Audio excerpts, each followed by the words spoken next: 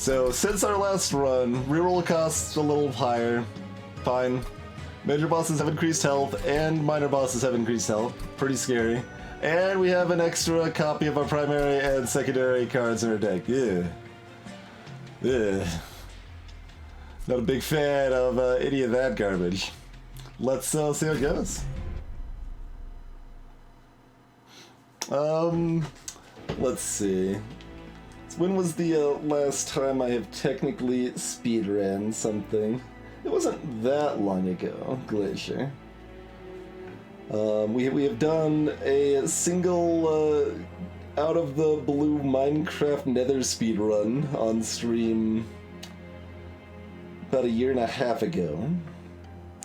At AGDQ 1.5 years ago, I actually speedran something.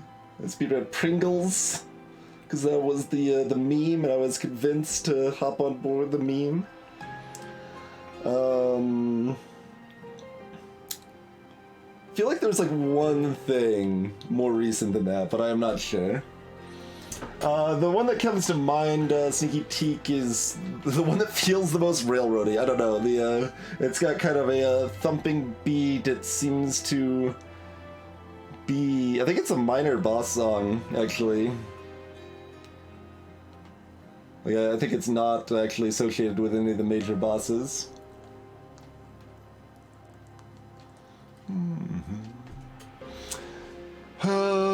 Alright. The Great Traitor will devour your spells. You better bring more of them if you hope to succeed. The first spell card played each turn gets consumed. Okay.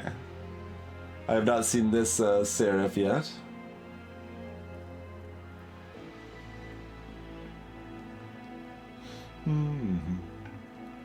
Alright, we've got some giraffes.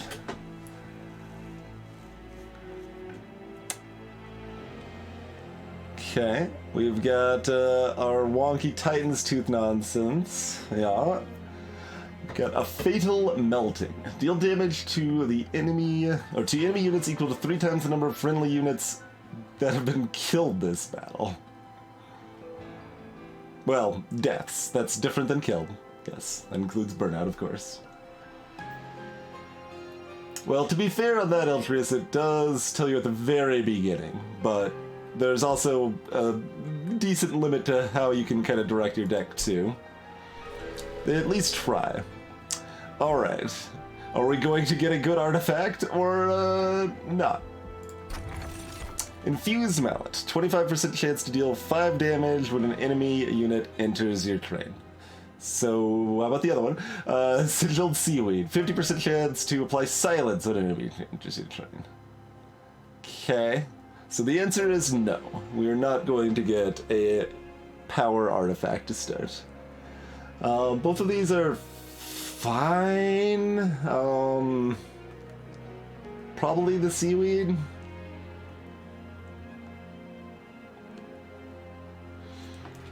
Although, hold on. What do we actually start with here? Rector Flicker. We've got 5 dregs. And we've got 5 frozen lances. Okay. Silent Sense purple effects. Control. Yep, exactly.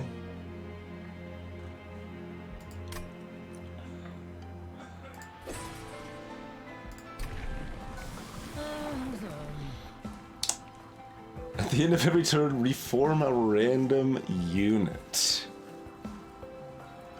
Or when a unit dies, gain more health.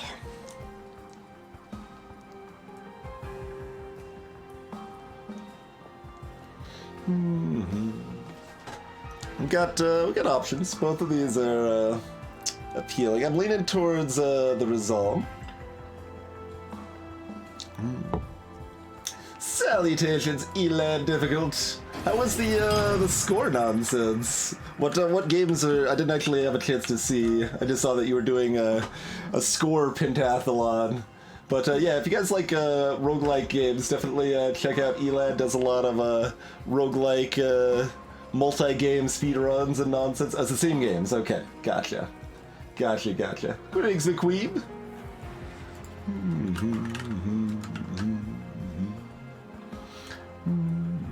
And thanks for 21 months as well, Elad.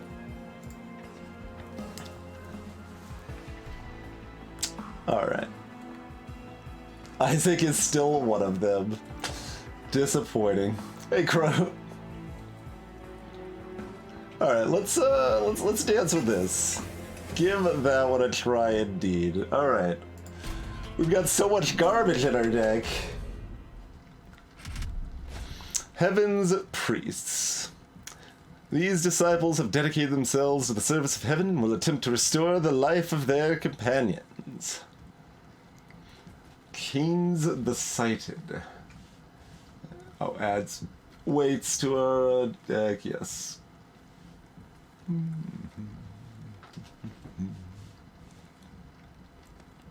Otherwise, we've got priests and ex-ladies. Alright.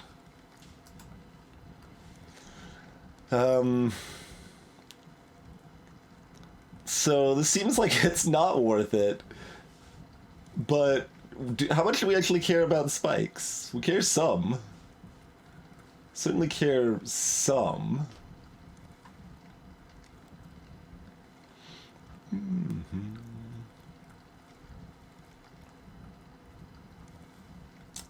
Gotta go green. Clearly it's always green.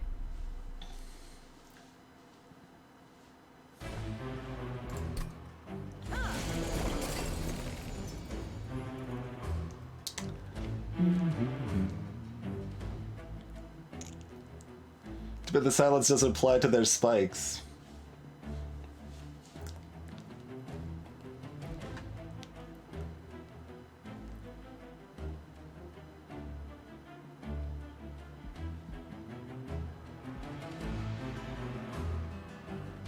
I kind of feel like we want them further up.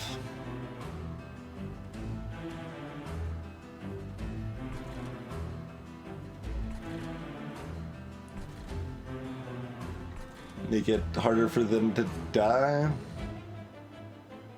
You could just put all 5 things on the bottom, though.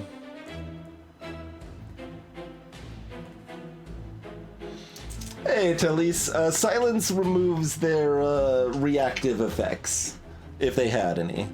So a lot of units have like harvest. If an enemy or if any unit dies, they gain like armor or something. So it kills abilities like that.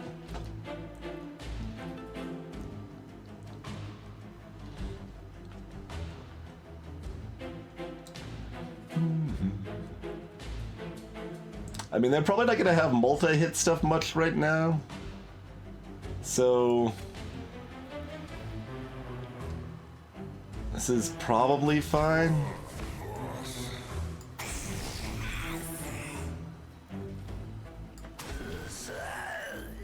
Oh, right, the spikes. Yeah, well, everything's going to die. It's fine. I regret my choice to put them on the bottom floor now that I remember we gave everything spikes. Oh, we do actually kill everything, though. That's kind of neat.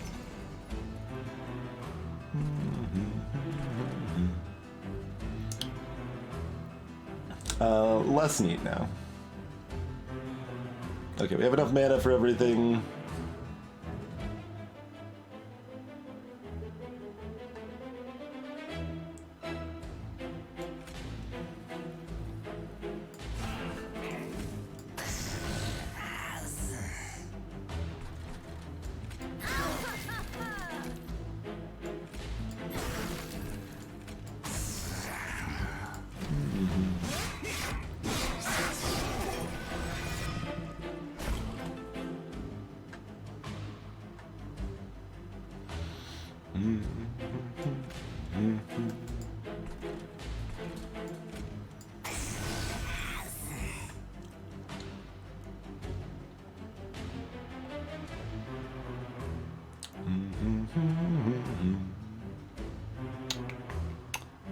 Yeah, that just kills all of them.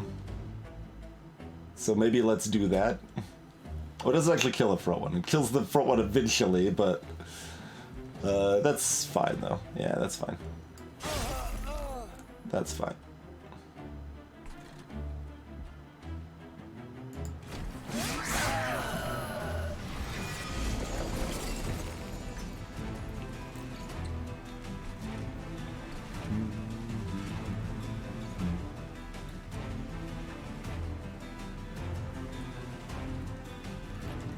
Gotta get used to the, like, what I have and don't have. Like, there's a lot of weird things going on last time that are still, like, going through my head from the last run. Yeah, I agree, Eltrius. Like, I think it was fine to put him down here if I didn't give the enemy spikes. Probably. But with him, I definitely didn't want them down here. But that's okay. We will roll with our mistakes, yes?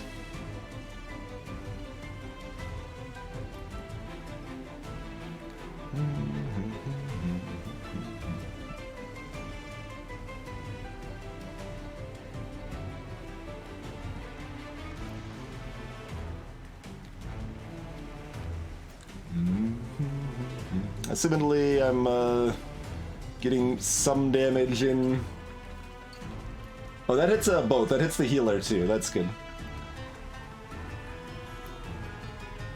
And then we can put another train steward up here, I guess. Oh, they aren't gonna resolve again. That's too bad. Multiple mistakes were already made. I am not sure if they will cost us. They'll cost us a little bit, probably. Oh yeah, that's right. This train steward has burnout 1.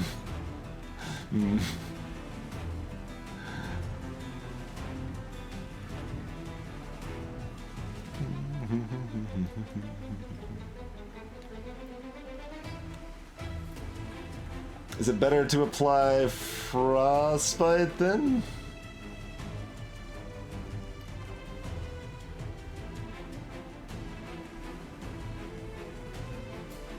It's only gonna do 27 total though.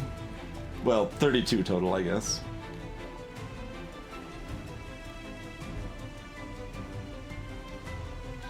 I got a sometimes silence relic. We did not get any degenerate options, unfortunately.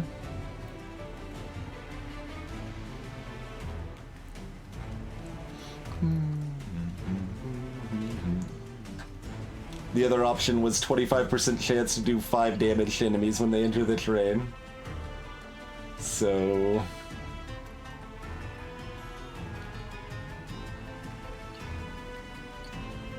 yeah, maybe it is Titan's Tooth. Yeah.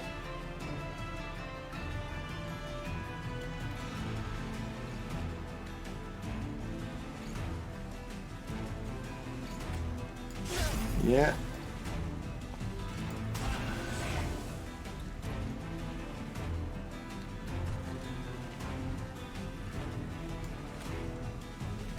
They're probably worth casting up here.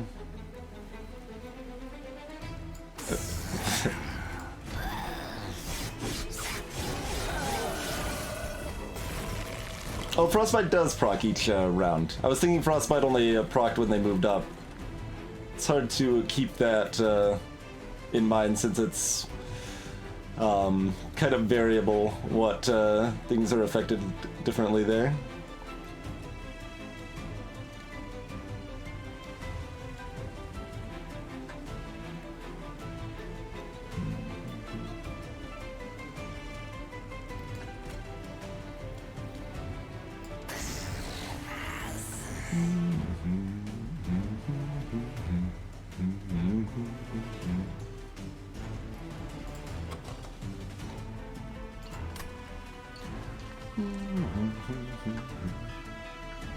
Turn versus combat. Okay, that's the distinction they're trying to make. It's weird because, like, calling it combat just is the same as turn for almost all cases, and it just feels like it's phrased nonsensically until you know about the relentless stuff.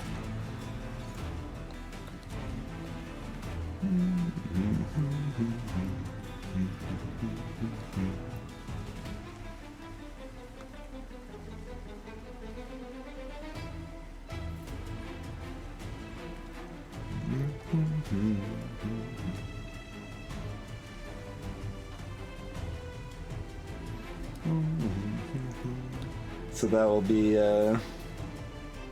well, yeah, just another 32-ish damage, like we said last time. Okay, I think this is slightly better than...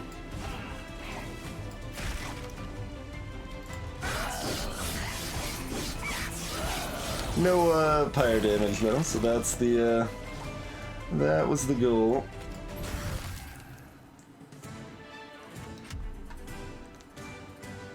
So, even with our mistakes, we lost like 10% score, probably. Okay, these are... No, this is not new, but... Whiplash! Enhance a friendly unit with a +5 and apply burnout 2.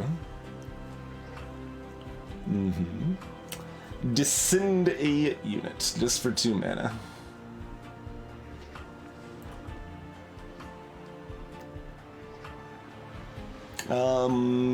Whiplash over cleanse, I think? Well, it costs 1 rather than 0. Okay. That's why it's not necessarily an obvious decision.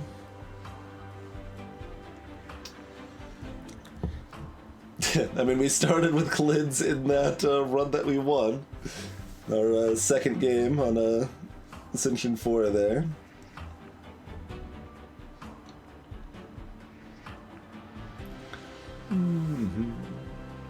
Yeah, now the relentless mechanic makes sense, it's just there's probably some way to refer to it better than, like, turn in combat, but I'm not sure. They probably went through a few ways to phrase things that didn't work as well.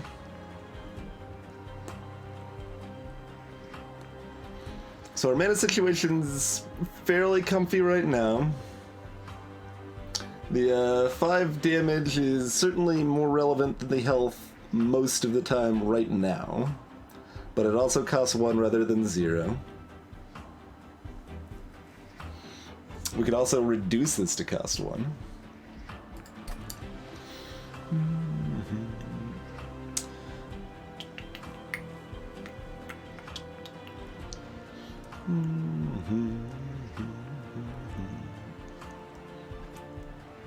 I feel like I usually want to upgrade my units first, but then we run out of opportunities. Because the Merchants of Magic seem to chill, like, on the wrong side of the paths every bloody time. I don't know, banner is not bad, but removing 2 and artifact, these are good. These are very good. Once again, the remove 2 is not with it, but...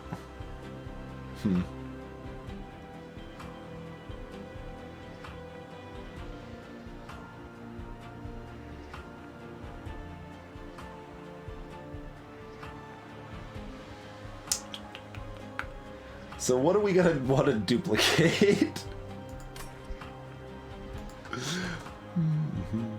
You're gonna want to upgrade a giraffe and duplicate it, probably? Is that the plan here?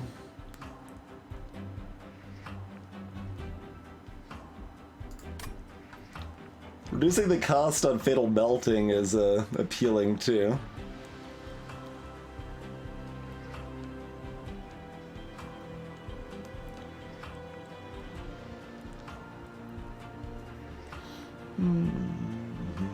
Yeah, Descend is powerful, it's just expensive, Zephyr.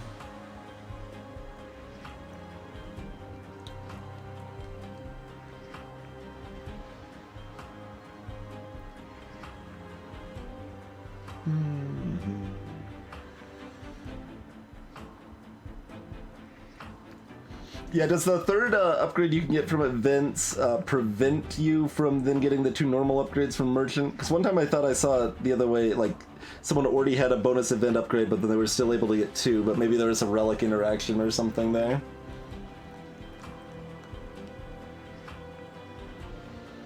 We've got giraffes, I'm gonna go Whiplash. Titan's Gratitude. Deal 25 damage to the front enemy unit, discard a card at random.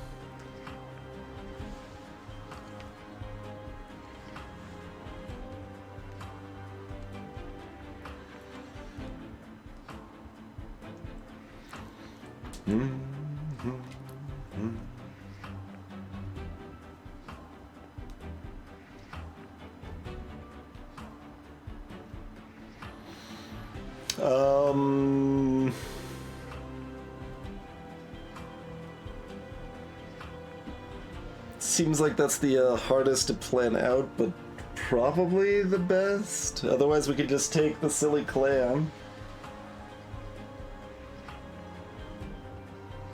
Yeah, that must have been what I saw in effect, Cathenic.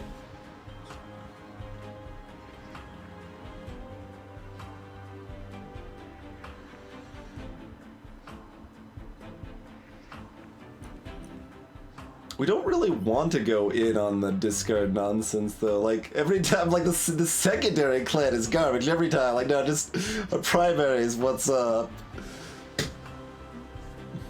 Although, no, that's not what actually happened. When we did, this in reverse, right? Yeah, we did Stygian with melting secondary. We went in on the melting stuff, and all the Stygian stuff we got, we're like, yeah, this is dumb. We don't care about this.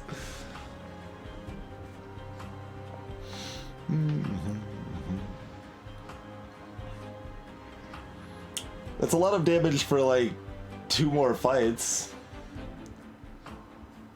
Alright, we're just gonna take the silly clam. Gives us a chance to cast our Giant's Rock for free at least. I'd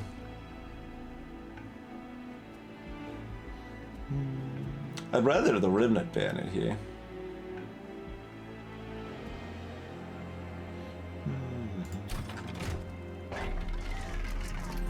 Alright, we've got health damage and endless available, huh? I see Silliphite. Applies spell weakness to the attacked unit.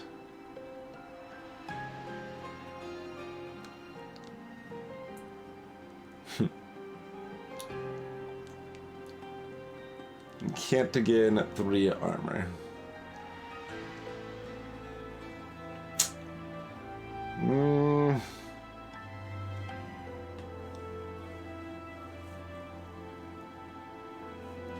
I ain't impressed.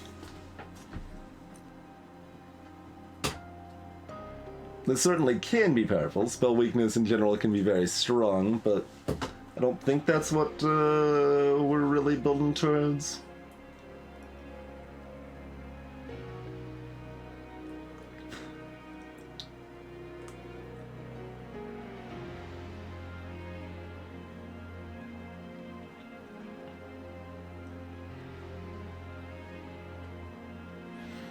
So I guess we just get this better trade steward. I guess. We could also just make this a sweeping 11, which is honestly fine, so maybe we still take this. But also we want that plus 10 damage on our giraffe, don't we?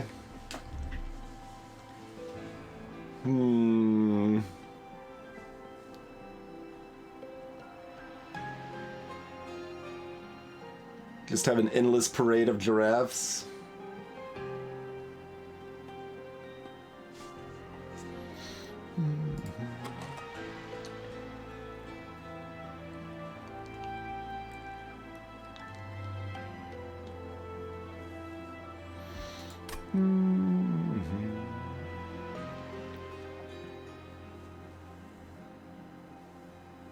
Ha, Scott, yeah.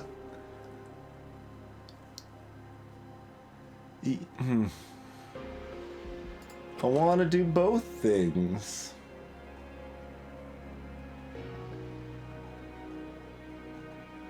Yeah, sweep is just nice because it can take out weak back row stuff, you know? Fatal Melting can hit back row stuff, which is nice.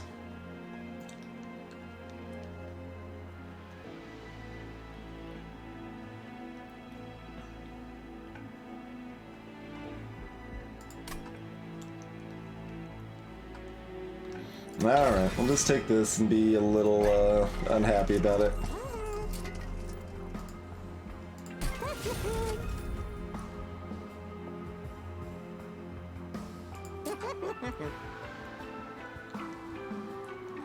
Alright, do we just tank them up?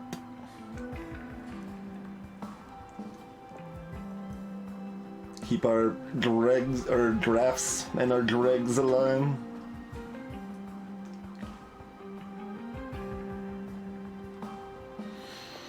I suppose, yeah. I should count how much mana this is. So 160. We'd still have enough to buy both of these after reroll.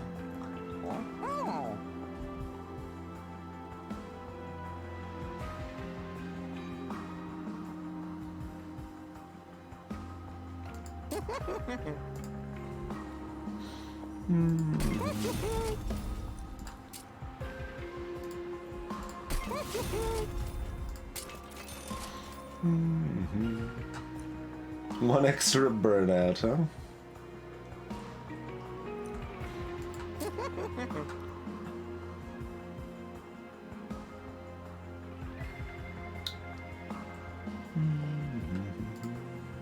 I mean...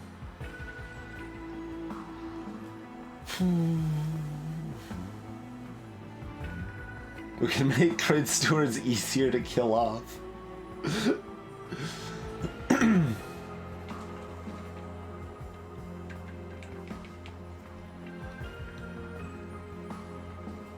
Ha, Scott, yeah.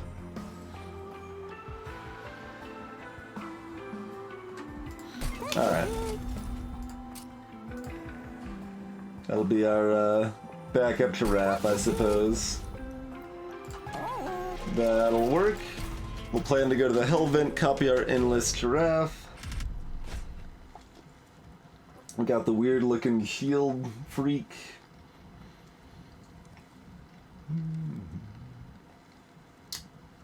That has some unlisted amount of spikes. Right, they come in with some rage. And we've got the teleporters. 10 armor, you say? Did you guys know that 10 armor is a lot early on? And kind of later, but... we don't really have much in the way of direct damage anyway. And we didn't take our sweep plan. So it prevents the Titan's Tooth from taking out the back row, basically. That is pretty much the case. But we could have some jerks warping up. But we want a unit draft. I think that's approaching questionable. That's at least approaching questionable. Oh good, they start with a teleporter right away, huh?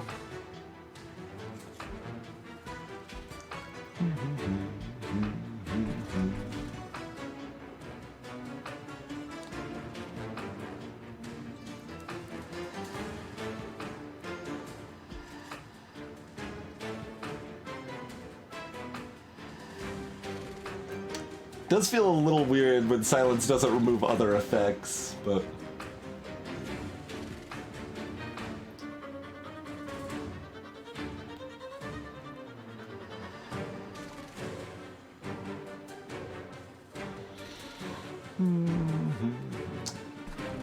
So, do we put this up top so it can fight, or do we put it in the middle so it's safe? I guess we put it in the middle so it's safe? Nothing is going to be able to fight this stuff, though. Our Pyre is just eating 11 damage right now, is currently the plan.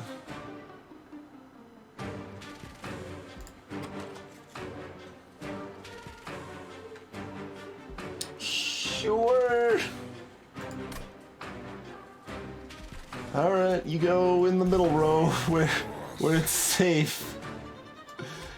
You go here, but we put a dreg in front of you, just not, even though you're supposed to be the protector, we want the dreg to die so that we can recast it as it comes back to life.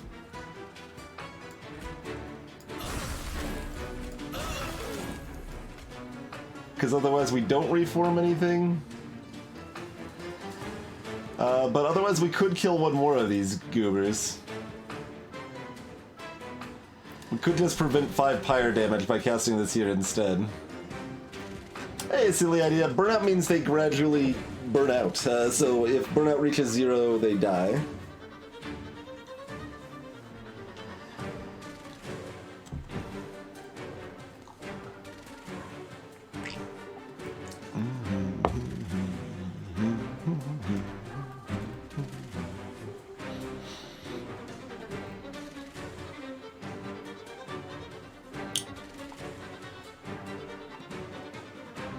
Hey, they're dissing my trade. How can you live in this place? This is a good quality trade, okay? Hey, 78th dude, I agree.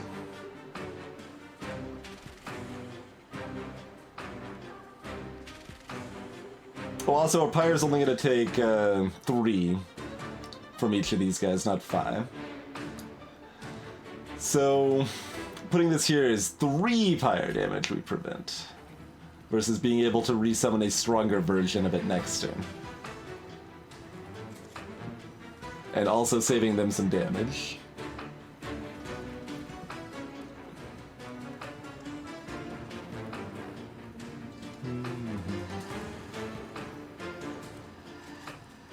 And also, if we get the frost shenanigans, we might be able to just dunk us. Oh, the result happens! It's top to bottom! It doesn't matter! Okay, do we have a tooth? Maybe. Wait, hold on. Cast this down here. We do not have a tooth. Okay. We do have this, which only kills this, but it is 50 gold. 2 mana for 50 cash money dollars. Prevents us from casting one of these 2 things.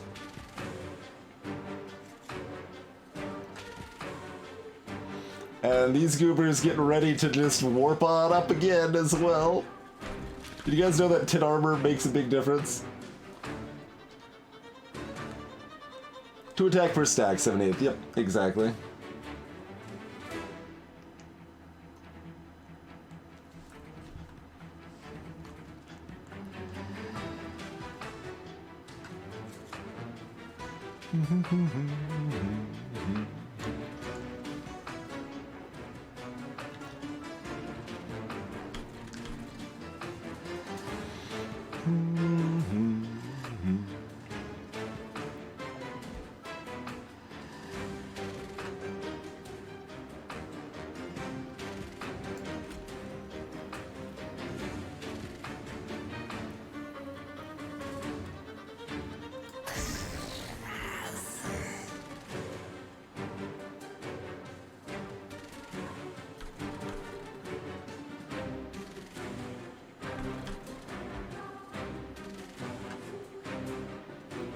We're taking a lot more pyre damage than I would like, but green is good? Question mark.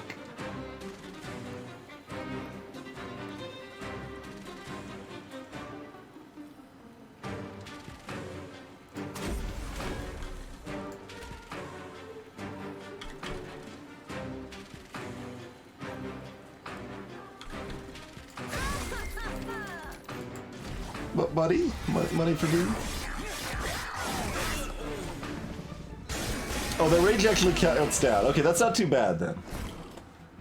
I was thinking that the rage lasted. That ain't too bad then.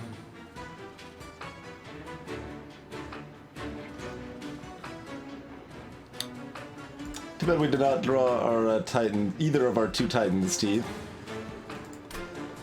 Our deck has so much trash garbage in it. Alright, so we put our endless goober up there just so that they die and we get them back. Probably.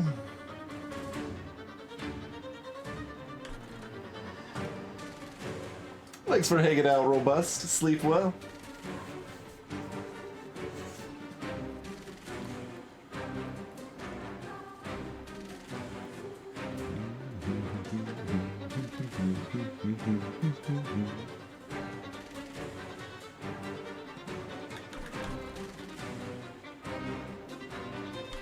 I mean, I guess it doesn't actually matter where we put this, but it's going to burn out and be put back on top of my deck regardless.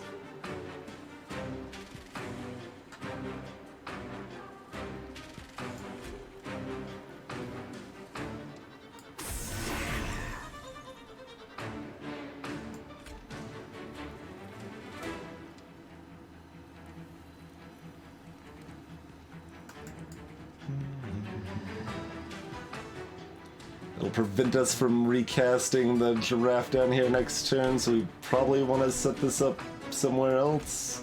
Maybe we could actually get a second row going.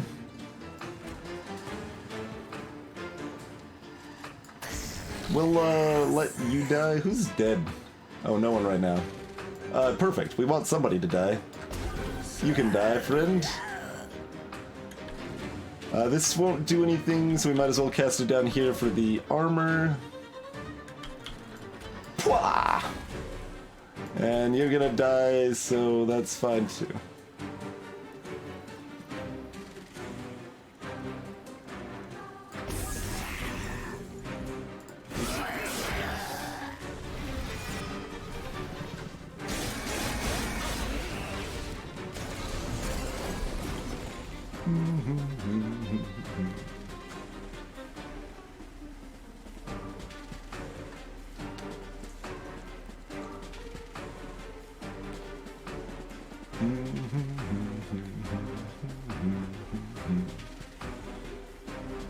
Yeah, they only take up one space, indeed. They, burn, quickly, but they are small. I assume this is still pretty good.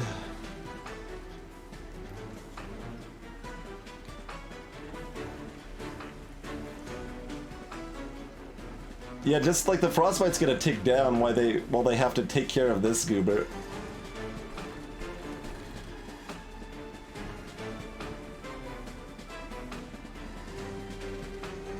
And that'll kill the ads off before they can teleport up, too.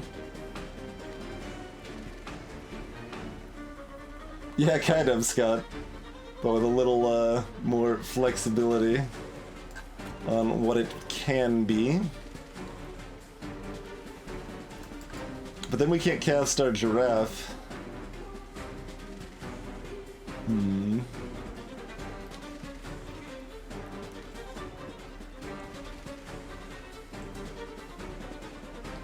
That's okay. We'll do more damage with the frostbite anyway, I think.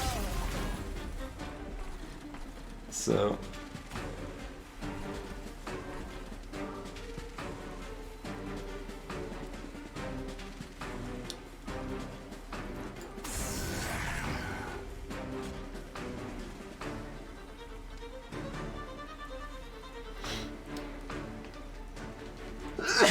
I don't know if it's better. Yeah, we'll just cast him. That's fine. Increase the odds of regrowing into stuff we care about more.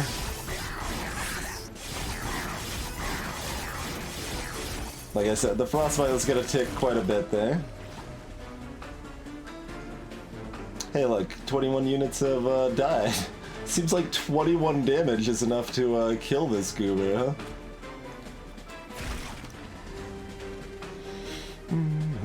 Oh, they've got thorns. That's why we do still die. Funny. There's probably other things that killed them too, but you know, gotta keep our units alive if we can. There we go.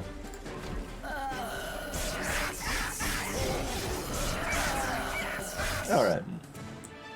We took some damage. We took 10 damage to get this reward, basically. We would probably still take 3 without that, I think. I don't remember what our draws were exactly. So we probably took 7 damage extra to get this bonus. And score bonus, I suppose. Alright, we've got Molten Encasement. That's another, like, the other subset of the Molten unit types is that they're tombs. They want to die, basically. So when it dies, it applies Stealth 1 to friendly units, huh? Stealth being that they can't be targeted in combat. I guess that applies to that turn and not the next turn, or does it apply to both or only the next? Like, does it change targeting once targeting is already started?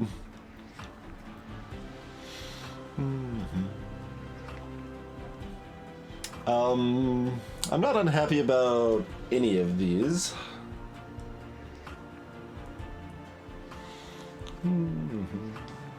Applies to the current turn and not the next turn. Okay.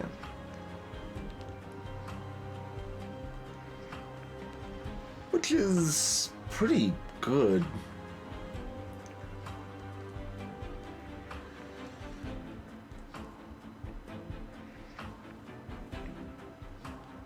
Well, it's sometimes pretty good. It's good as a secondary effect, but when we kind of actively want all of our units to die anyway, maybe we don't care about it. Oh, well, too late for that, Gilder, but that's unfortunate. We still gave it to someone that's not too bad to be endless, though.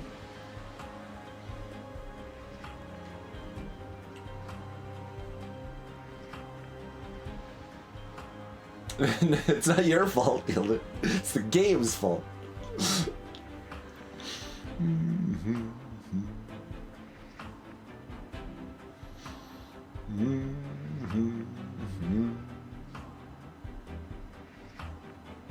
But we kind of want a second way to reform eventually, but not right now, so maybe we just take cleanse?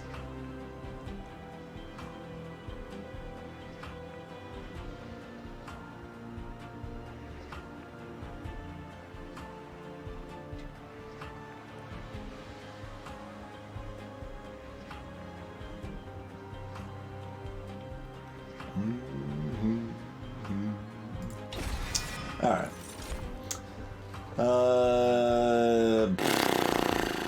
Skip or Titan's Gratitude?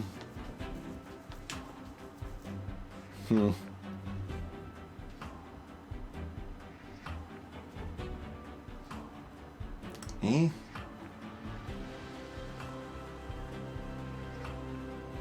We probably just skip. Yeah. Alright, we've got a Wickless Baron, we've got a Paraffin Enforcer, and a Paraffin Thug.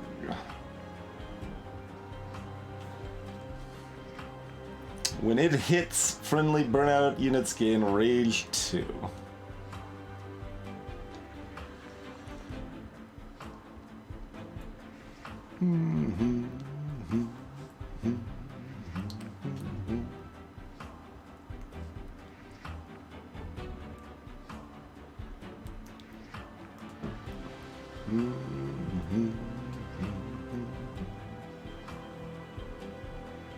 Harvest only applies on the row they, the floor they're on, Chthonic.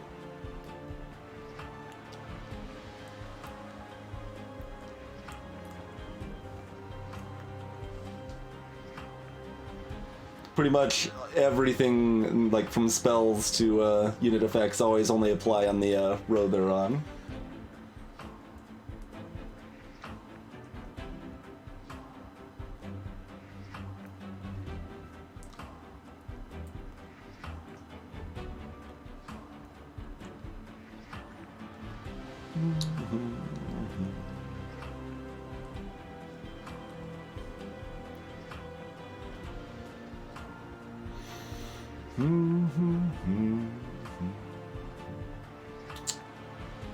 All of these are useful and also why I hate them all.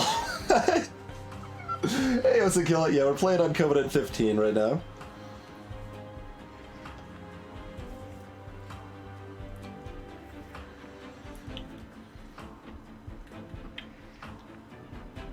Yeah, that makes sense, Scott. Because I'll always take 2 capacity, so even when we're upgrading capacity here, it's a little clunky.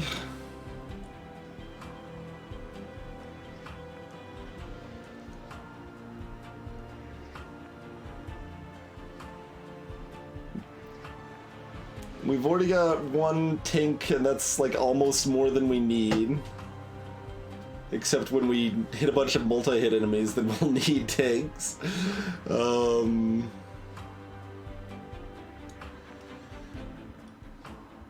Paraffin Thug actually needs to get the kill to matter.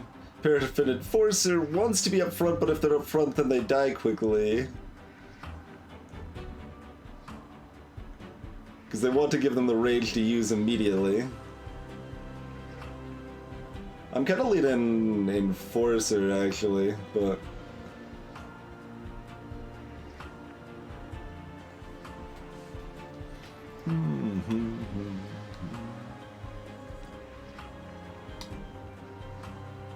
Our deck has so much garbage in it, when taking one of these has to improve it. So...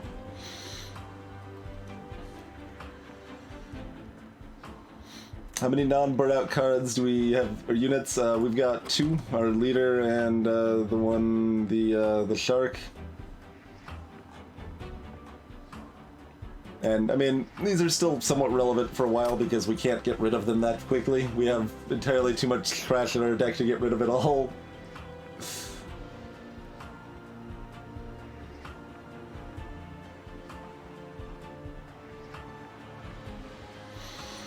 Alright, let's try the Enforcer.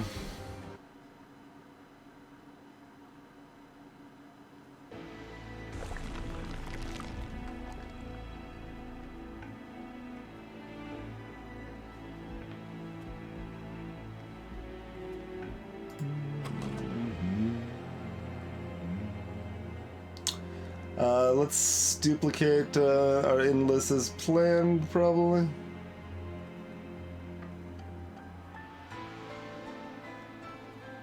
We could also duplicate our other giraffe.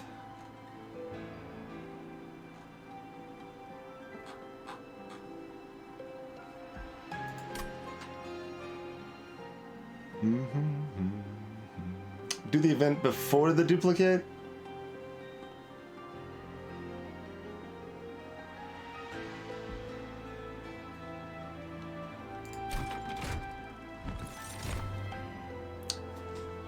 Cold Kalia. Apply 3 Frostbite Sweep. I think this is another skip.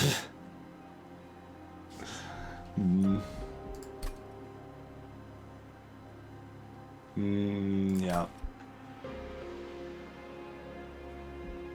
Yep.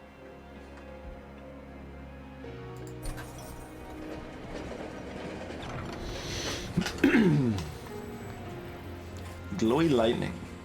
A fissure in the ice forces the Bone Shaker to stop. You've seen cracks like this before. Oh, it's this one, yeah. Often allowing us to multiply a card 5 times. Alright, which draft do we want 6 of?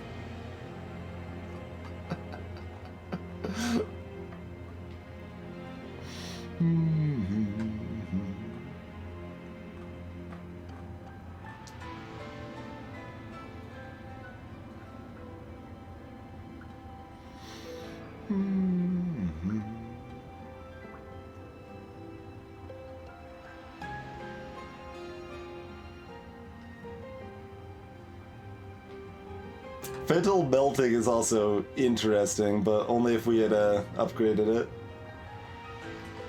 Yeah, this is probably correct.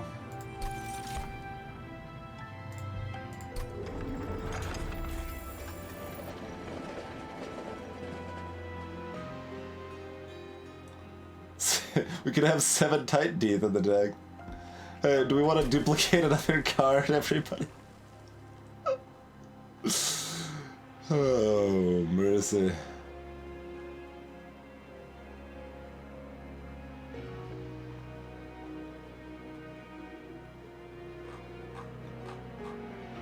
Yeah, alright. We'll have 2 inlets.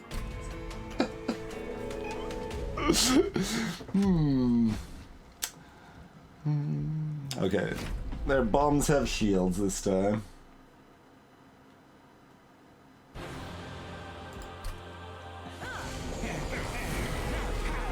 Oh, damage shields, yeah, spell... Or, no, yeah, blah. Damage shield is the correct term, spell shield something different. Okay. Anyway. You are good, but you mean we don't cast a giraffe? I don't know. Will we ever find another giraffe? Could be hard.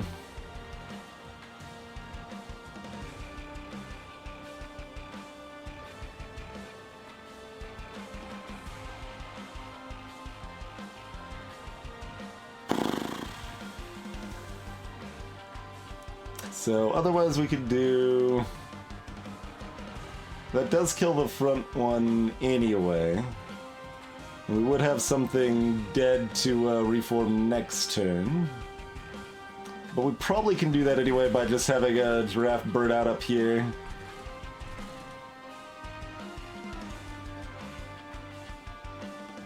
That also lets us cast a steward to get the steward killed, probably. Which would give us more damage for our spell that scales up based on our units taking damage. Or dying, rather. Our units dying.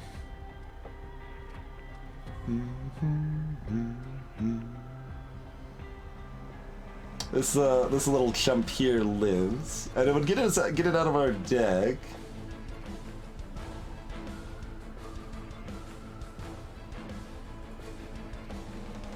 So what's actually better there? I think we know... Oh, I guess if we're having a steward die in the middle, we're putting the rector in the middle, aren't we?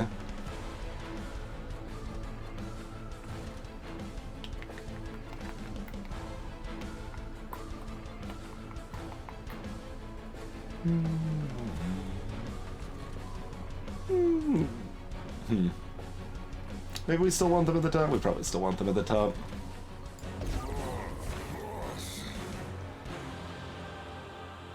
The fact that Resolve doesn't proc away right away is fine.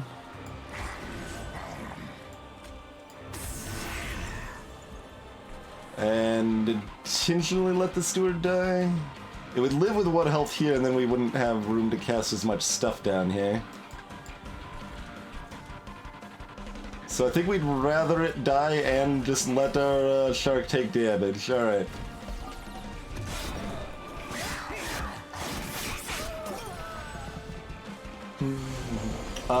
It's 3 damage per friendly unit that has died during the entire fight, 78th. But only friendly units that have died.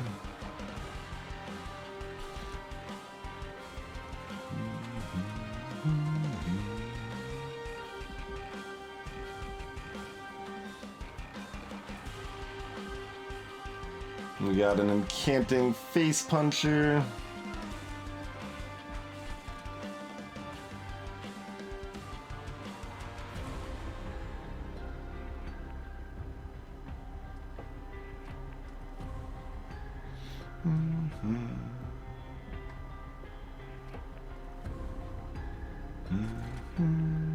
I think we end up lancing that. Although I guess we could steward it, which is the same thing but kills the steward, so that's better.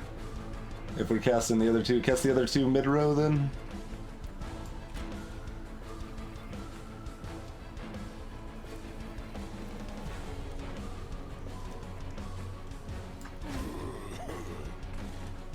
Recast this down here.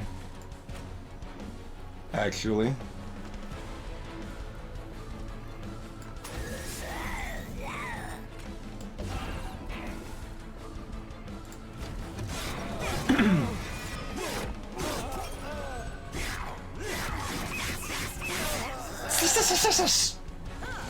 They get very slicey. Very, very slicey. Hey look, it's a giraffe! Where did that come from?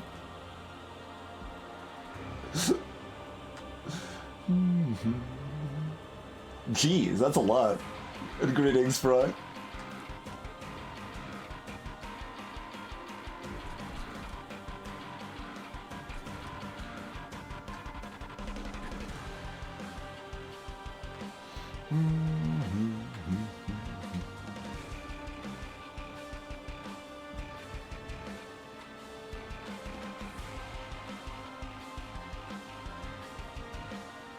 Oh, it was silenced. Okay, we can silence the constructed explosives. Nice. Nice. I was like, why are we not taking more damage? I'm very confused. Okay. Figured it out.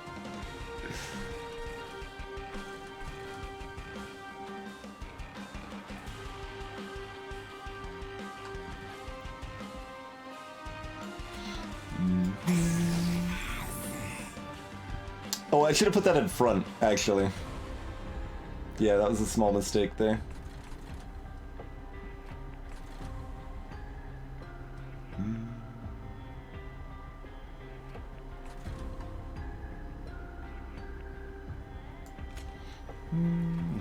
Maybe we just want one of these to die? I don't know. I don't know how I want to handle any of this ever. It's all very silly.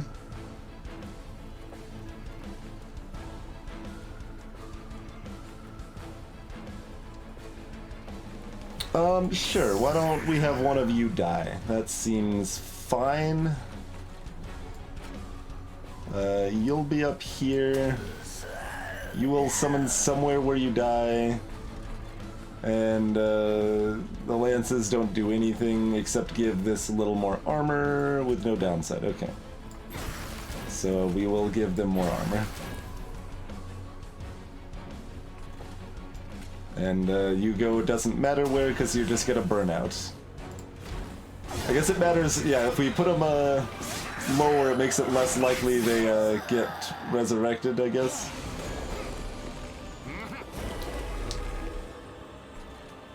Oh, the bombs stay around the... The bomb stuck around and got pushed to the front because it was silenced, it didn't explode. So it's still here. I didn't actually, yeah, Frog was ahead of me on that. I did not process that meant it wasn't going to explode.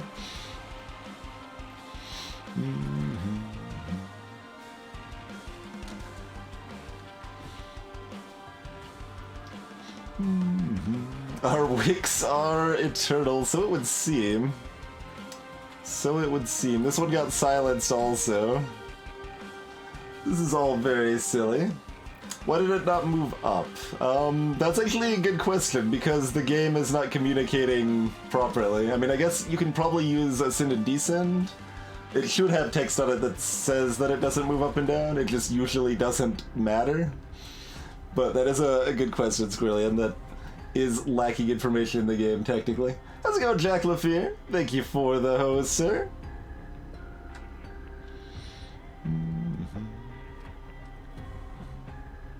Okay, so that gets stronger with a spell cast.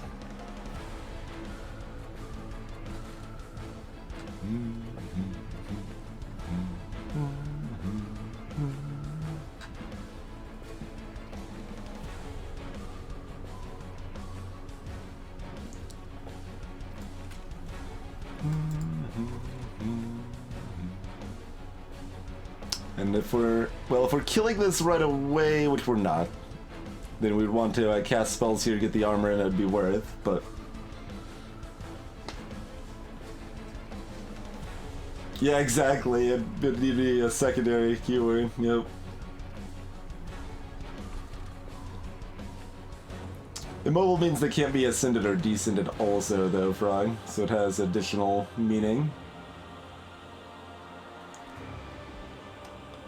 That is the problem there.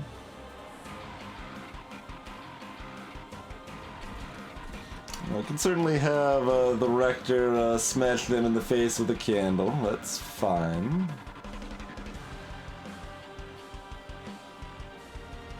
Okay. Hey, look, it's another giraffe.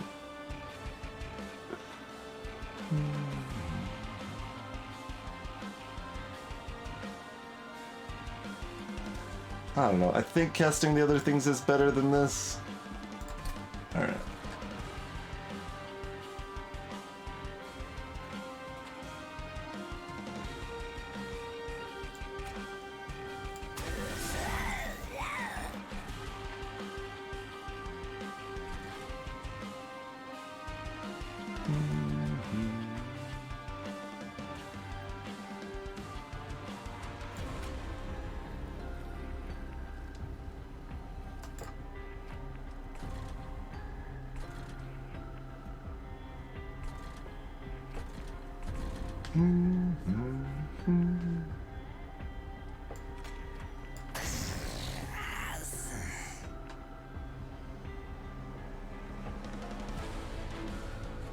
Oh, now that I'm changing my... Yeah, we probably want to do that on this, and then... Oh, no, that doesn't actually matter. It's got 30 health, not 25 health. Okay.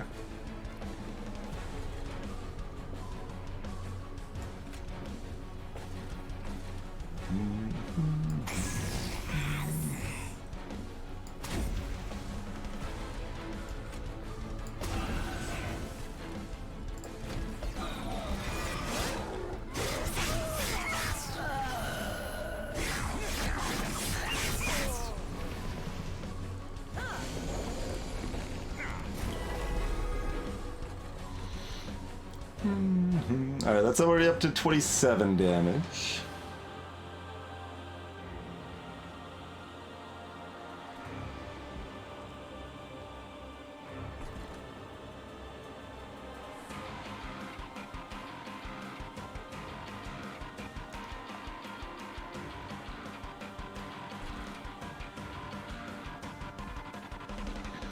Could just body block with a drag up here, which is, I think, what we do.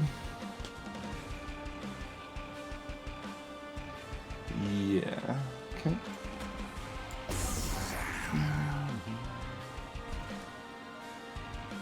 Probably not casting this.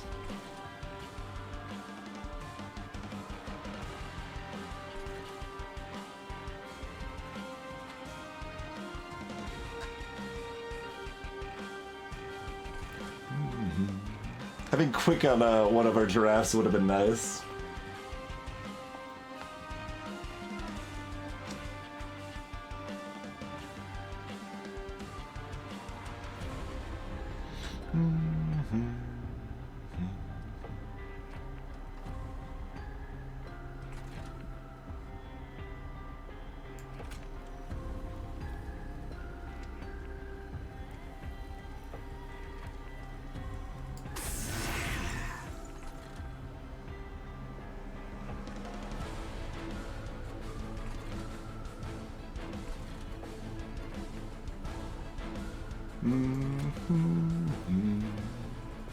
Put this here to keep my other friend a little healthier.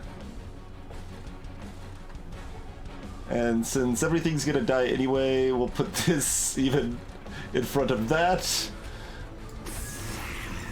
So that it can die. What do we want to give a health or a bigger timer to?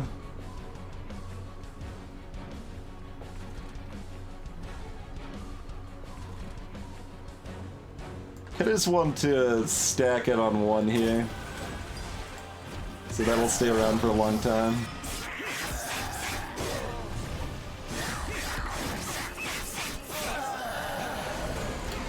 The drafts started in the deck randomly, but you could also pick them up.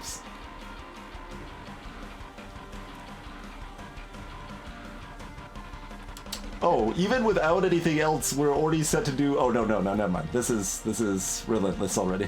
For some reason, I thought it was not the Relentless turn yet. I'm like, wow, drafts are just going to town already. Good deal.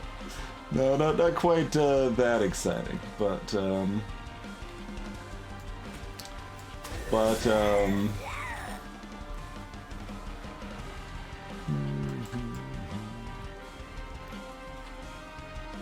Drake's got... How about...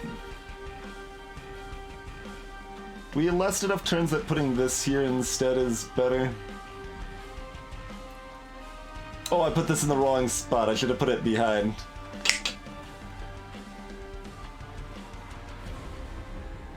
That's okay. I can't do anything about that now. So... I mean, this is just 40 damage. This is, well, if it survives 3 turns, then, you know, which it will, it is 42 damage. So I guess that's technically better. Sure. Sure.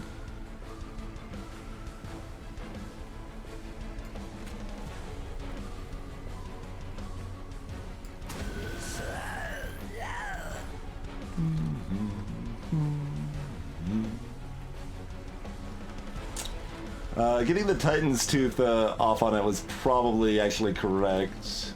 Well, we're correct in another 80 damage? Probably not.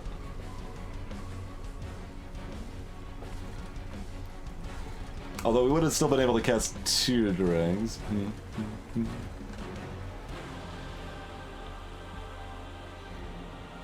So that's just pure trash. This we can't get rid of other than by not playing it. So do we want it to come back for next turn or not?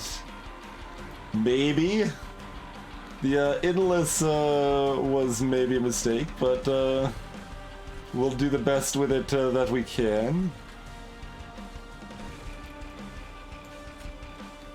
Alright, sure, we'll have you come back. We should be able to kill it next turn anyway, it's fine, I think.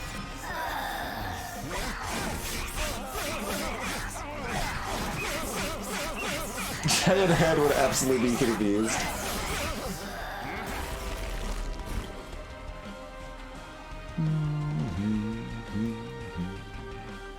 Alright, you guys like traps? Okay. They only have 8 health, so they don't ever get to do anything. Be nice if they were dead or had slightly more health. Those things would be good.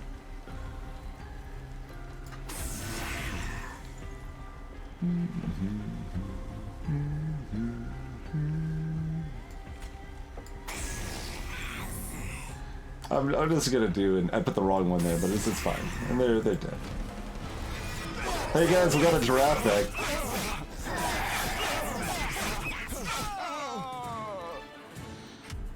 Space efficient as they are, I'm pretty sure we're taking more space, right? There's our friend the Formless Child. Wax and Spike. Enhance.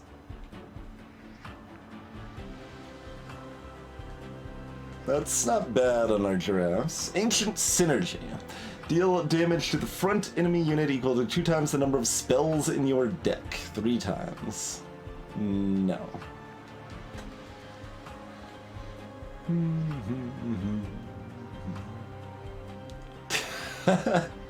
You're probably hearing it that way, Red, because that's intentionally how I'm pronouncing it. I am in fact saying giraffe.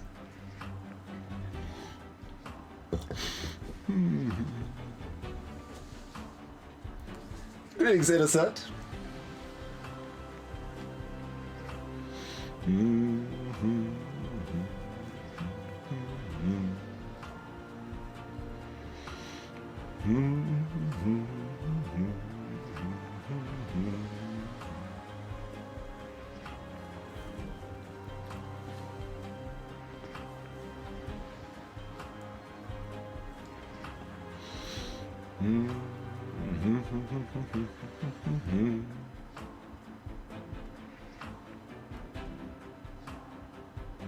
Wax and Spike consumes.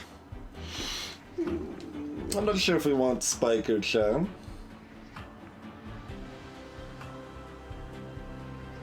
Yeah, indeed, Scout.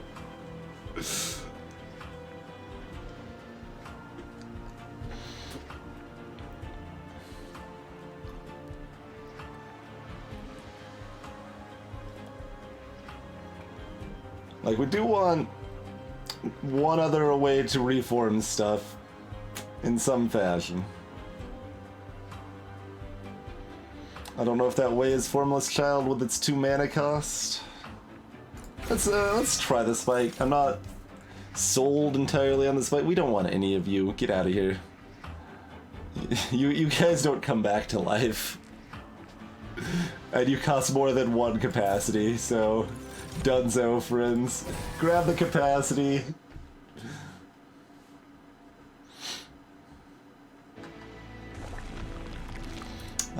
Remove 2 or upgrade our spells. Remove 2. We get an artifact too.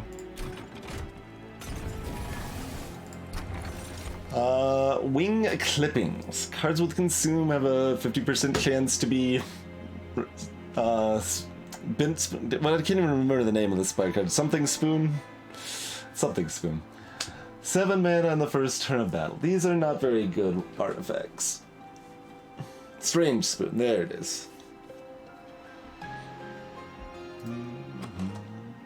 We can get our spike back sometimes, which I guess we want. We can get 25 gold, which ain't so bad. How to build for Firebox is you get the ice cream relic to go with it. Then you're great. Then you got 7 energy to spend whatever you want.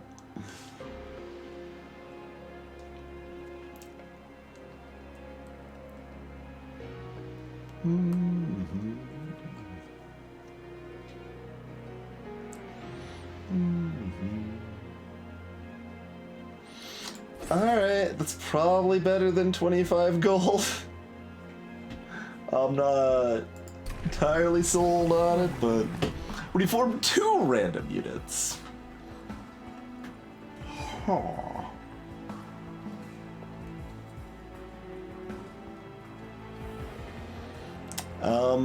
I mean, that doesn't take no, draws away.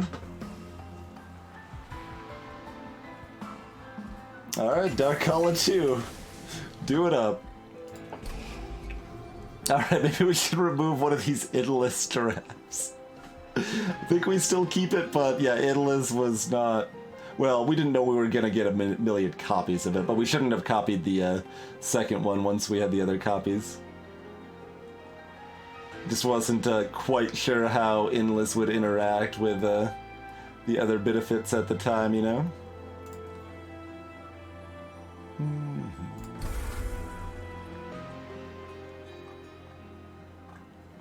Yeah, it's just stews all the way down. Alright. Like, there's plenty of other things that are not great for us that we're happy to remove, but we want other things being revived that are not Train Stewards, because Train Stewards have 2 capacity. They're too big. We need everything just 1 capacity. All sorts of just stack every row with tiny little candles here. Yeah, that certainly could be strong, Scott.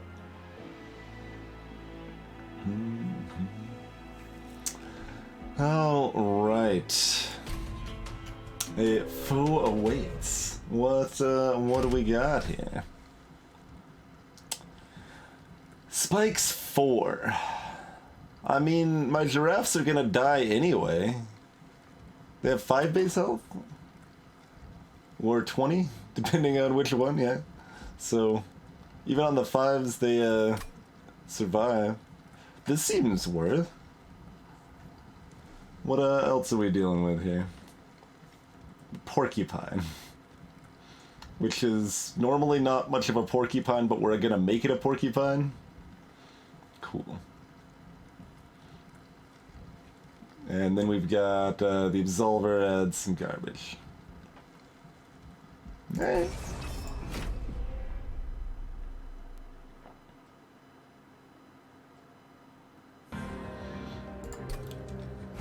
Maybe we'll get an artifact that we care about at some point. That's a thing that could happen.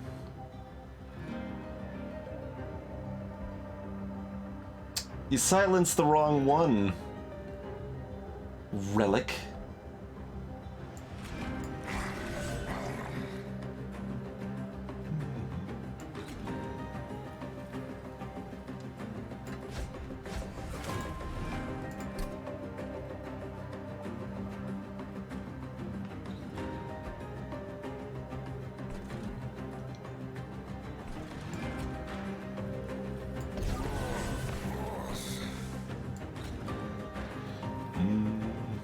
That only gets it +3, but...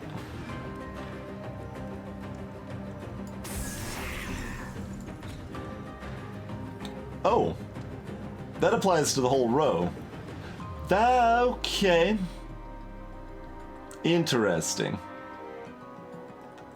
I was wondering, I was like, this doesn't seem that good for, like a purple tier card. It should probably, like, it isn't unclear, but it should probably just have the word all in there just to emphasize the fact. But yeah, okay.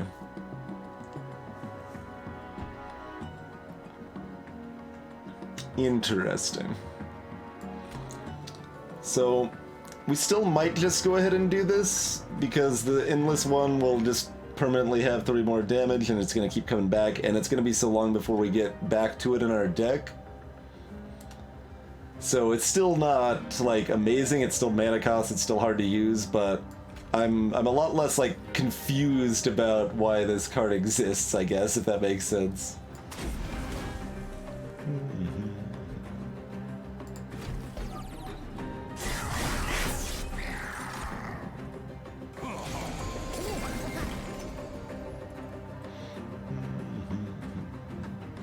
Alright, Rector already ready to wreck, which is great.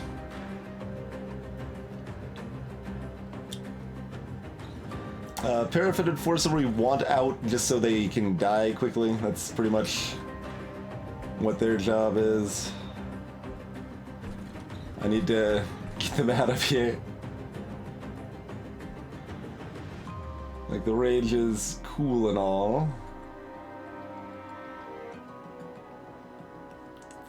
We need a giraffe up here.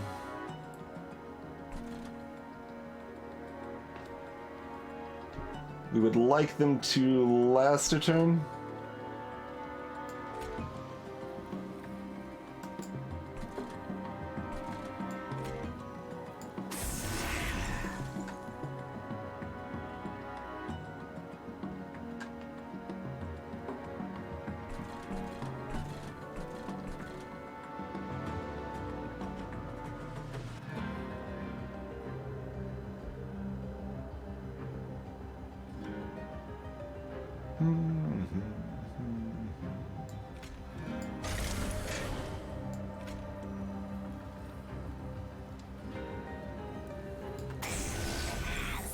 I think that's how I want to play this.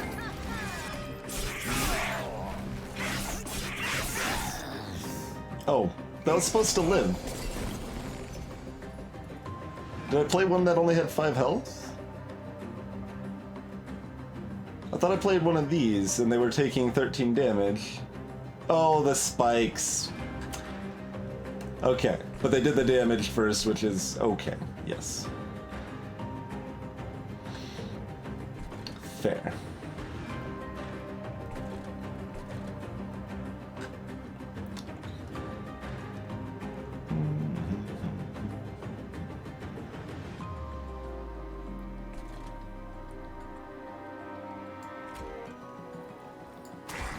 So you just body block there. You're not quite enough, but we can drag it.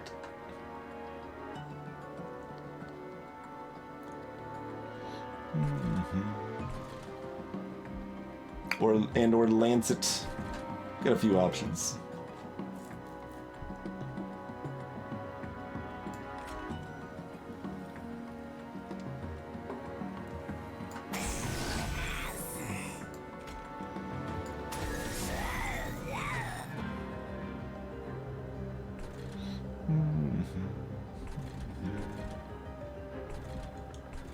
Probably rather not take any damage on a Rector.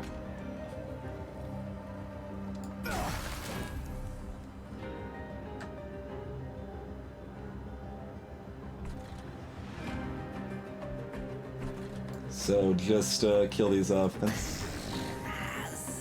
No, I put it in the wrong spot. Ordering. Cursed ordering.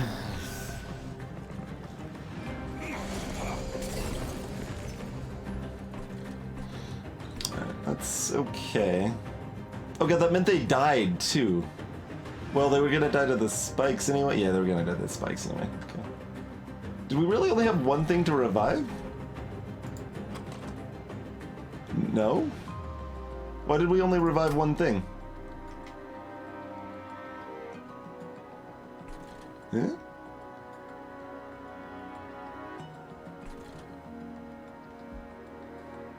What? These all died afterwards. Yeah, you're right.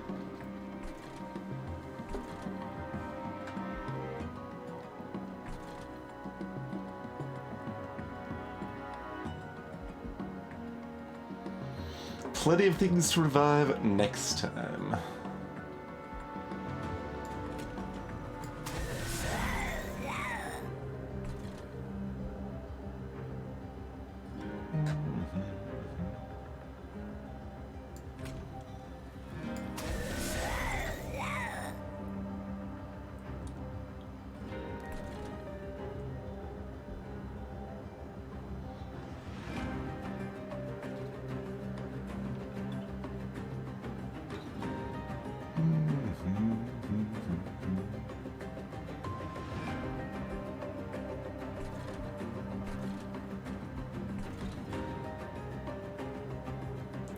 So this will kill both of these.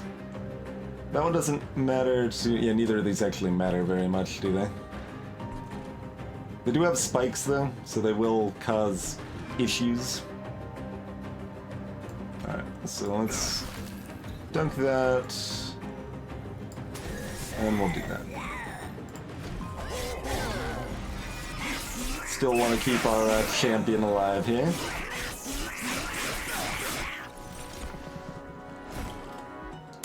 I'm gonna go ahead and further lower the sound effect volume. By the way.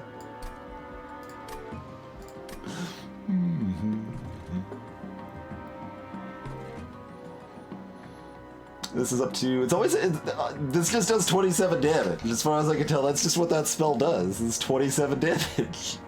Every time.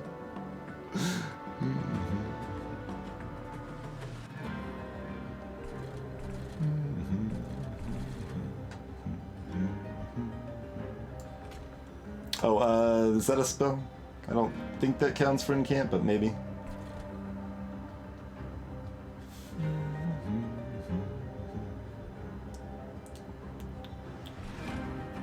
I guess we want this down here.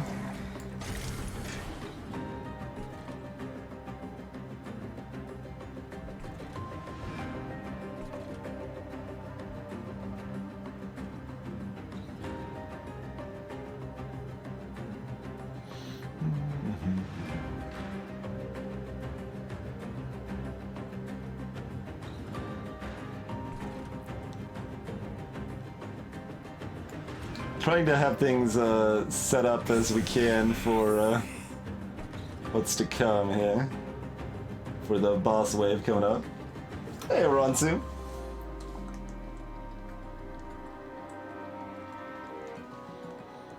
Correct, Chthonic, yep. And the idea behind that relic, Chthonic, is that the back enemies are often low health special effect ones that you want to prioritize taking out. But with it being randomized, it's also a pretty weird little relic in general.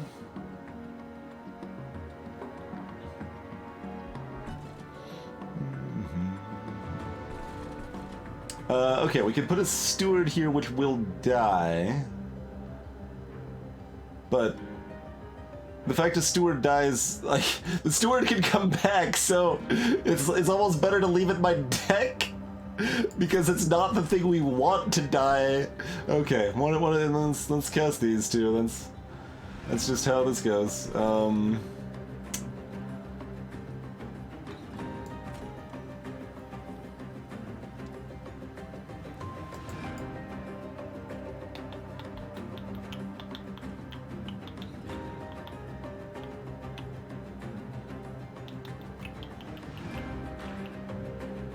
Oh, we actually do need to cast this here. We don't kill both of them, huh?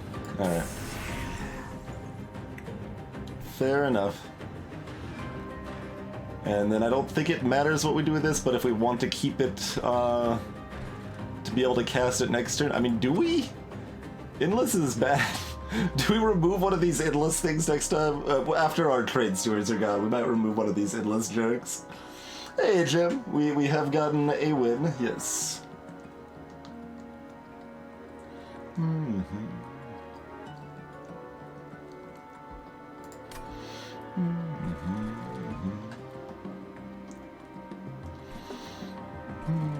But then it'll be taking up a room later, Plunky.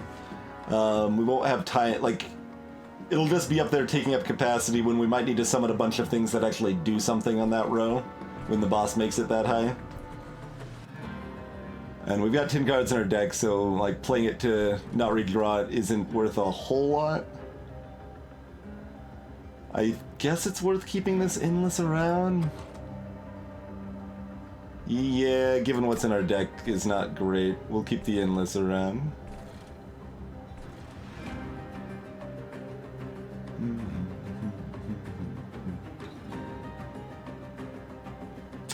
Well, in case we decide to candle this thing to keep it alive or something, it'll have more health.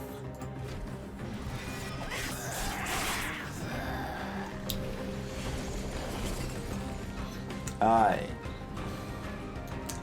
Got a lovely Burnout 325 hitter here. So that's always getting thrown down here. Titan kills the back row chumps and also applies a decent chunk of frost to this, so that's certainly a consideration.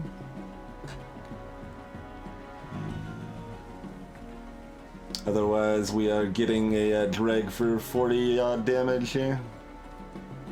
I think this is a little better.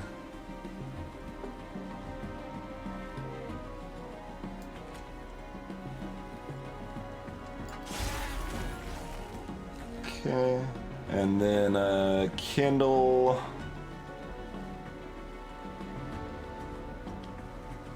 Do we just candle our back? Let's see. Okay, they hit this, then this dies. They hit this again, then this dies. They hit this. So that was 1, 2, 3. Yeah, we only last 4 turns anyway. So candling one of these two, kindling this one makes the most sense, right? That lets it attack only once more, but that's still 50 damage.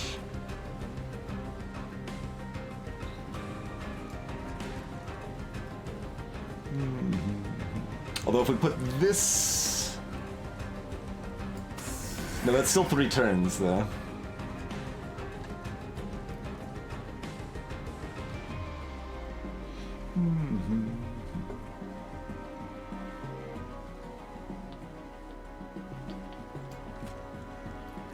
So that's just another 50 damage. So let's do that. Seems fine.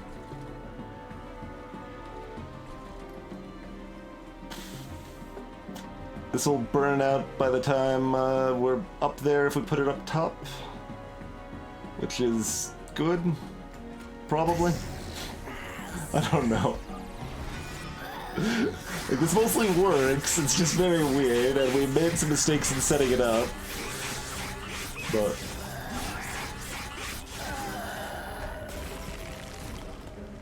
They got pretty chunked.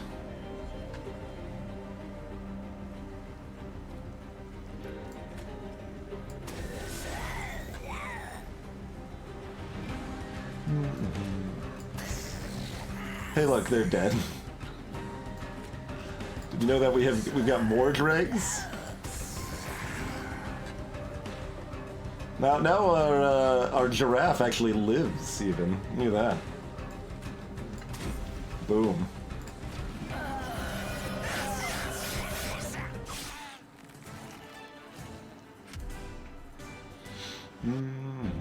150 gold. We've got Icicle Fraction. At the end of the turn, apply Frozen to a random card in your hand.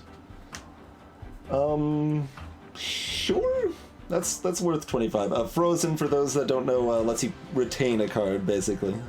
Hold onto the card as long as it's frozen. And then when you play it, the frozen goes away. That's worth 25 gold. Alright. Remnant Host. When it dies, you summon 2 giraffe units.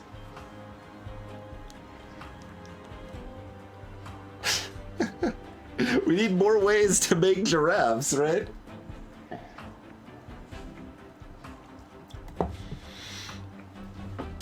We could also just take Engulfed in Smoke, which is pretty OP. Probably even if we don't duplicate it and make it double cast and stuff.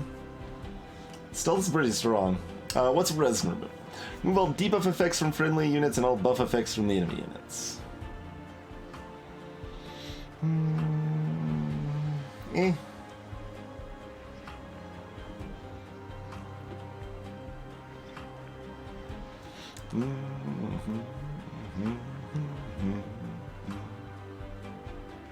But this is more giraffes.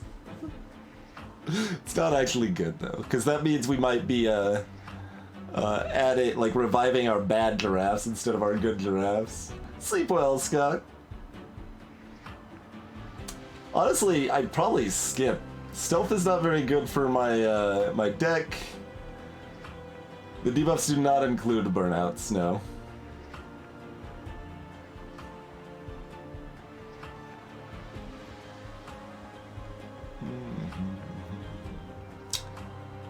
I think skip is actually the correct answer here, isn't it? Yeah, no, skip is definitely the correct answer here. Crystalline Seeds. Apply Frostbite 6 to enemy units for 0. Okay. Moloch's Mage, 7 magic power on this floor. Ice Storm, damage to a random enemy 5 times. If we weren't fighting this version of Seraph, Ice Storm would be a little more exciting. Like, it's not very good base, but you can upgrade it, and then it's pretty good. So, seeds are nothing.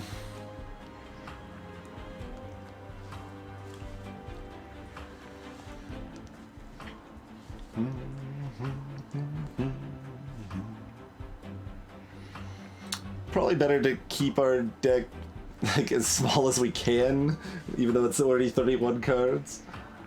So, I don't know, seeds have a decent effect considering they're 0 cost and only cost a card once, you know?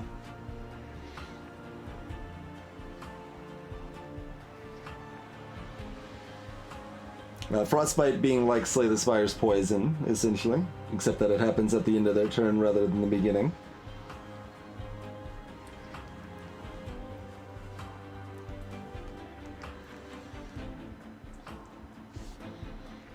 Alright, I'm down to have some seeds, I suppose. That is not unreasonable.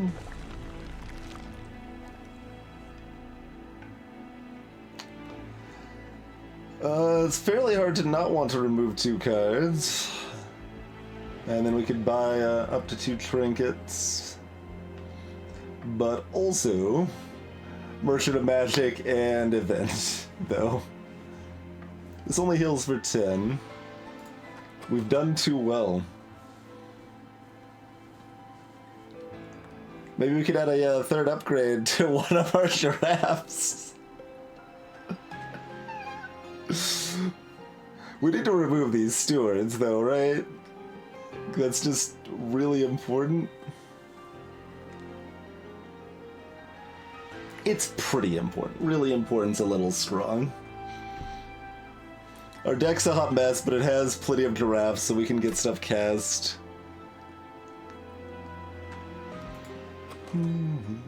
What spell upgrades would we be excited about?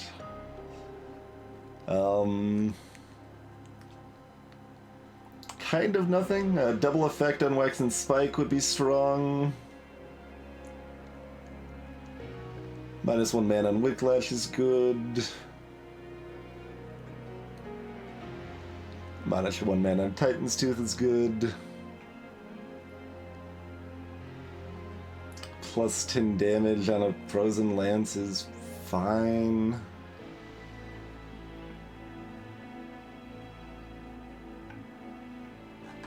Yeah, I guess our spell upgrades are not that important. Like, they're nice. We do want to do it at least once before the end.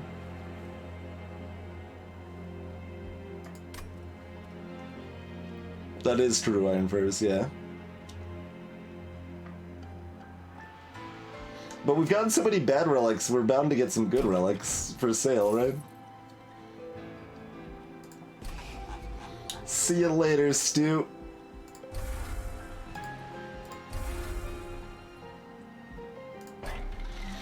What are you selling? Waxer Snuffer. Extinguish abilities trigger an additional time. Okay. Founding Seal. Incant ability to trigger an additional time. Alright, well this is all trash. So I'm gonna press this reroll button.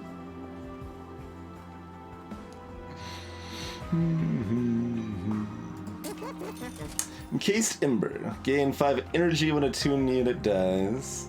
The Pyre has 40 more health. Units gain an extra upgrade slot. Hmm.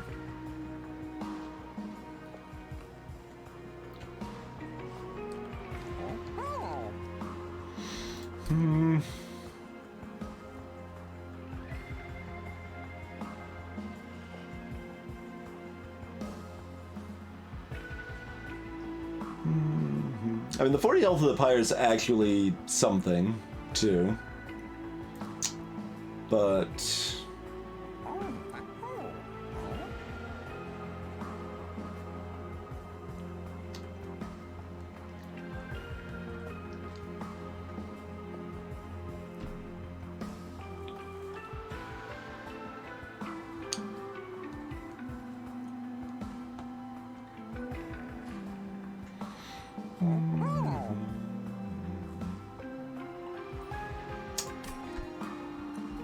yes? Several of our units will be better if we do this, probably. Huh?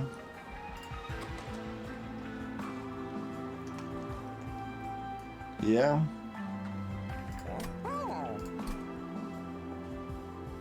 So I think I'm fairly happy to go over here. I don't know, there's another artifact here that could actually be good.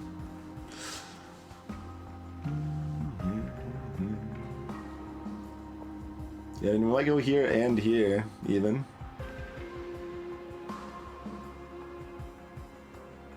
And probably here for the finale and finally upgrade a spell right before the very end.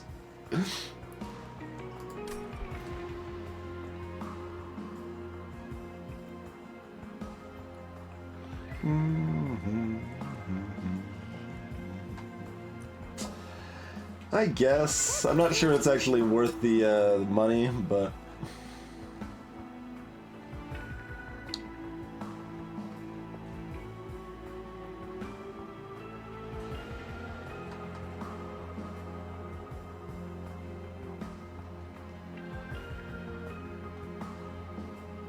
remove a lance or a dreg.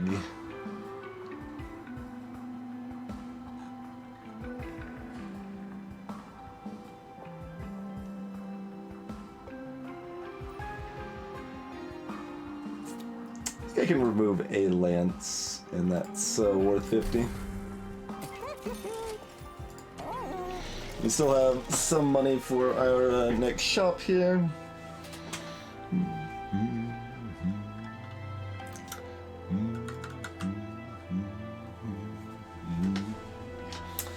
Well, let's see.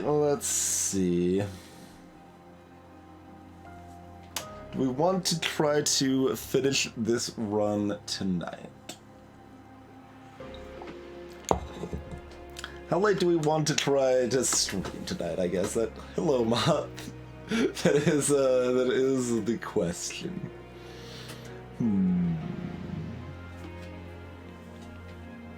Isn't it?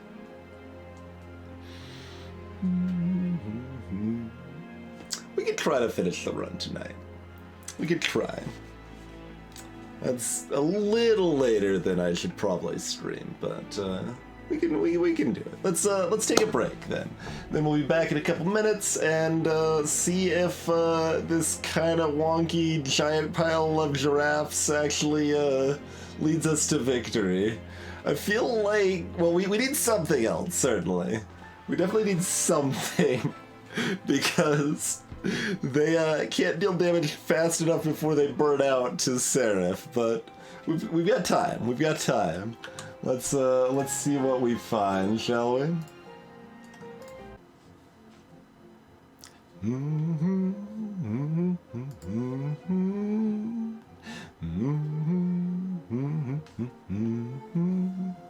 We are back. Oh boy, a little after I started stream, apparently, I was sent like 100 messages trying to want to become famous by followers, primes, and viewers on this website.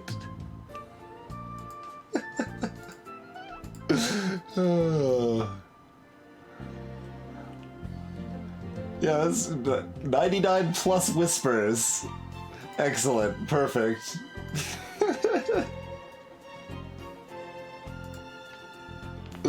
I've opportunities finally struck, guys. We've been streaming for over 7 years now, and finally the opportunity I've been waiting for. We can become famous. We just need to pay money on this website. Easy. Easy every time.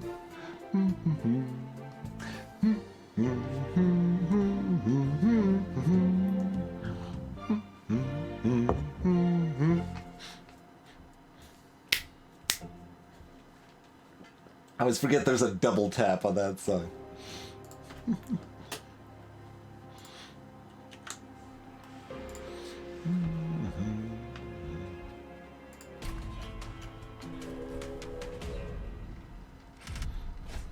My goal was to get rich quick. I'm really bad at it, but like, I've made so many wrong stream decisions, if that's my goal. I should be a lot better at selling out by now, if that's the case. Alright, we got 95 health goobers, we've got our sycophants, we've got the self-made harpy. Multi-strike, yeah, 5 times 5 on this boss. Oh, we could give the non-boss enemies multi-strike too. We could get a mediocre artifact.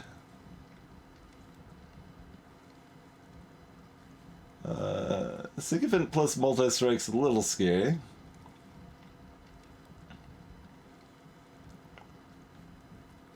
We got just the Titan's Teeth as our AoE clear, possibly Crystalline Seeds. Fatal Melting is also all enemy units. Got a few ways to do something. What do we think here? What do we think? Oh, here we go. I'm supposed to like link this if we're talking about sellouts. You can support the stream for any amount you want on Patreon. So if you can't afford to subscribe, you can do it like for just $2 on Patreon. Got options. You can donate directly. Oh man, we got links in chat. Oh boy, there we go.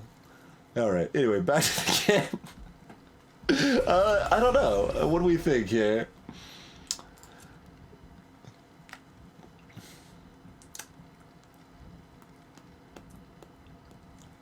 I don't know the artifacts well enough to still like have a good sense of if yeah, they do, Altruist, they do.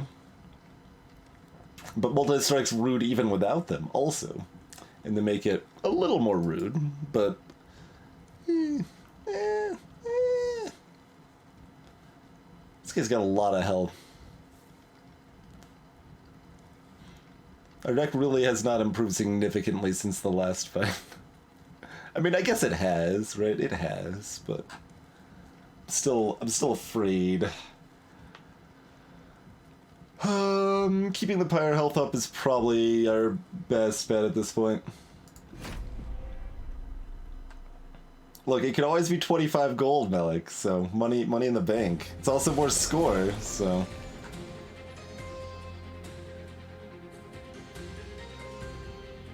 Although there is the silence, which makes them, they lose their extinguish, right? Or no, it's only triggered. Yeah, extinguish is... Oh, it says triggered, but it still shows the purple here. Why does it still show the purple like it's gonna have an effect?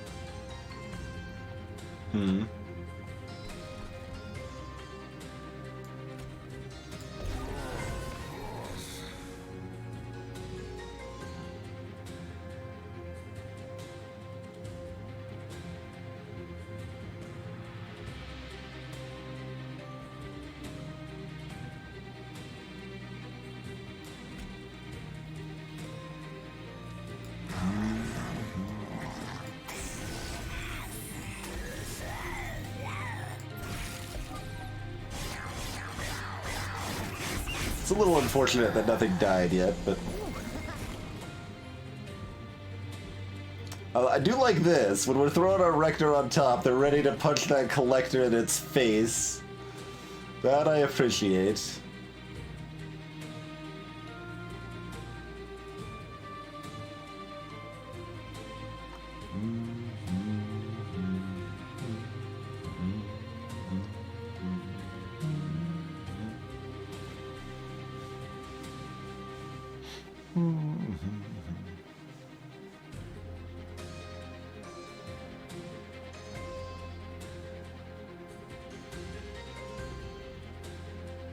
It does provide all of their damage over here anyway, so it doesn't actually reduce the damage, but it increases our damage we deal to that quite a bit.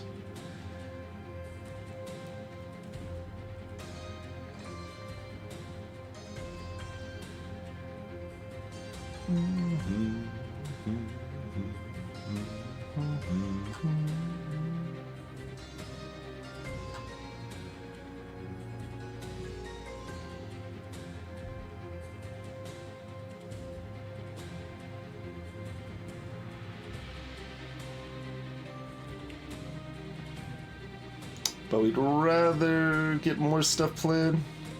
Yeah, I think so. So we can do about as much damage anyway here.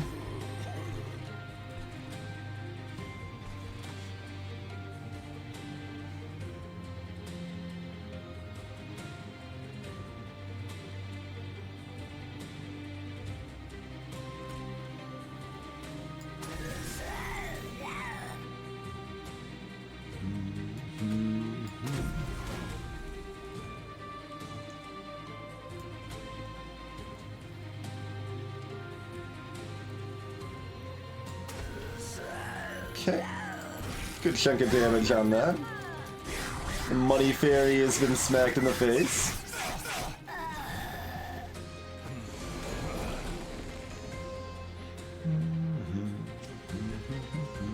Alright, the silence did apply, even though it looked like it didn't. The purple effect should absolutely disappear when they're silenced, right? We should suggest that.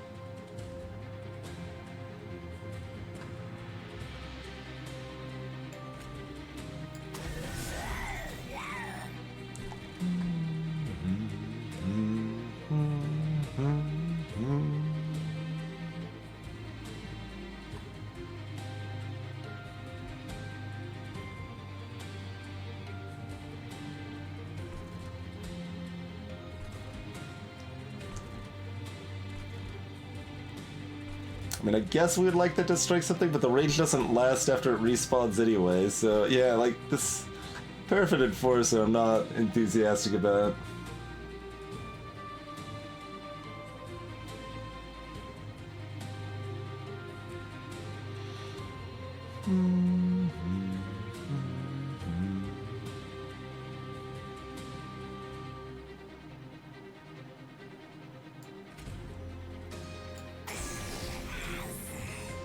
Oh, we put that in the wrong spot. Dang it. Ordering. 14 plus 20. Yeah.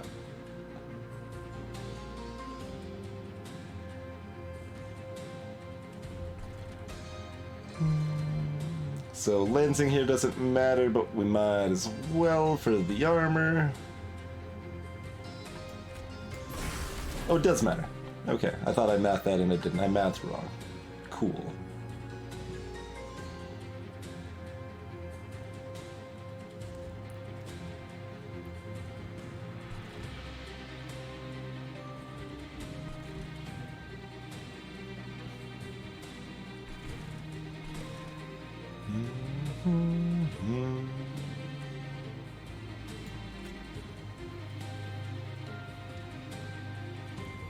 Have them stick around longer. I wonder if my dead weight can be frozen. We did not get any frozen dead weight that time.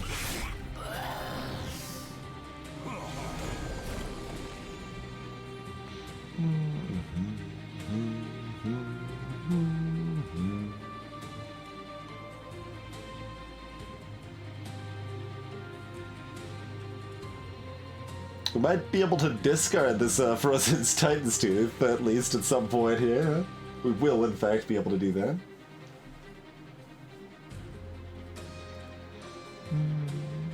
Random card in your hand.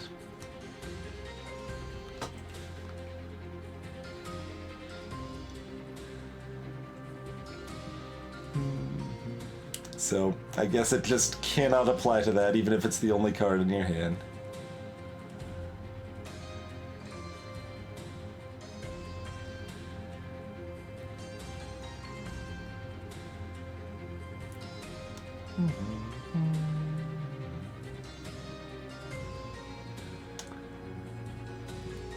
Alright, so one drag here will finish off that first jerk. Although in hindsight we still might have wanted to do this. We probably want to cast... Well, I mean that one we're casting anyway.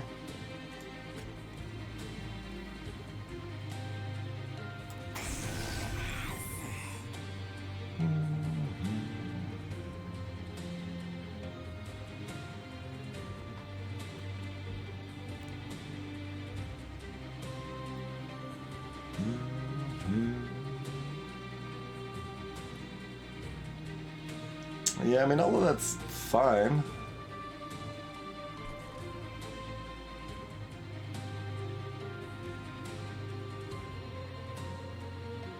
I guess we probably just want you to die. Yeah, we need to be more aggressive about killing our units off.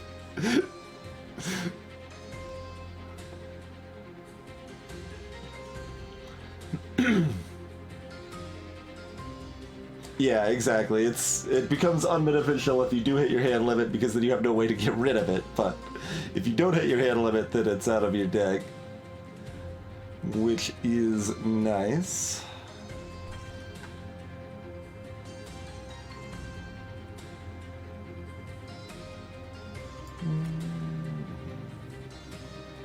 We don't have enough mana to cast all our frozen stuff as it is.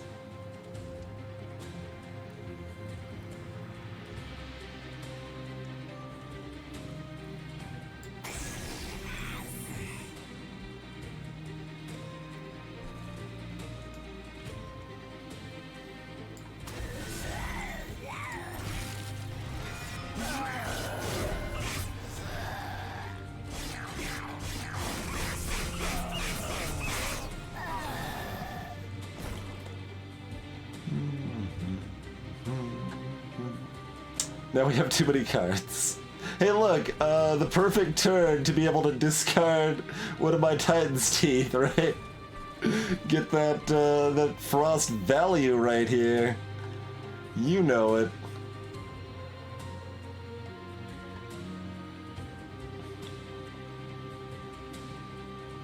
Can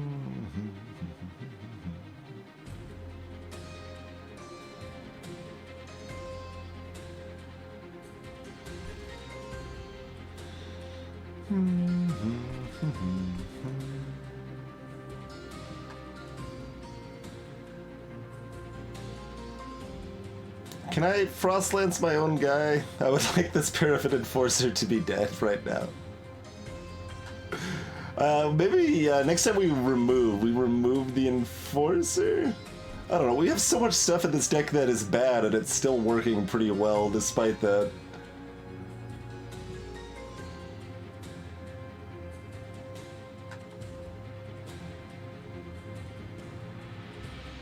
Just, we don't get to do anything next turn here coming up, which, ain't quite ideal.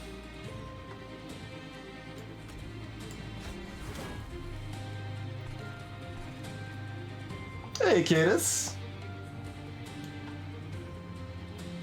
I mean, we can, in fact, get the Offering Frozen Guaranteed, which is probably what we want to do. But that does mean casting this instead of having a chance to freeze this and keep its burnout at 2 when we cast it next turn. Okay, we've got 2 more drafts. We're getting a Wax and Spike too late. Offering means that it has ineffective. Yeah, Aelfred's got you covered. It still it gets cast if you discard it. Yep. I was about to say still has an effect, and that implies a more complicated, worse version of the card.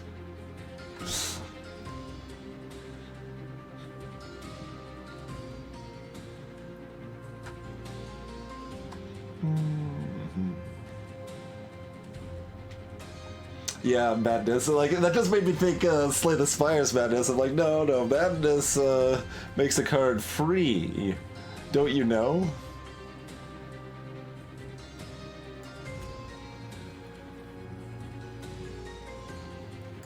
Guess this goes over here, probably.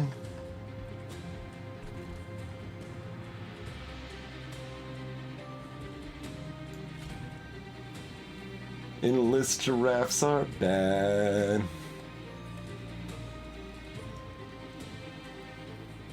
I mean, if we can't kill them fast enough, we want to help them stay alive, I guess. So we'll do that.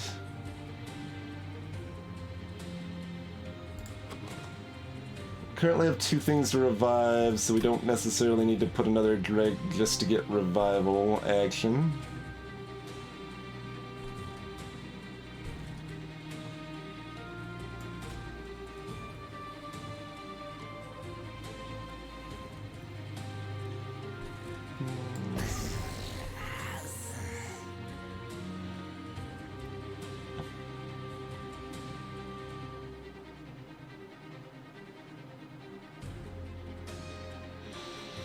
How good is casting a free one of these? I mean, decent.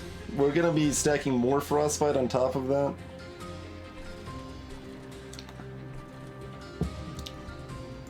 So we'll put this up here so that we have room to get stuff cast here in the next 2 turns.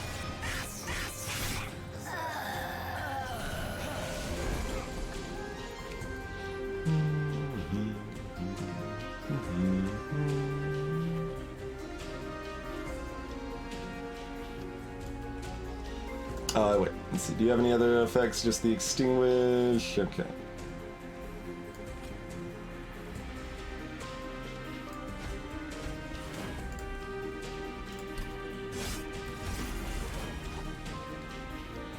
Although giving them 7 times 5 is miserable, I don't know that we have too much choice in that matter.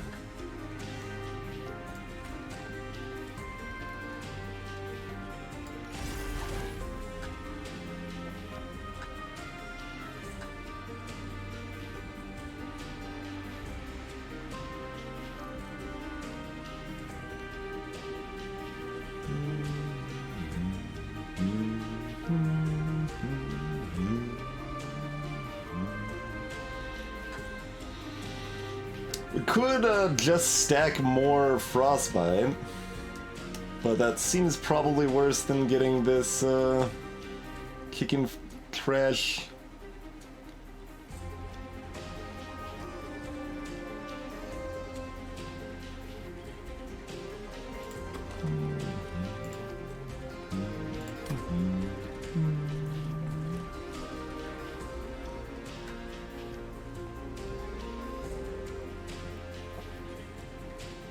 7 times 5 does eat through my stuff pretty quick.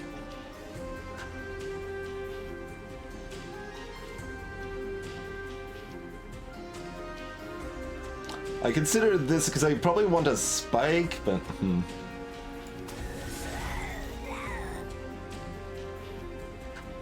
So that hit twice. Is that it? He said cuts through that fast, huh? So this is only another 36 damage.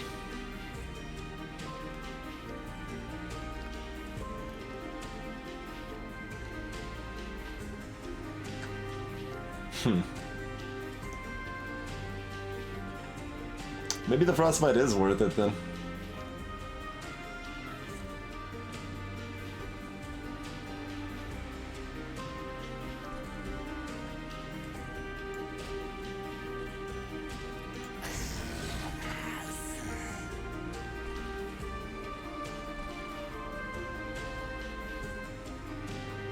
It will. Okay, it is. Yep.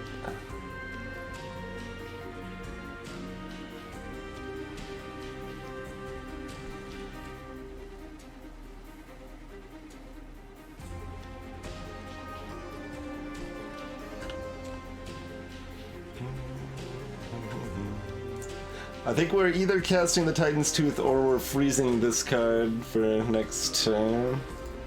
Which just isn't that important. Like, we're already drawing one of those anyway. We're decent chances to get another one.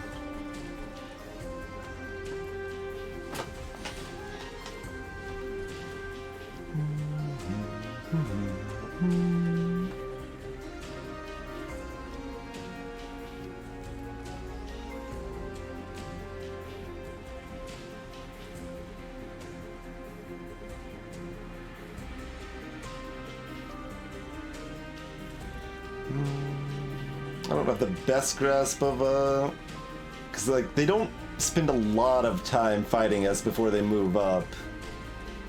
But it's still a pretty good chunk of damage.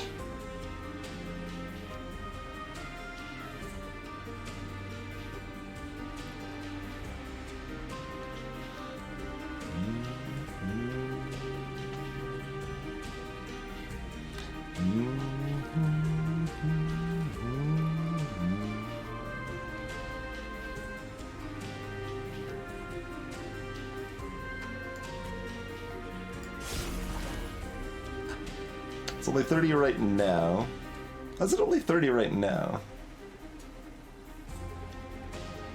Oh, because, yeah, it's 10 plus 9 plus 8, and it, yeah, okay, that's fine.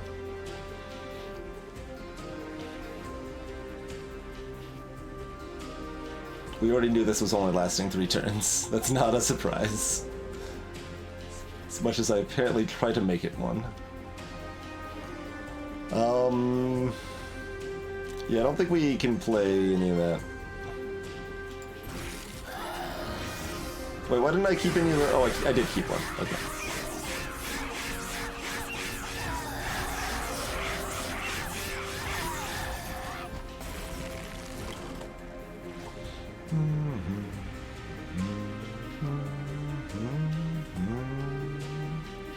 So this is up to 51 damage.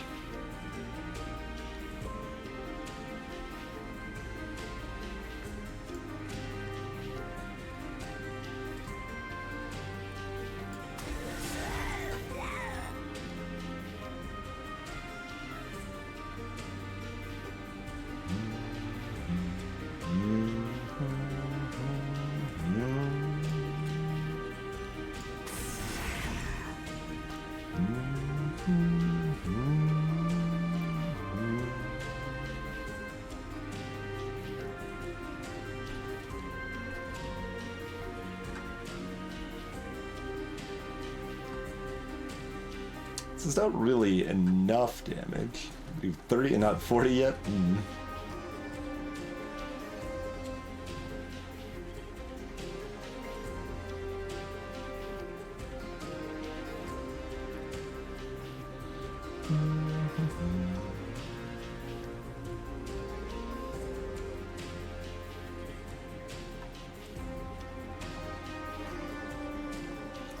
Casting this turn is... I mean, obviously we're losing 4 more. That's another 12, but... I mean, we could guarantee we draw it if we cast something up here.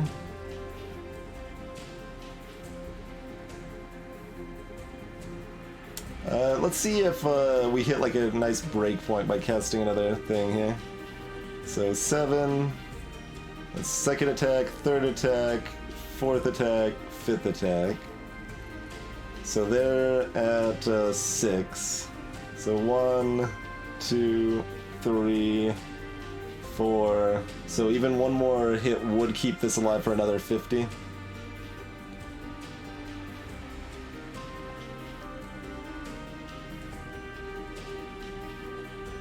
Okay.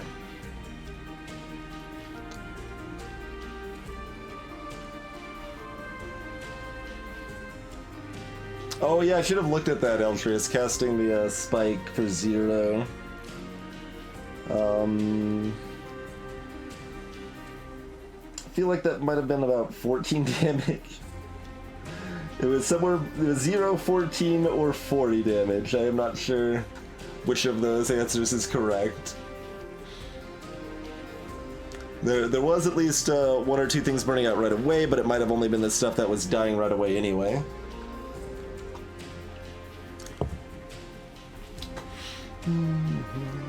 Oh, the 3 armor.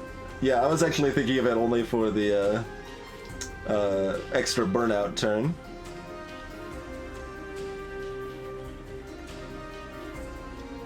Yeah, I should have definitely considered that though. It's arguably better just removed from our deck anyway.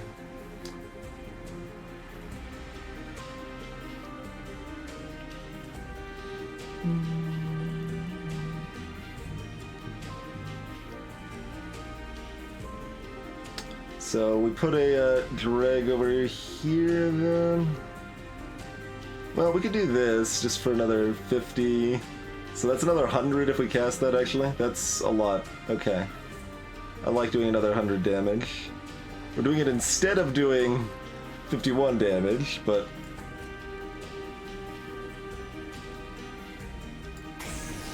Why is that only 50 more damage? Oh, because they're only 1! Dag nabbit. So the drag would have been better. Would have only been 64 instead of 50, so it wouldn't have been that much better, but would have been better.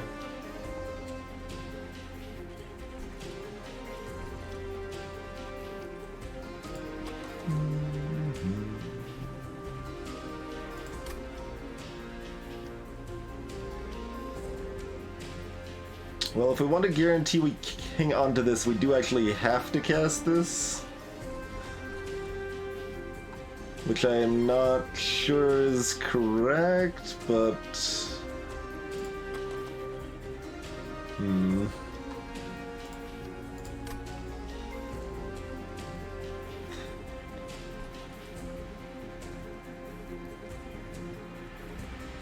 Yeah, they've got multi-strike, relentless, and the poison frostbite stuff we've got going here.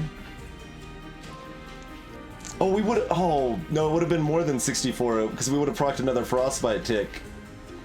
It would have been plus our lowest frostbite tick, so like 20 damage on top of that. So it would have been 84. So we would have gained 34 damage if we cast the drag here instead.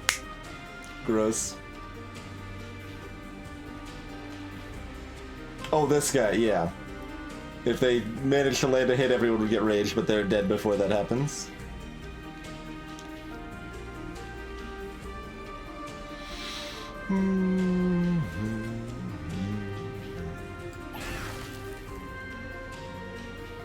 Well, what do we think about casting the drag?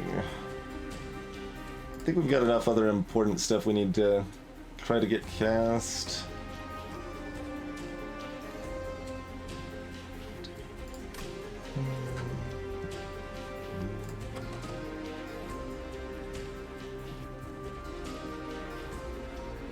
Not guaranteed, though. Alright, fine.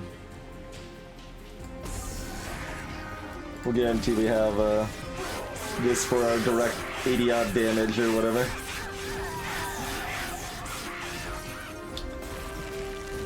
A little upset we lost 30 damage that we should have had though.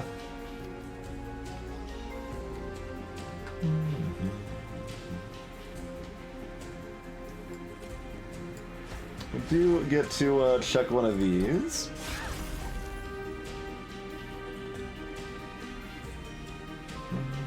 Oh, dang it! Could have cast this first.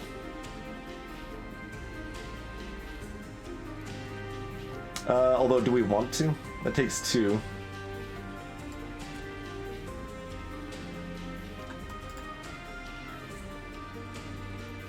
We did not get the revivals we were looking for, certainly. This does just absorb their first attack. Oh, geez, yeah. Well, that only attacks once anyway, but...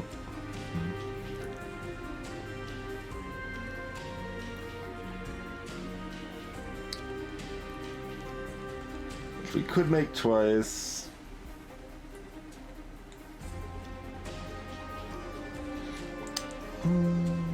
We could let this survive 2 additional attacks with the candle, which, or the cleanse there, which actually is relevant.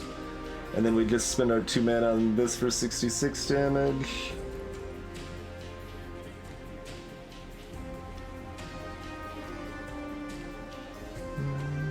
Yeah, given we didn't draw any of the 20 health giraffes, that is the play. So...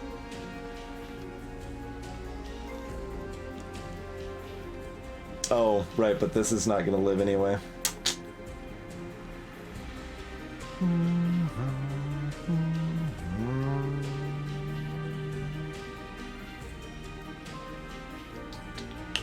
Well, nothing to be done. We'll get our extra... no damage? I don't think this actually gives us any more damage.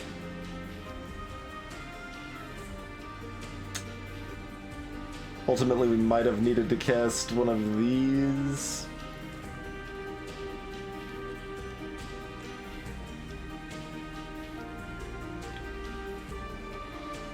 This does 35.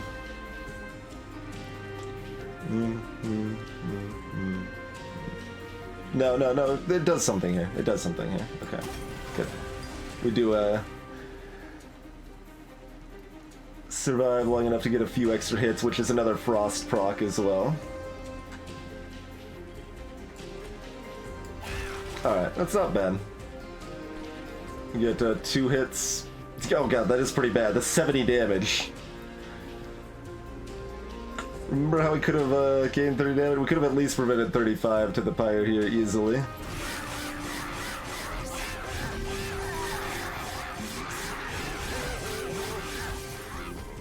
Oh, the frostbite might make it 1? Yeah, you're right. Okay. So...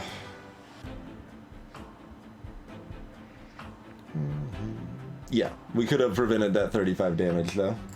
Absolutely. Hey, Benjamin the Monarch.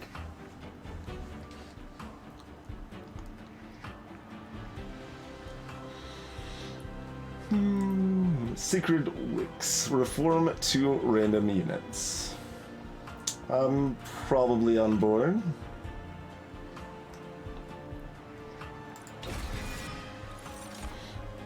Apply Sap 3, discard a card at random. Apply Spell Weakness 2, apply Dazed 1 to enemy units and discard your hand. Alright. Dazed or Sap then? Sleep well, Iron first.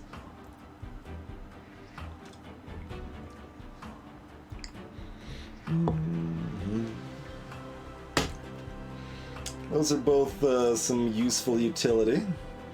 Discard your hand kinda sucks when we've got a lot of frozen stuff.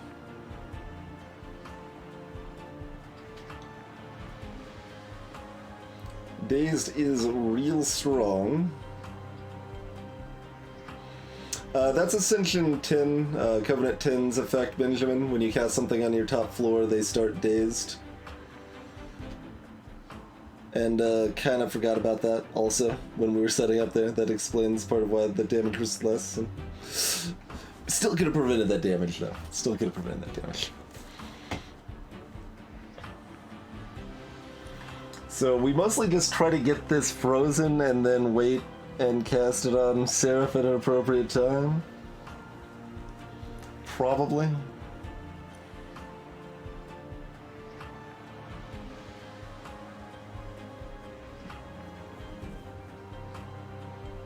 Dazed is, I would say, less exciting in our build specifically, just because our units die over time anyway. So having an extra turn is, we're on a clock already. So just because the enemy isn't moving doesn't mean we're not losing.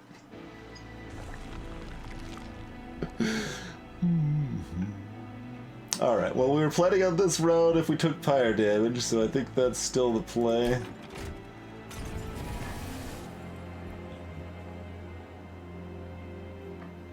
I don't know if we have any other duplicate effects from events. Probably not.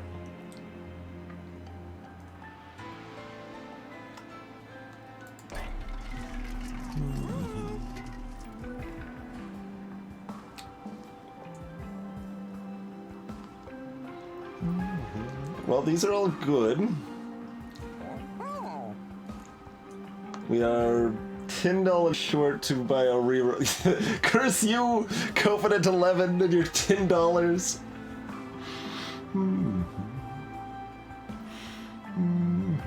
Oh wait, no, I miscounted. We have exact math, right? 130, 190. No, we're perfect. We're perfect. We have exactly the right amount of money. Uncurse you, Covenant 11. Covenant 11's the stupidest Covenant of all of them, probably. It's just like, it's the same level of stupid as Spire's Ascension that's like, well, you start with 7 less health or whatever. It's like, okay, sure, whatever, I guess. So are there any other events that let us upgrade units? Or, excuse me, that let us... Yeah, there's one that lets you upgrade. I don't know if there's any other that let you duplicate. But even though they're... Yeah, just the one letting us upgrade probably means we wanted to spend our money first. Probably.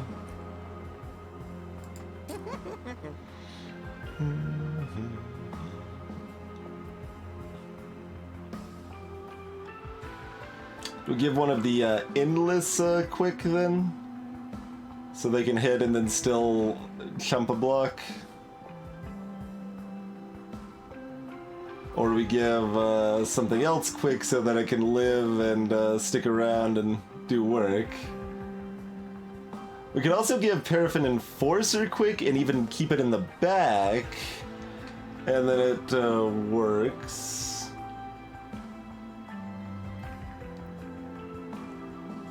The only event that I know of for that, Squirrelian, is kind of the scrap ooze sort of thing that we could spend health or money to try to get a random artifact, and I'm not going to be doing that one, so... Don't need to save money for that, but I wouldn't be surprised if there is another one.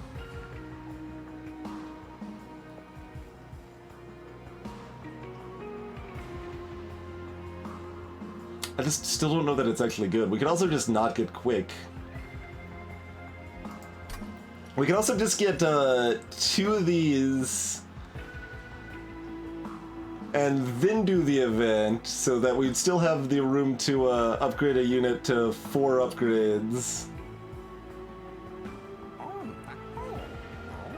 And then decide on quick and stuff from there. We could split the difference if we wanted.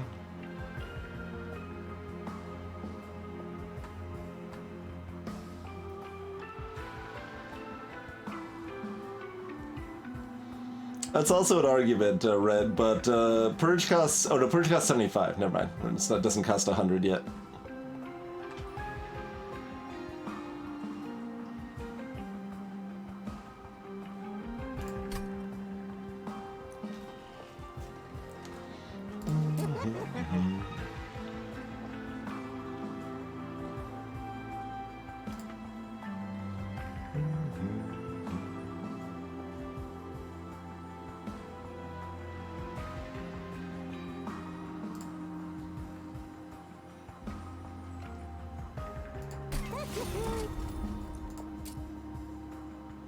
It's really like this endless pox. Because theoretically we're casting like the endless more to upgrade it, it's more important, but also not. It's weird. Endless was a horrible mistake and we didn't know it at the time, and we will know for next time.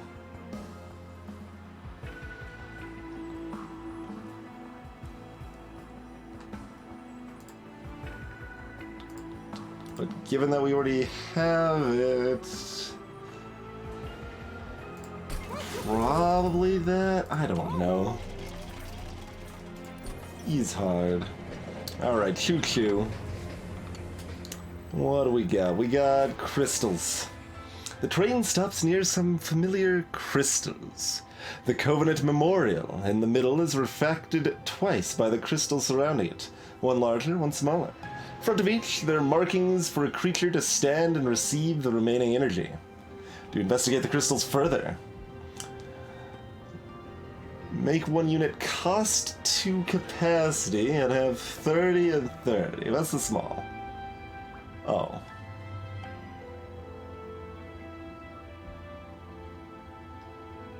Extra large stone. No?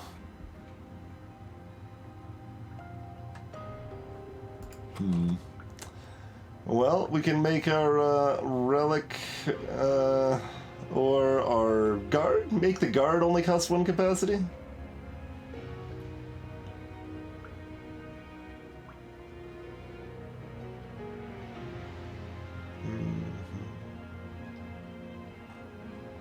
Yeah, that's probably what we do. We set the guard to 1.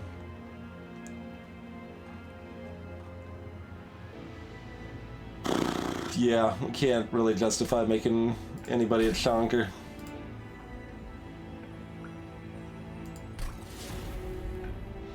After a tiny spark of light and a faint squeak, your ally steps away from the crystal much smaller than before. They're so small, in fact, that you almost miss them entirely before returning to the train. Big shit of cheese, huh?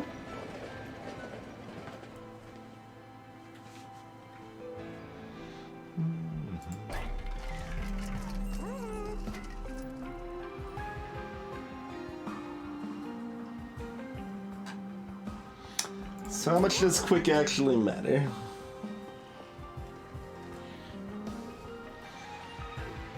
Some. It matters some. What's our next remove if we're removing? A dreg, probably?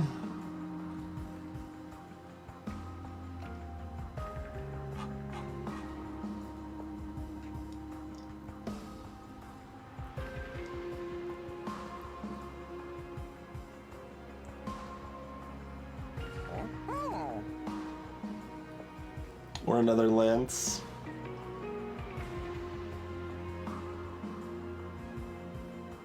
Probably another lance, actually.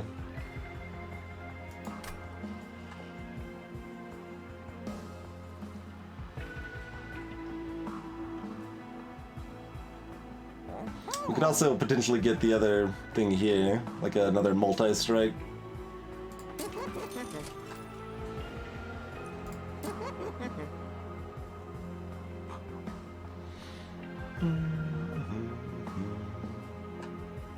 So multi-strike rather than remove lance, probably.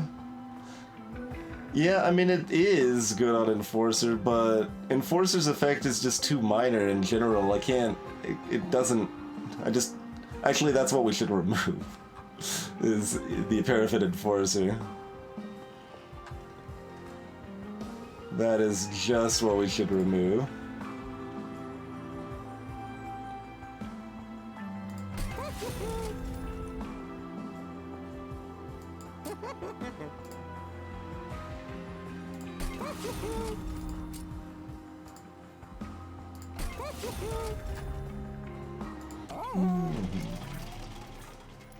Well, that and just what they buff also doesn't live very long, Red, so Like, cool, we get an extra, like, 12 damage in for this stupid unit taking up 2 capacity and not doing much otherwise.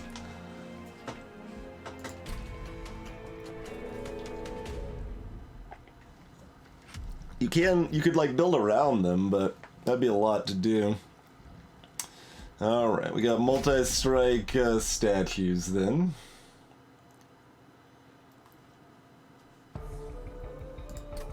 Where are you starting with it? Middle. Okay.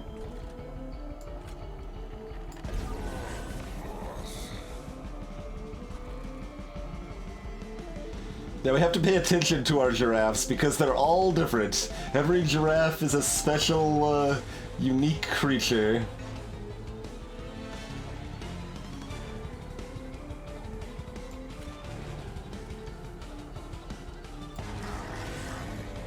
For the sea!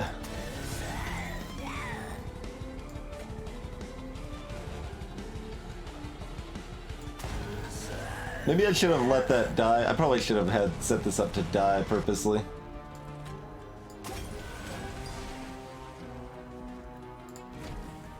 Catch you later, Eldris.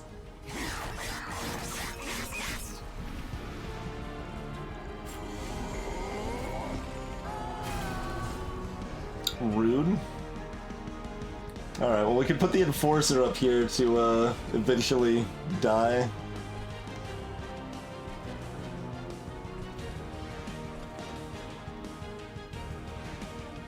Probably.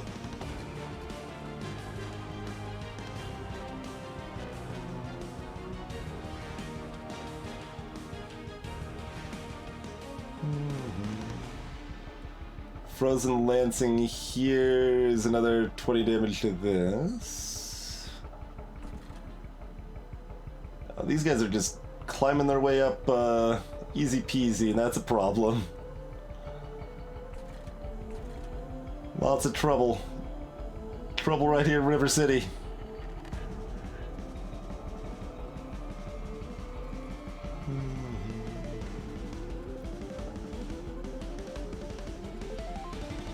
These statues are miserable. Still remain miserable.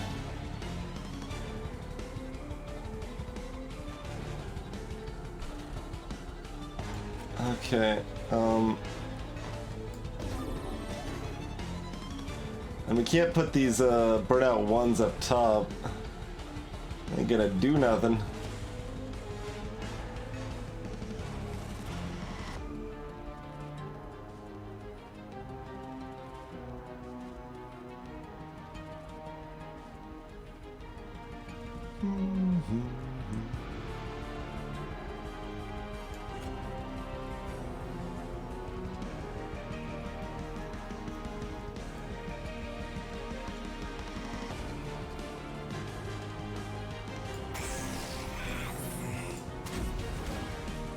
Okay.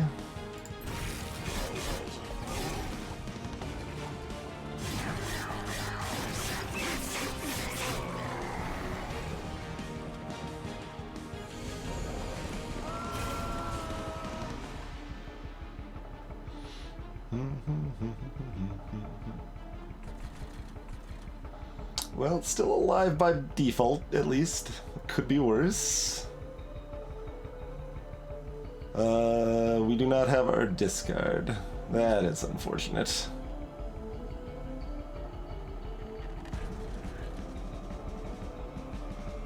These guys are all dying. That is unfortunate. Wait, I thought the shark... What killed the shark? Oh, the wick applies burnout 1 to all of the... Oh my god. Yeah, it does have additional downside. Yes, yes.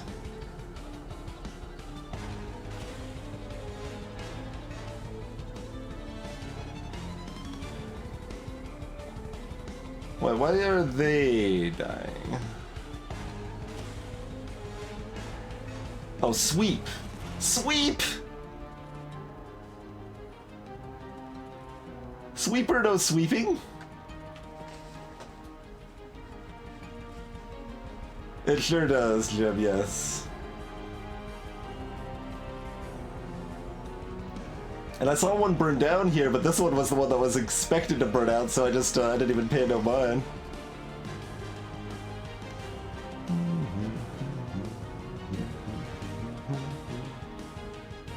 I mean, we can kill this, which means this lives.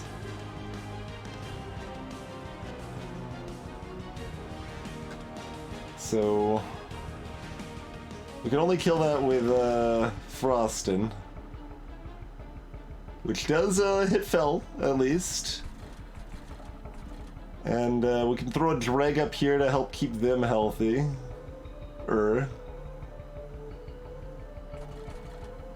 So I guess that's correct. He says very unsure of that fact. Okay, do we apply frost to these so they both die? Probably, yeah. We need that that time to breathe. It'd be nice to get this stack in here, but let's get those dunked on. So you guys would be burning out anyway, but if I put something here... Oh, you're sweeping. You're sweeper!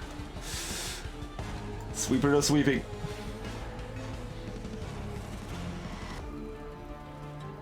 That only blocks 4 damage. Well... I mean... good, I guess. Yeah, it would give us something else to revive. And block 4 damage, and we're not doing anything else with it. Otherwise, it's just dying to this instead, so... Do something. Something is better than nothing.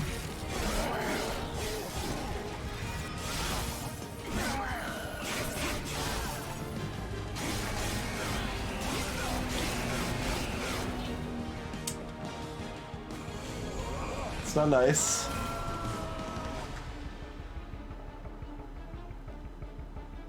Okay. So we probably discard the tooth here.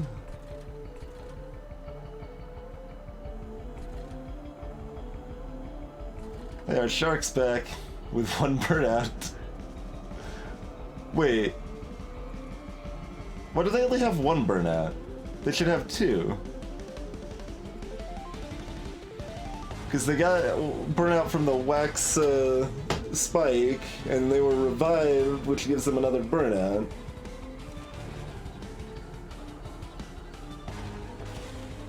The burnout from the spike is temporary, but other burnout is not temporary? That's awkwardly inconsistent, I feel.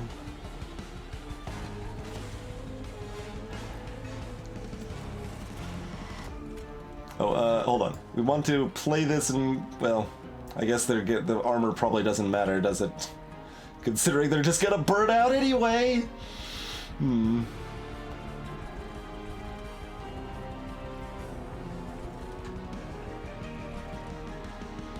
I guess they still go at the bottom. Itty bitty shark friend here. Have some armor. Oh, no, no, no, no, no! Oh, God bless it. I can't change the... Go up.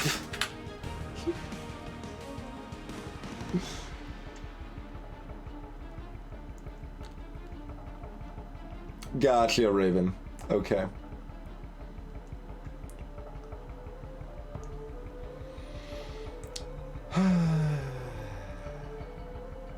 This is real bad.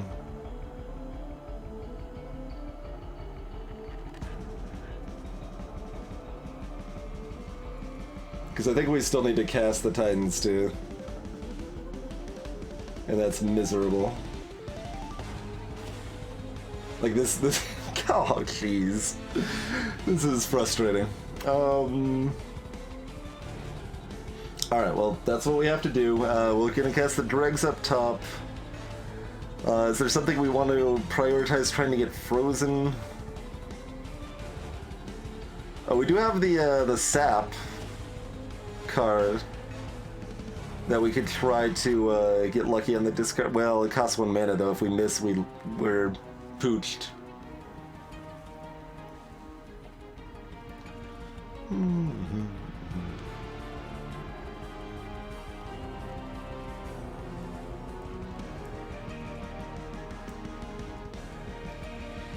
So I guess we would try to rather keep the sap and the drag, so we will discard that frozen lance. And then we very, very sadly, we cry as we cast this. We cry and we sigh. In fact, we do both of those things.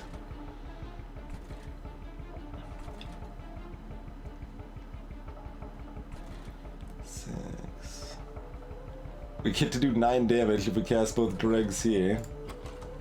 We have 2 dead things. We don't really want to revive one of them, but may not have a lot of choice in that matter. Yeah.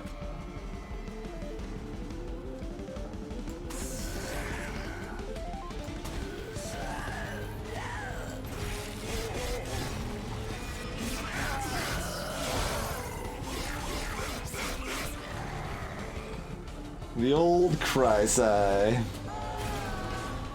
Well, that's a problem. Hey, look who's back. Parapet Enforcer, ready to chump block some more. Probably. What else we got? We can do some more reform right now.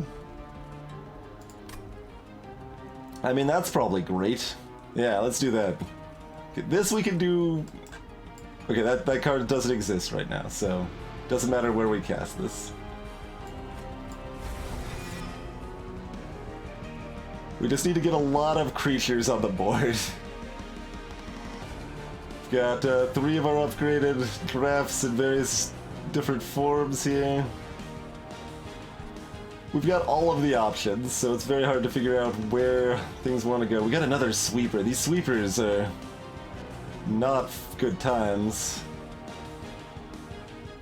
I don't know who authorized these sweepers. Oh, that one's only hitting for 4.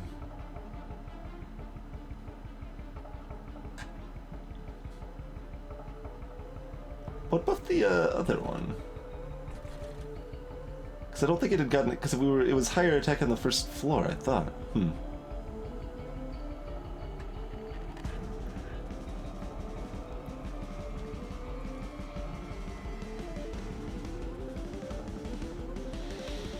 Oh, fell rate. Yes, that's right. Yes. Yep. Good call.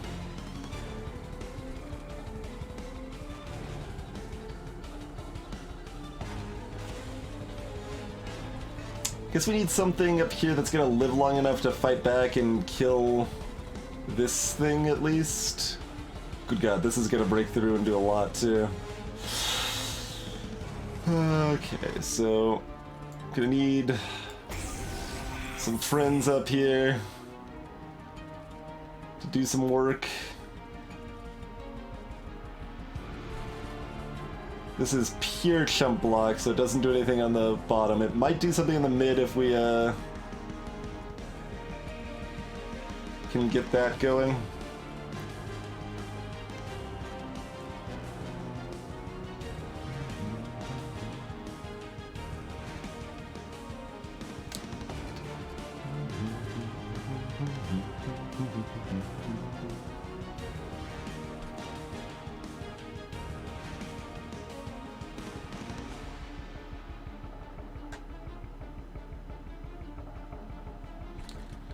Yeah, I mean, we've got stuff all over the place. We could cast stuff on all floors.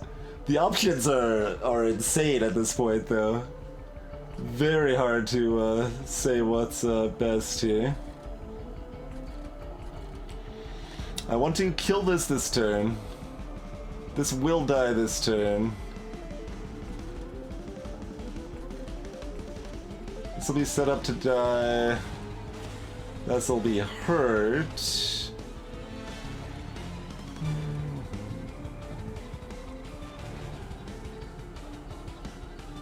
Let's, the numbers work pretty well for this, so... Let's see, you'll be, yeah, you'll have enough health. Okay. So I think that math I'm pretty happy with. They, can... There'll still be this here, too. Math! So much math!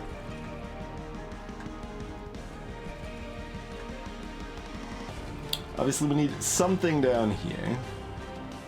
This is 8, 12, I mean... That fully chump blocks and that's fine. It would be nice if it could do its damage back, but if it can't, it can, and that's okay.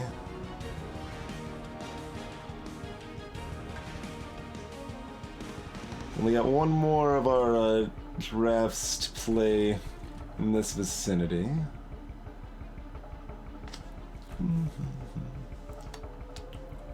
So, as long as we can do 30, we can kill this. Which we could also do with a drag and an enforcer or something. We got options there. So maybe this goes down bottom.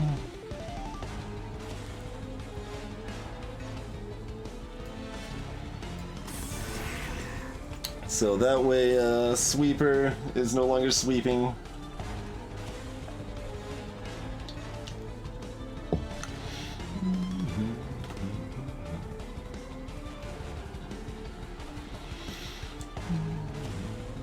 So next turn... But if we could do 11 damage to this turn, that would be nice. Probably. God,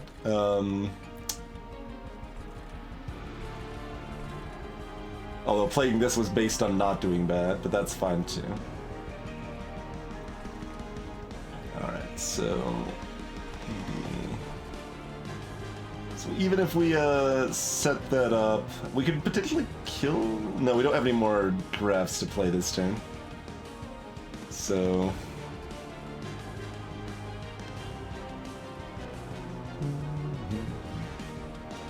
Permafrost timing means we're not hurting that from this row this turn. Okay, that's fine. We do probably want to cast one of these dregs up here. The daze on the top floor makes it even harder to kind of predict how you want to pan this all out, you know? So currently this is going to be at 35.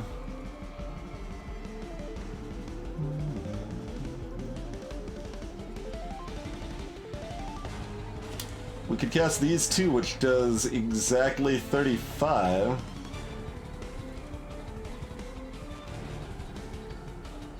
Alright, checking my math. This will be dead to this. This will do 60. Oh, it'll be at 15, actually.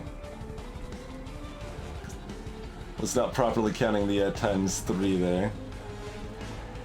I think when I was placing this here, I was thinking this statue would still be alive. Okay. Okay, so this 50 damage is gonna kill this. We're gonna do 80 damage to this. We need an additional 15. So this 14 damage is right out, but the 17 damage, perfect. Ah, all right. You go on up here. So you'll be ready to dunk that next turn. They'll do 12 to you, which is enough damage for you to survive. Okay, perfect. Now we want to kill this if possible. Getting the Enforcer killed off is probably just fine. And we do enough damage that that dies to the Frost. And then we've got some units ready to beat up on this. And still one unit down here for the next wave and one unit frozen in our hand. Okay.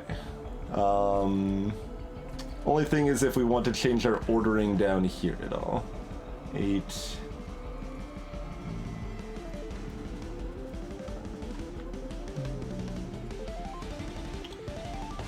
So we could have that die instead of this. Which, well, no, this has burnout 1. This is gonna die anyway. So I think I'm fine with, yeah.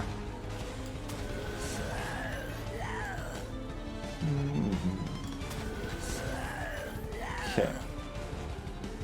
Cool. Alright, that seemed like a pretty good turn. It was a lot. Hopefully we didn't mismath anything. But it seems like we're doing okay. Rude. To think we were once all allies. Really now. Alright. Top row looks as expected. Everything's great. Okay. Middle row could use a little support. Bottom row could use some support. Their burnout's up to 2. They're still lasting. Cool.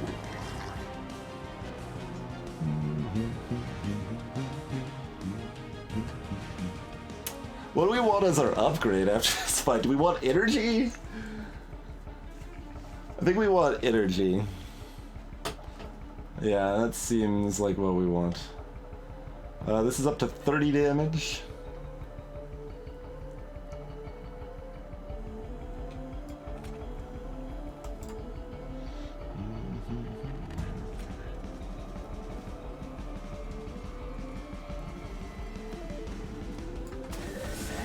Okay.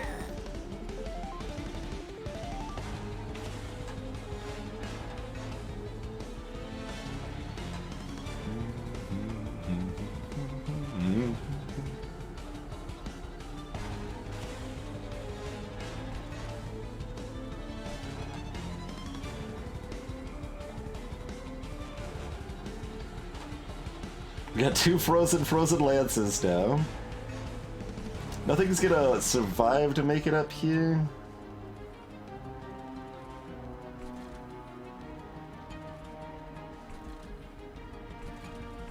Let's see. Okay, get you killed off, I guess?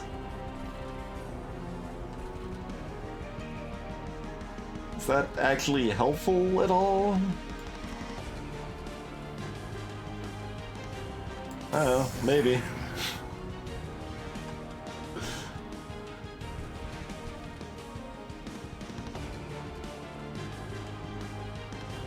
We'd kind of like to keep one of these in our hand, I guess.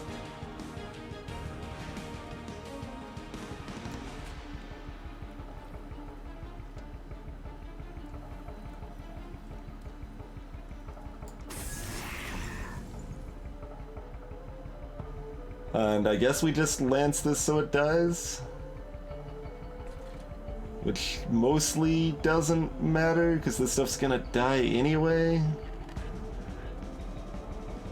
So yeah, that doesn't matter. We want to cast this.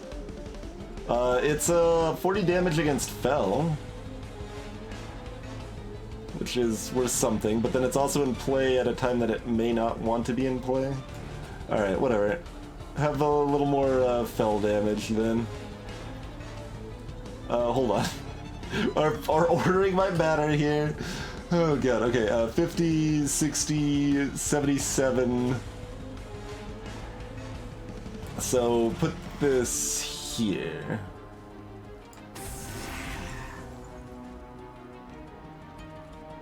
How is that only 30 damage to it? How is that the worst spot? Oh, because I counted this 50 already. I shortcutted. I double checked and then I still put it in the wrong spot! I'm a genius! Yes, Cadus. Frozen Lance is, the Stygian, default card. My hand is full.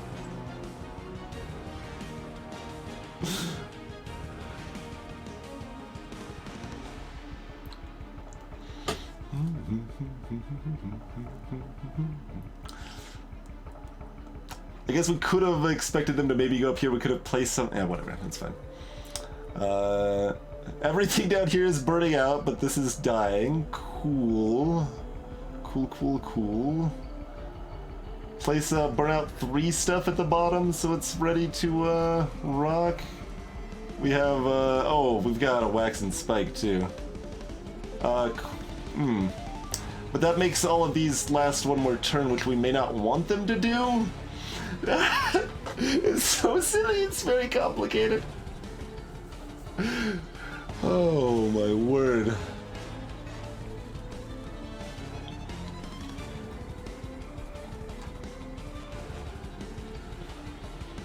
Alright, well I think ultimately that's strong enough that we want to get the spike rolling here. It seems probably good, even if it makes 3 people that are dying too quick.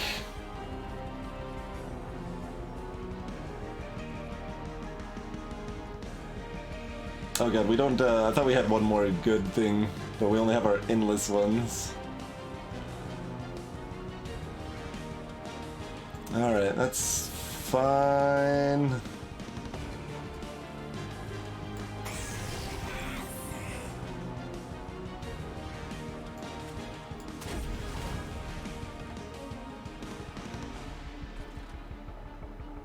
Do I cast this dreg?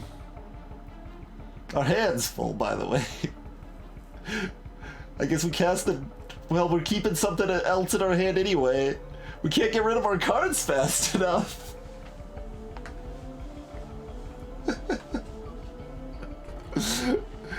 We can cast the dreg up top. And then they'll burn out later, but not now. Alright, I guess that's cool.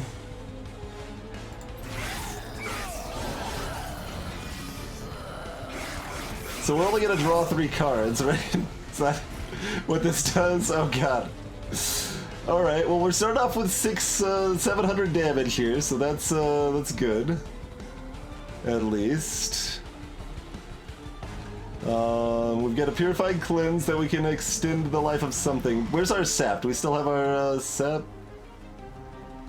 How do we not have the sap? We didn't save it. There was a coin flip and we missed the coin flip. Gross.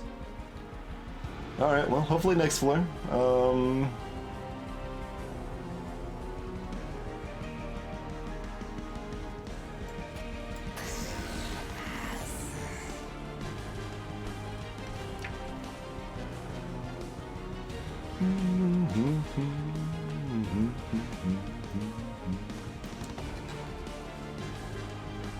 Currently, this one ends up dying. Everything else ends up burning out.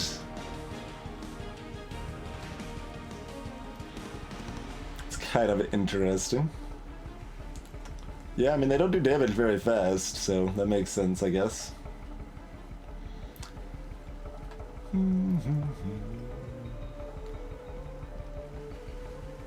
Well, yeah, because all of these are burning out immediately. So this soaks damage, and then these all burn out. That gets hit, and that gets hit again.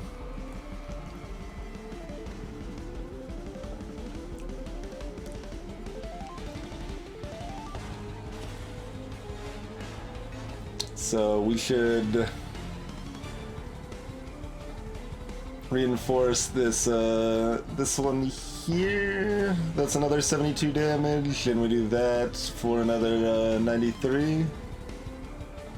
Plus 5, plus 15 rather. So that all seems pretty good. That means we cannot cast a Titan's 2, which is fine.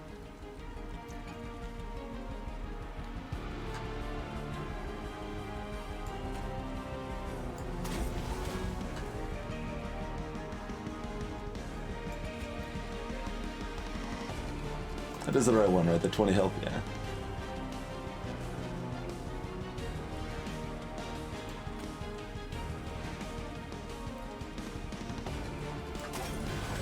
There we go. Okay, we got some real damage here.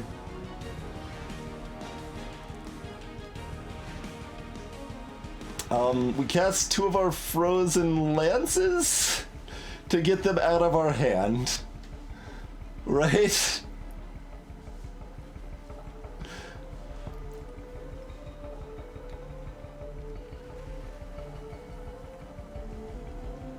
Increases our odds of drawing that sap we want to draw.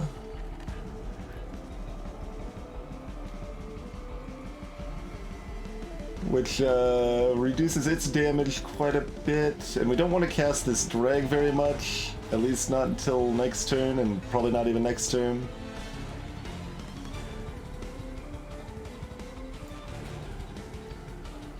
We could also just cast this, which is 51 damage, but that's still just not that much damage. The card's kind of bad. I think we do that. Ready for some smashing noises. We're gonna draw 4 cards this time instead of 3.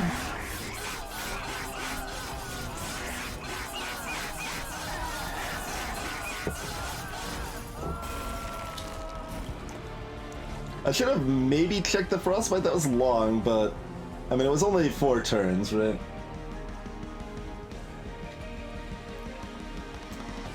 Okay, this is what we revived, huh? Well, that's subpar. Okay, offering token. On the right floor, we don't have the shield jerk. Alright.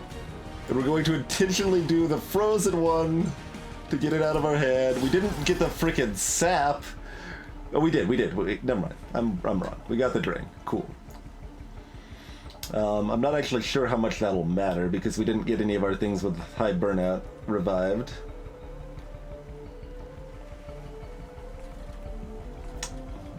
Biggest problem here is that the last floor really sucks. Hey, Aruk Ironheart!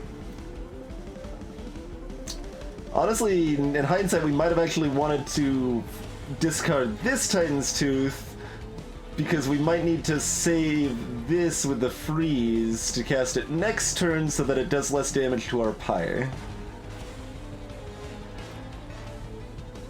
This is also not the final boss. It sure feels like it, though. Oh, God. Okay,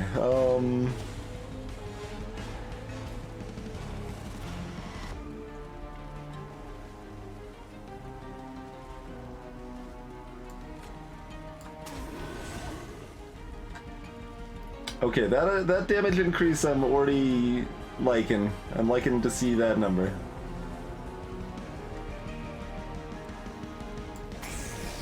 Okay. These are good numbers. The rage does get to proc once and has some effect. So we get another 50 damage if we drop this.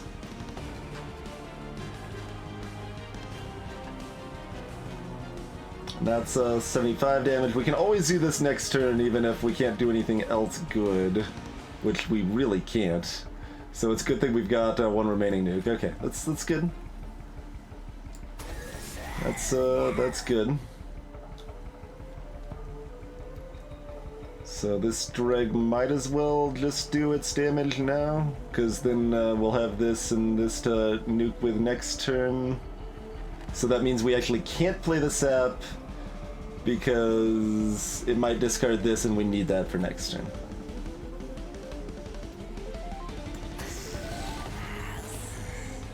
Okay. Cool. We don't take any fire damage. Oh, now you give me the cool units!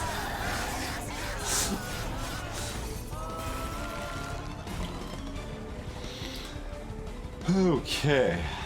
Cool. Fatal Melting.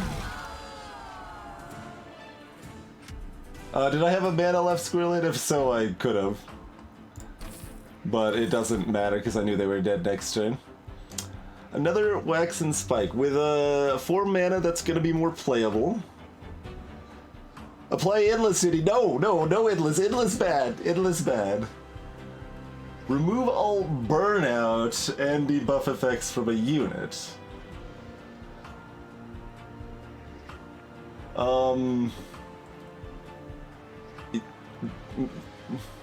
Yes? How much damage does Seraph do? A lot?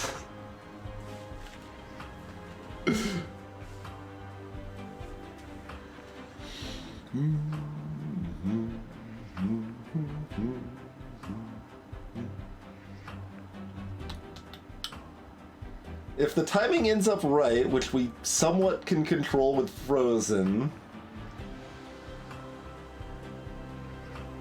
we can wickless recruitment for potentially very good value. But the biggest problem with wickless recruitment is that if we then give them burnout again, they start over, right?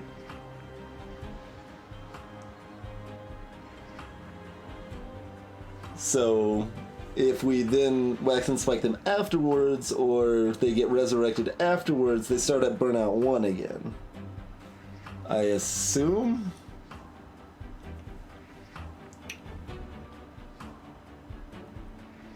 Because it removes all burnout effects from it entirely, right?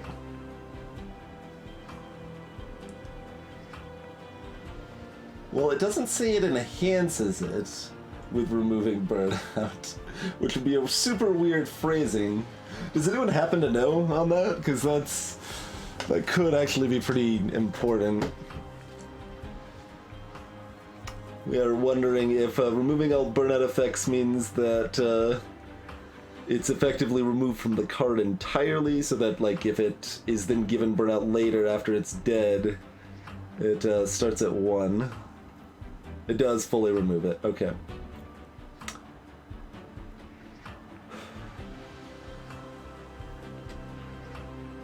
Trying to remember what Seraph is usually attacking with.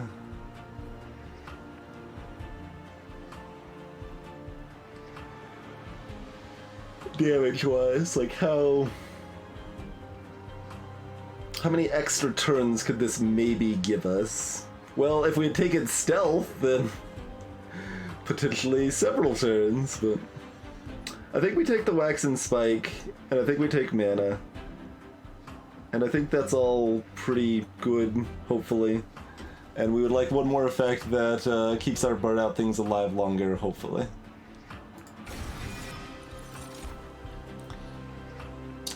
Is this the first or the second time that I've taken mana? We take capacity pretty much every time, and then often would prioritize draw a second. Whew. That was a lot. We got 2 more fights.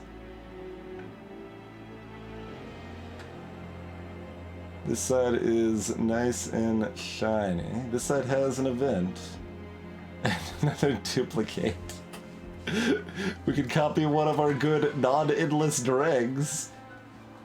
Excuse me, giraffes. Not dregs. Dregs bad.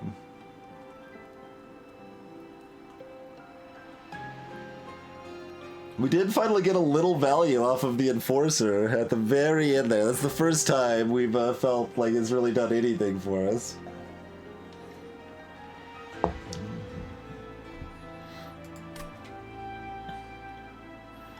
I think the removal is still too strong though, right? Hard to imagine that it's not. Hard to imagine. Alright, let's reform 3 random units. Or we can harvest. I mean, that upgrade is not particularly great, but it could definitely have some value. Especially as our deck gets thinned and removed of our paraffin jerk face and stuff.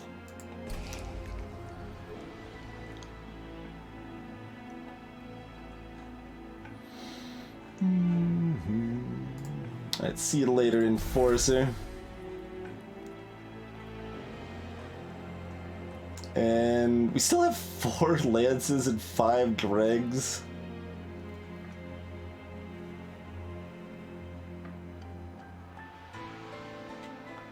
Let's get rid of one of the dregs. I mean, I do like having things that are 0 mana, but I mean, I like prioritizing our revives on the stuff that is good, you know?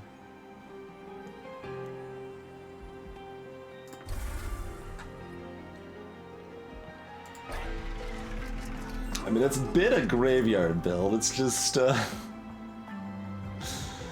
there's another multi-strike. Cool.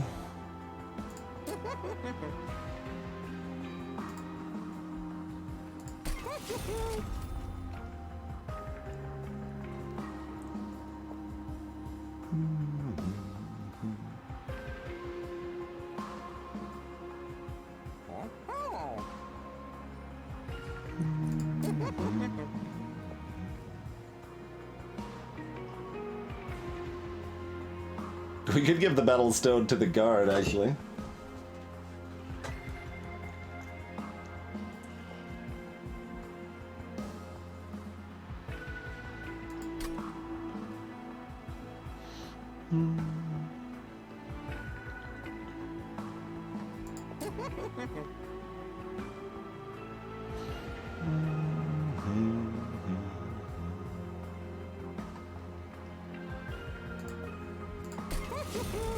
Alright, Battlestone goes to the guard.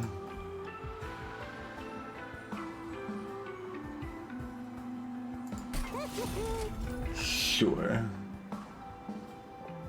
We might have been supposed to purge rather than buy the multi-strike. You know, I really hadn't considered it. But currently our deck is full of giraffes. We've got 8 giraffes. And they're like several of them are a little bit different.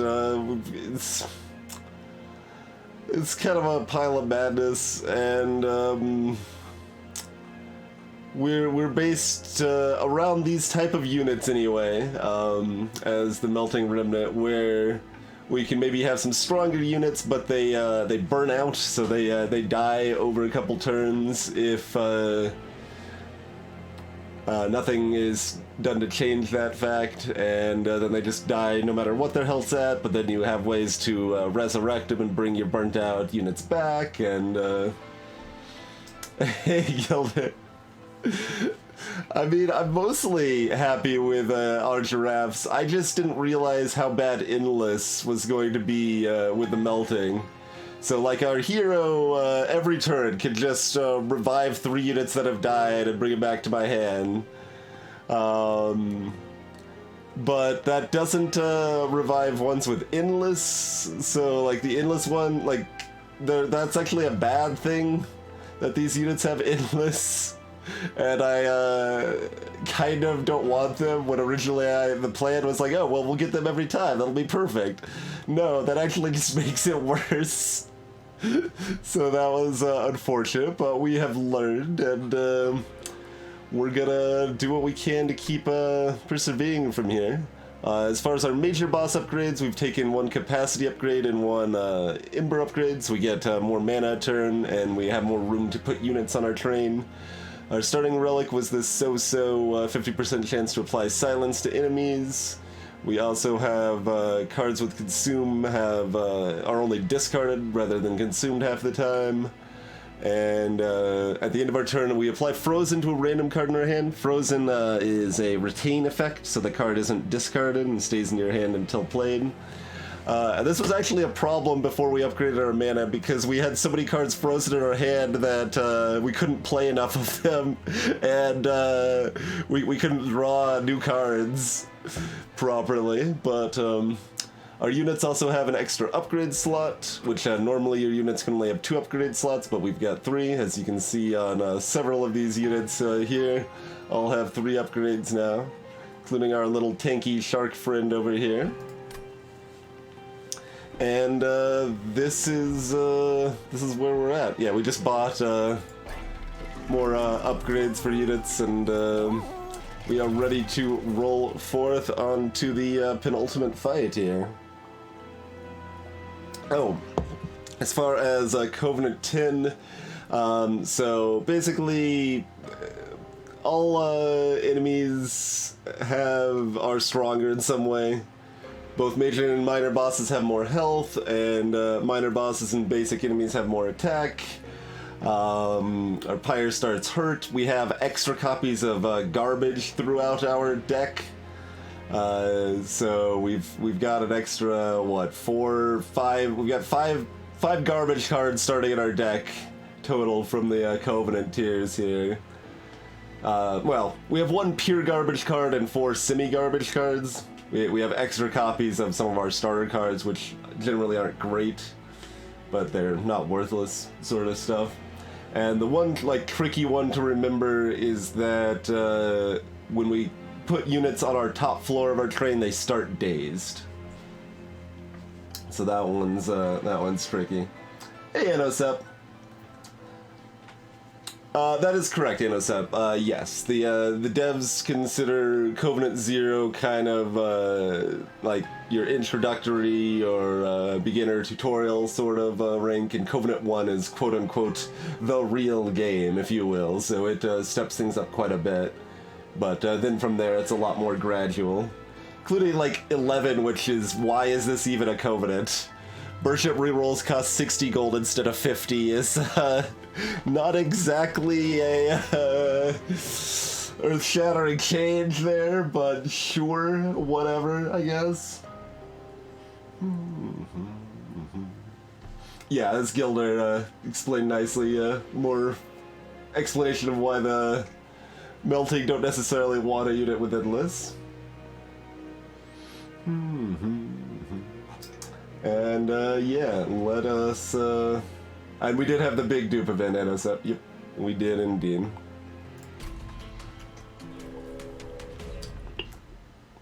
So for anyone who hasn't seen it, well, we'll show that off a sec. We gotta figure out what we're fighting here first. +8 attack, you say? The Pyre Wings. So our boss is this, geez, 1200 health trample jerk, okay. Then we've got just these tanky guards, and we've got, oh, these sweeping jerks.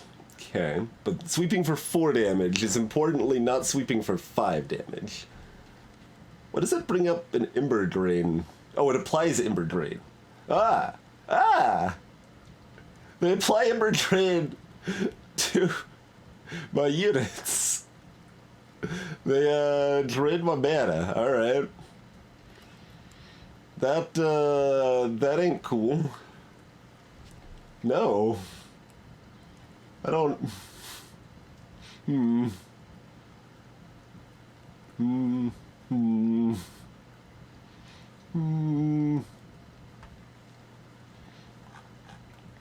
Alright, that these things would have 12 damage instead of 8. Or instead of 4, excuse me. 12 damage instead of 4. And these would have 8 damage instead of 0.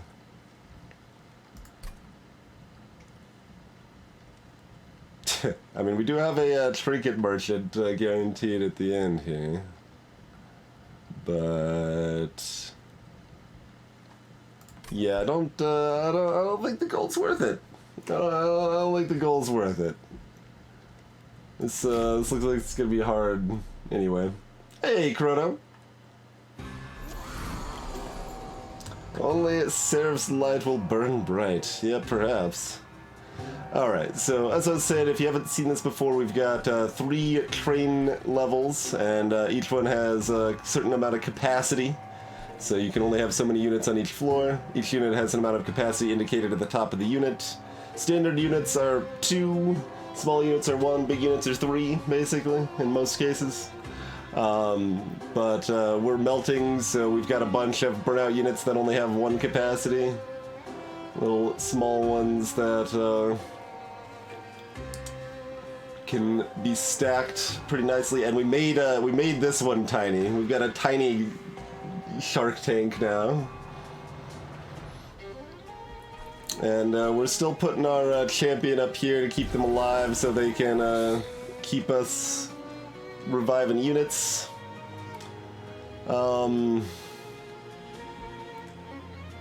God, what a time to draw the waxen spike, huh?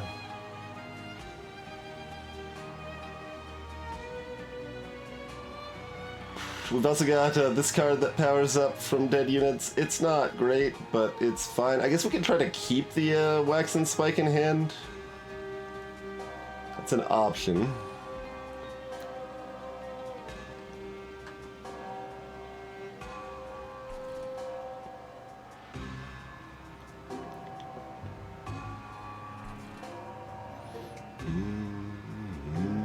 Since we have a frozen card.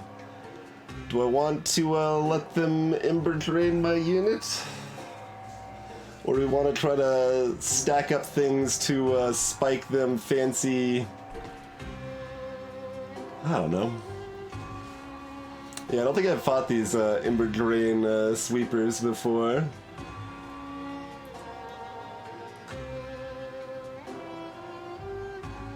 I mean, I think I want to put the drag on the bottom floor so they die.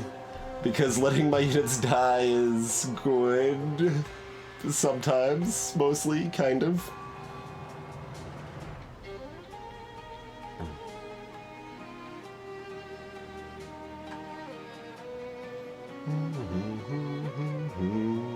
It really sucks to not actually hurt this. So maybe I should have put this down for the 40 damage, but I don't know, man. Alright, we're gonna put this up here. I'm gonna put this down here. We're going to just get rid of this.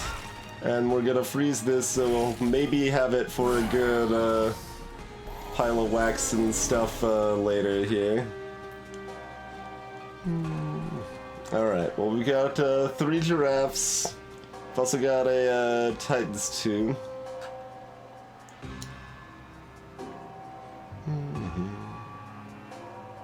Alright, so the endless one here won't keep the Ember Drain, so that's good, I guess.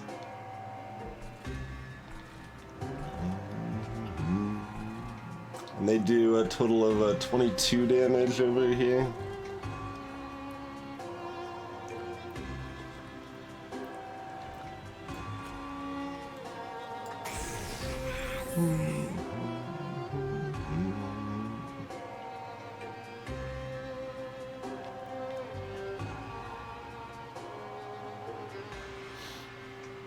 So, anyone else we cast up there, we're looking at piling up Ember Drain.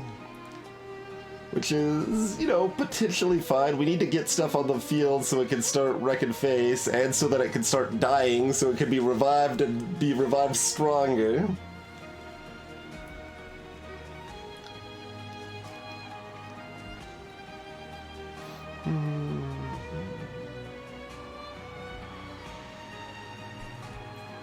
And we'd also like to kill this collector for $100, which would give us enough money to actually buy most of what we want to buy before the final boss. So we can do that either by casting both of our giraffes up here, which will cost us a lot of mana next turn, or we can use this Titan's Tooth, which will swipe through these things. It'll apply Frostbite, which is basically like poison to this, which will set this up to die next turn, I guess. So maybe that's good enough.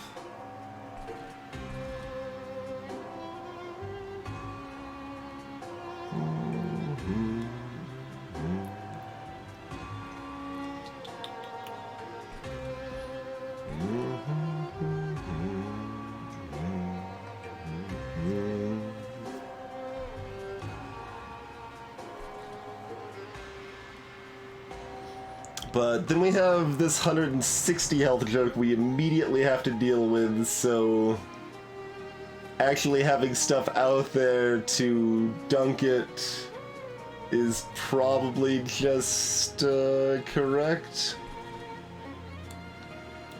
So this will be 90. So yeah, even with everything cast, it will still live, but only barely. Okay.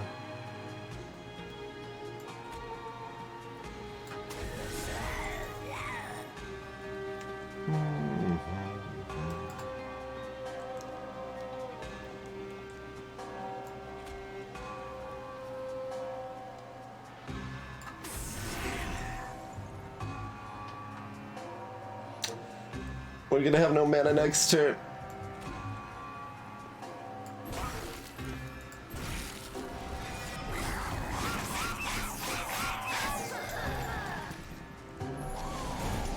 And there's coming another one. We have one turn of rest between the pain.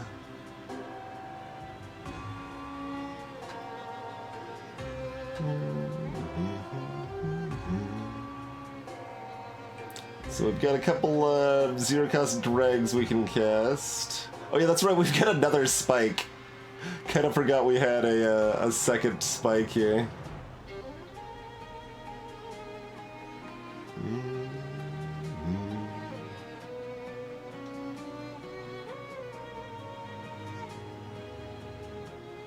We could try to get lucky and hope the drain discards this Titan's Tooth, but it's probably a bit much to hope for.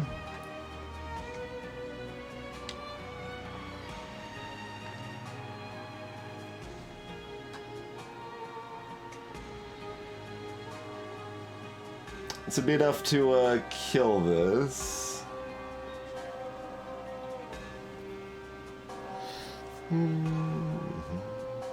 Which this game had more egg, huh? In fact, this would kill both, right? Yeah. Which is good.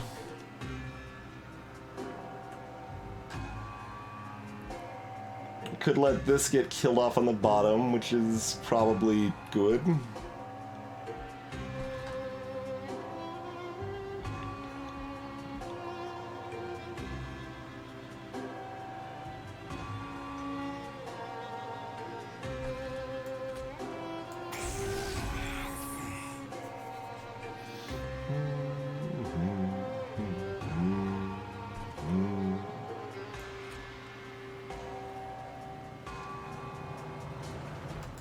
Unless we're gonna need that, like, 9 damage, next turn. Things always work top to bottom, so my revives happen first, and then my units end up dying off.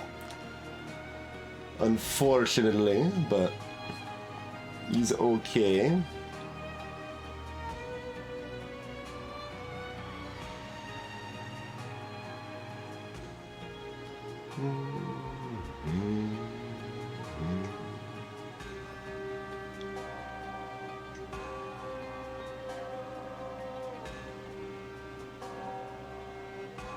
I mean, if we're just having them die off, we put them in front here so that the shark was healthier, I guess. That would make sense. But, okay, so 115, we're dealing 50, 60, 120. So right now we're set up to kill them pretty exactly.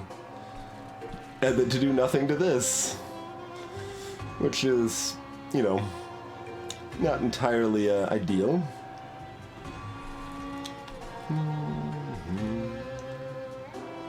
So having dregs up there, not necessarily going to make any difference.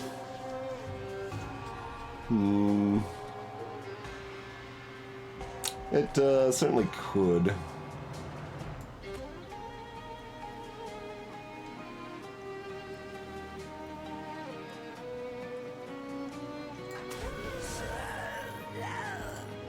We've got plenty of additional giraffes in our deck. We'll just put this up here to tank the damage, like I said, and get it killed.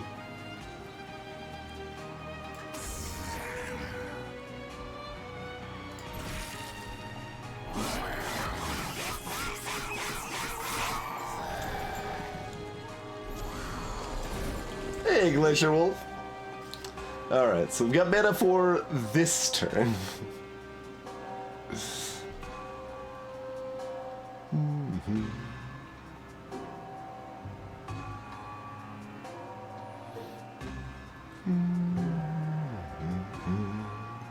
We can have no mana next turn, but have units dunk these and be somewhat ready to dunk these.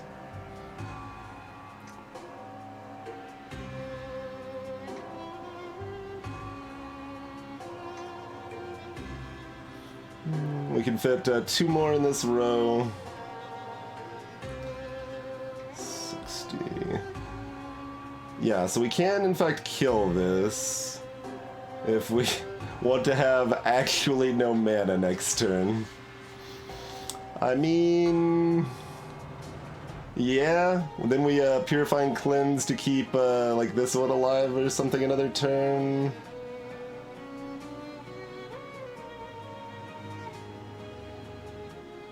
Do we have any other good plays? Like Titan's Toothing, this is potentially good. We've got one actual option to do it directly here, where we can just discard it. So we've got about a, yeah, we got 1 in, or 5 and 11. So about half of the time we draw that we can make that happen. Otherwise, we don't have any specifically good ways to dunk on those goobers.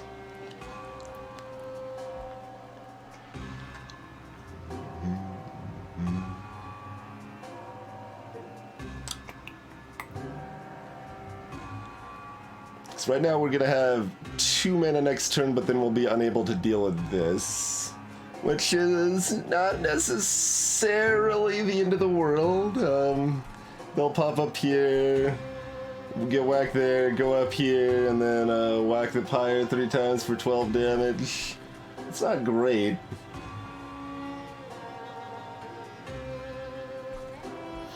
It's not great.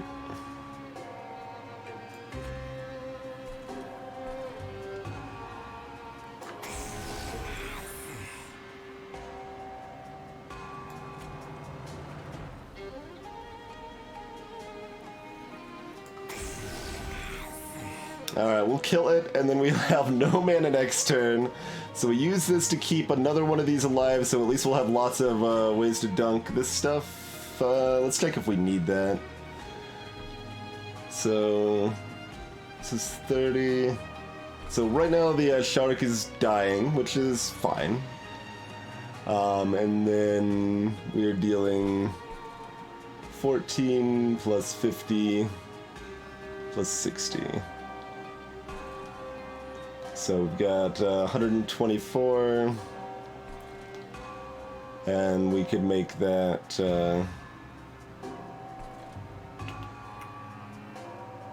cool. We could kill these, and then this one would go up and get killed by our hero. Okay, that seems good. That seems pretty good.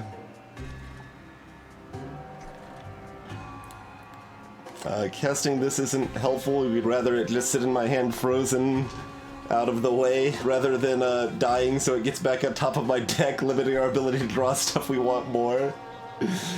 Because I made the mistake of adding these endless jerks to my deck. Okay.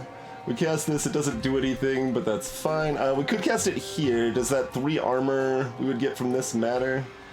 It might, actually, yeah. The shark would probably barely stay alive. Do we want the shark to barely stay alive?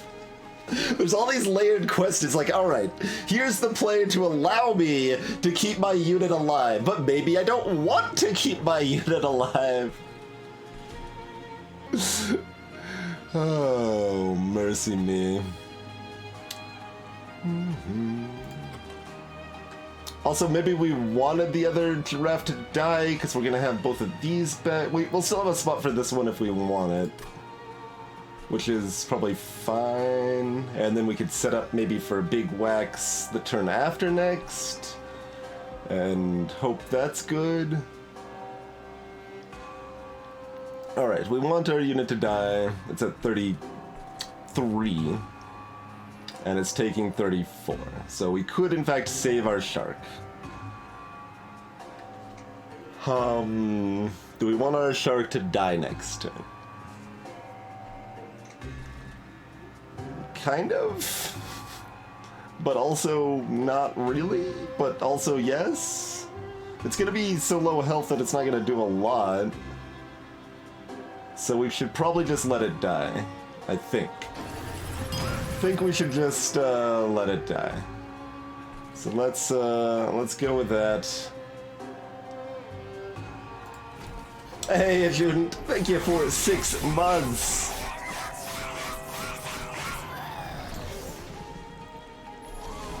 Well, it's not really overthinking in practice, though, Glacier. There's just valid options, and you have to weigh them, it turns out.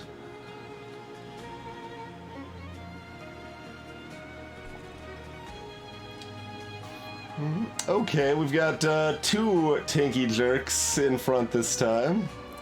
We can frostbite them at least, so they're poison. They're up to 35 times 2, which is pretty tasty. No, stop dragging me down here, game.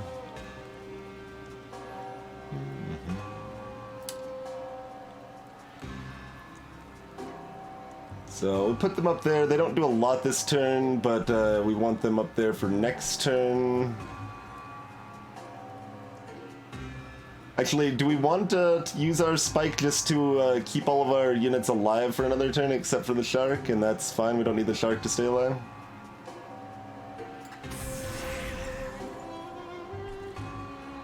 Maybe. So we're going to be reviving this giraffe. So we're going to have 1 giraffe there and 1 giraffe here.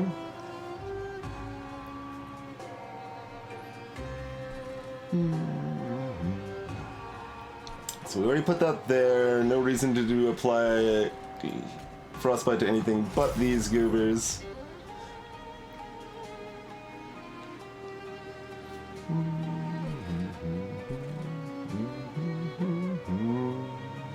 Getting this dreg killed makes sense, and we probably don't get this dreg killed. Well, we can't, actually. We literally cannot. We probably don't do 8 damage to this and suffer the Ember Drain, I guess, is what we probably don't do. Don't do what Donnie Don't does. Alright, we might as well get them killed. Herzel never saved you, he only doomed you to die. I don't think we've heard that name yet. Yeah, we haven't been so fortunate, Crazy. We're 0 for 3 on hitting the Ember Drain suckers. That, wouldn't it be nice? Alright, so currently we've got 60 plus 7, and we got 130. We can kill 1. And we can do 60 to the next one. Which, I mean, is okay. And we're probably not drawing, yeah, we're not drawing any more giraffes, but we'll have 1 revive. So that'll be another 60.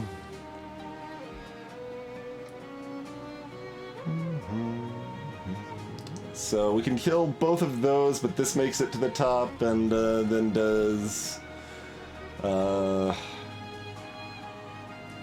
3 pyre hits, right? Yeah, does 3 pyre hits. So if we keep some of these alive,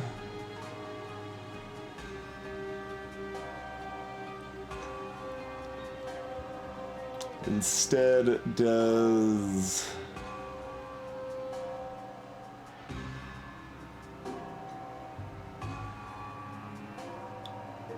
oh, then we keep this alive too. So we I have to remath it. I can't add it to my previous total because it's different. All right, so we'll have a 30 times 2 anyway. So if we keep them alive, we'll have 60, and then we could do 60, then 60.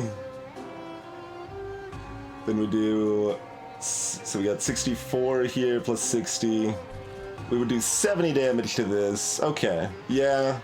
If we want to try to take no pyre damage, that's our play. The only problem is that it might make us ill set up to actually deal with the boss. So I'm a little afraid of that. But we'll go with the short-term answer. Hey, Karanig.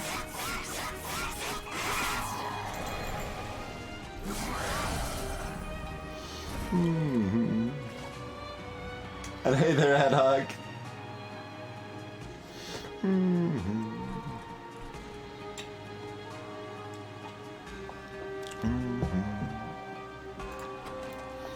So we'll have these two revive next turn, plus whatever else we can pack at the bottom.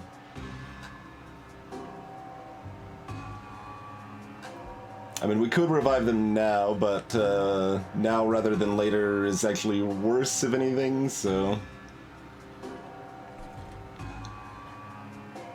So we needed to cast one of our friends up here. If we want to do damage to this. Oh right, the Dreg doesn't do its 14 damage. But I also wasn't counting the Frostbite, and... Did you guys know that there's a lot of math? This game does a lot of math for you, and then there's still so much more math on top of it.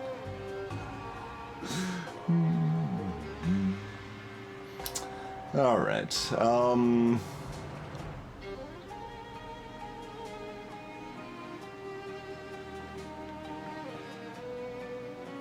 well, currently we have 2 mana next turn.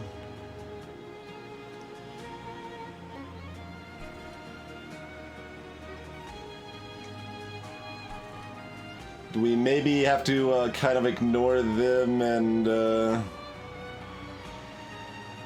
not do more damage to them here as we had originally planned? Because having 2 mana instead of 1 mana next turn probably matters? I don't know, does it? Let's find out. Mercy. So 1 mana lets us cast this. And then whatever else we can put at the bottom.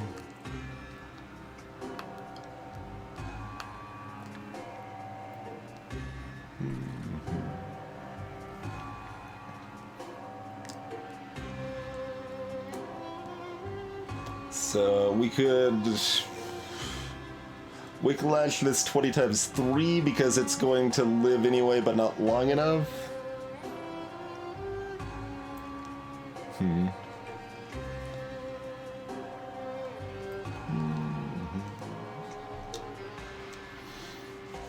I mean, I could do one step, Karenin, but yeah, I couldn't work with the randoms, but like, I could like hover this. It shows, I think it actually, yeah, it does work with some of it. It shows that they would have less armor, but I don't think that actually adjusts for everything else.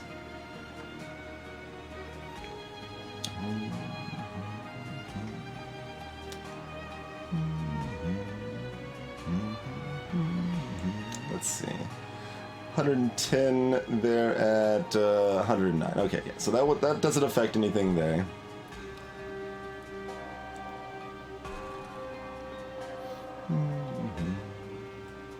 Does it if we do a Wicklash and 2 Frozen Lances?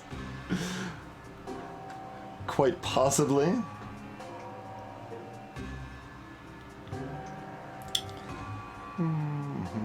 So they were at 109, yeah.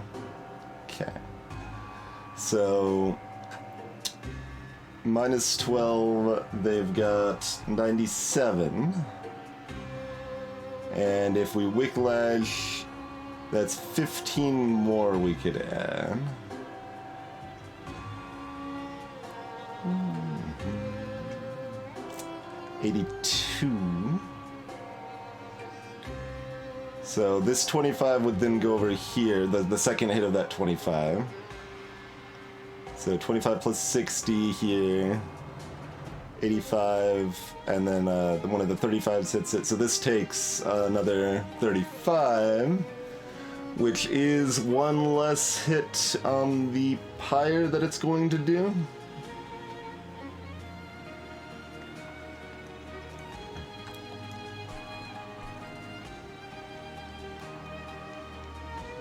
Okay, so that makes reasonable sense.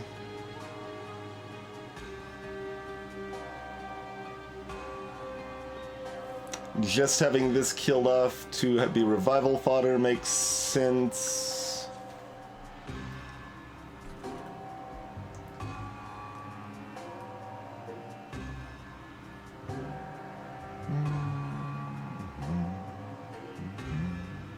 Boss has trample, we don't have our shark.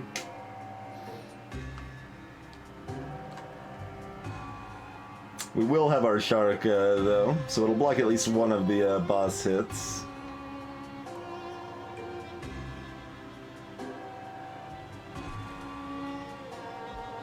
Wait, this didn't change the math. What did I do wrong? Oh, I have to cast the Frozen Lances.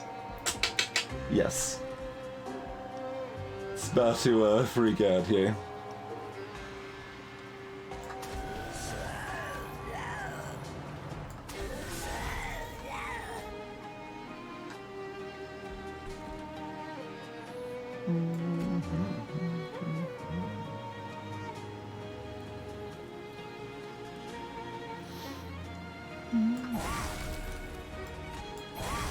There we go.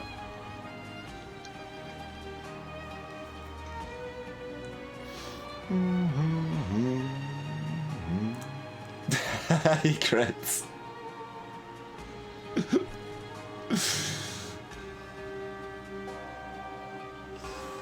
Alright, and we'll still have the wicks, which I don't think... Oh no, this stuff will die afterwards. Yeah, the wicks actually will potentially be useful. Okay. So we'll get this killed off too. That's something else the wicks can bring back, I guess. If we want them to. Sure.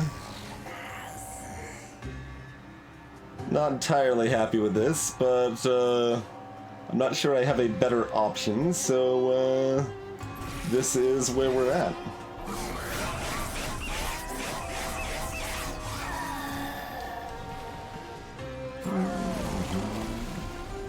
They came alone, that's good. If they came with anything else, we'd be very troubled. We're still not happy about the state of affairs, I would say. But, yeah, I mean, currently this is doing 4 damage to the pyre. That's gonna happen, and we're fine with that, I feel like. So we can discard one of our Titan's Teeth here. We didn't draw our sap. Well, we could still draw it off of this, right?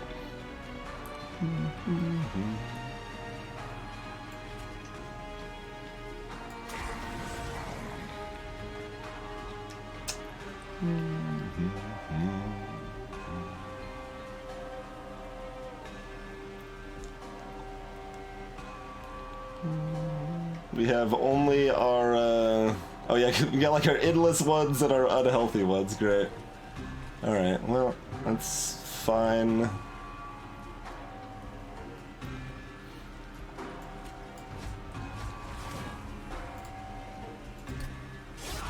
Okay, we do have the Purifying Cleanse, which will let this live another turn, which will let it tank another hit, which is good. Our damage output's going up here.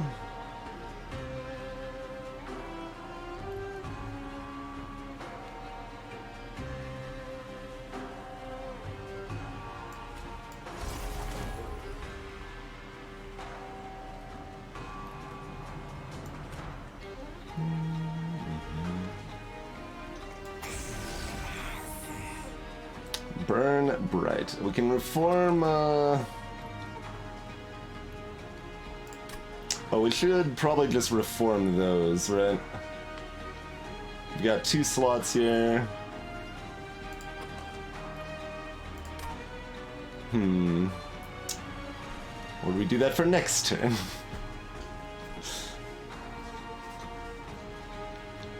I mean, since we've already got, like, decent things to cast right now, we should probably do them instead of reforming other ones. So this way we can get the shark cast again next turn. Whereas if we cast this now, we won't be able to do that.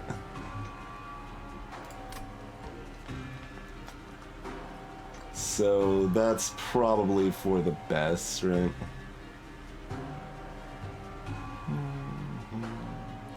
So that's... yeah, okay. That only lasts the 1 turn, but it's still 60 damage. And that'll get its damage in there as well.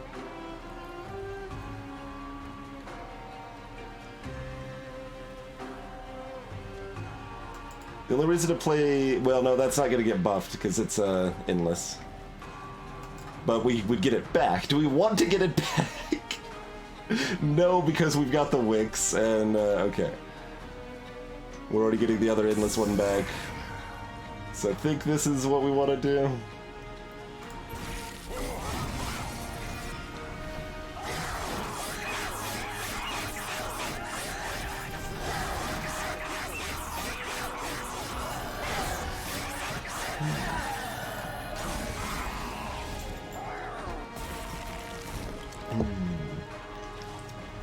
I yearn to burn! Okay.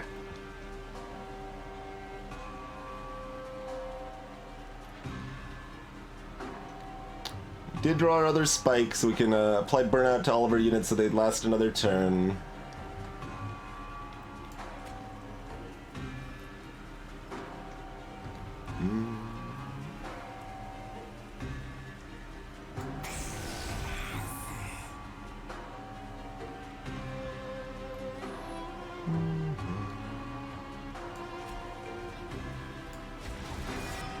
Oh, right, we don't get to choose. Alright, that's still fine.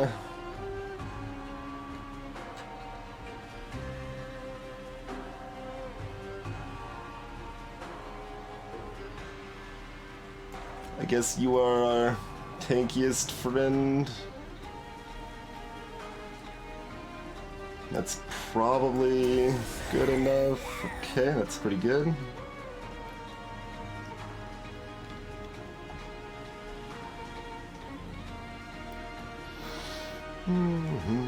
So its second strike does 9 to the front. So if we keep this alive one turn, we get another 75 damage in. So if we put this second, it attacks twice and we get another 75 from that. That's pretty good. That seems good. Let's see, we've got... We want to just get 60 in. We can also try to just body block with this. Does a 13 more up front do much for us? Salutation, Sparky! So... that'd be 48, which is not 52. Okay.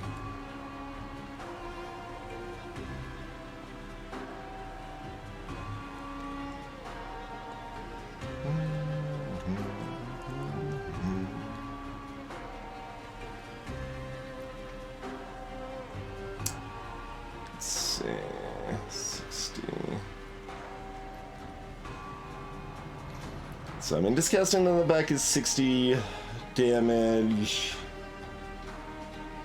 plus possibly more from a spike.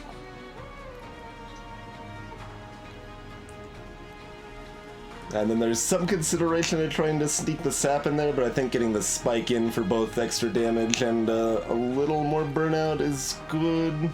Oh yeah, if we spike this, it'll be more than 60, yeah, okay. Okay, that's gotta be correct then. So you go back here. You go second here. So...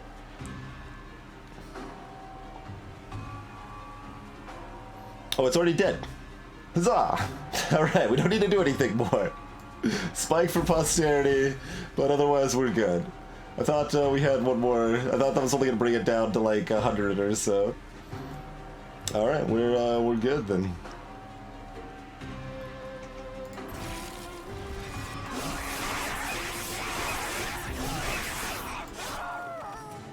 All right. So maybe we could have blocked that 4 damage, but I can't be too unhappy with the 4 damage. So. Bounty Stalker has Stealth 1, and when it dies, it permanently gets attack. Well, A permanently buffing unit right at the very end of the game is usually not the best. We are skipping this pile, I think.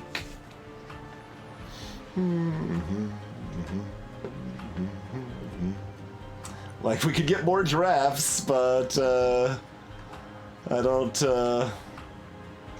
think having 10 long horses is actually very helpful, considering they're bad ones.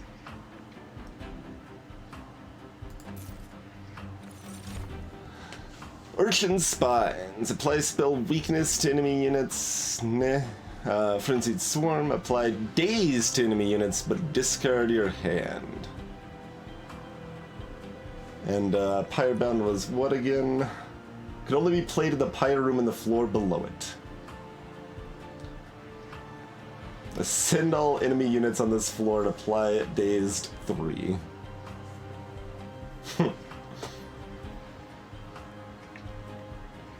Greetings to Rage there.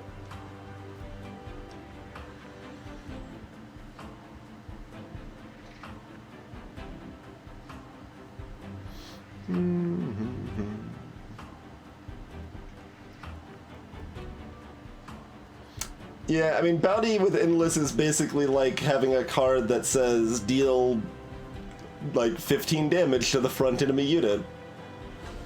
That also takes capacity. So, you know, it's okay, but it's not actually that exciting. The Pyre does sweep, yes. Salutations, General Goods.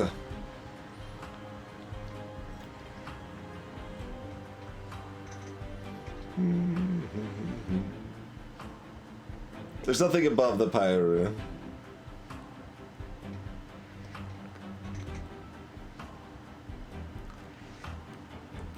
So you can still technically cast Ascend effects in the Pyre room or Descend effects on the bottom floor, they just have no effect.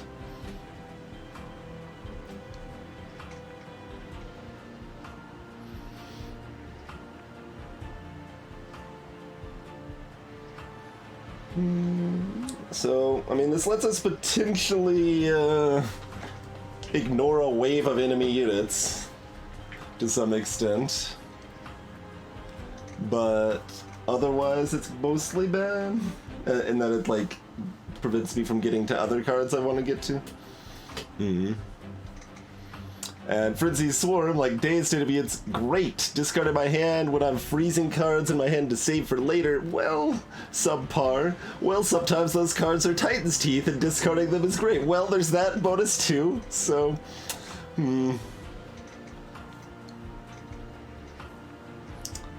I imagine we want to take one of Swarmer's song here. They both do some work. Hey, Girasebe.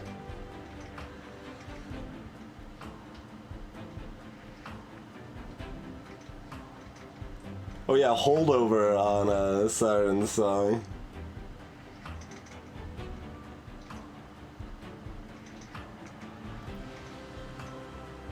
That is,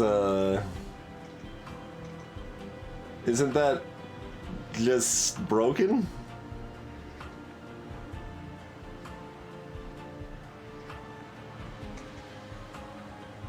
Or does the, no, it still resolves, doesn't it? Right. Yeah, just because they're dazed, it doesn't mean it doesn't still resolve normally. So it's like, well, you could just daze them indefinitely. No, it still resolves. It still resolves. Still potentially good, but it's not like a one card completely broken combo.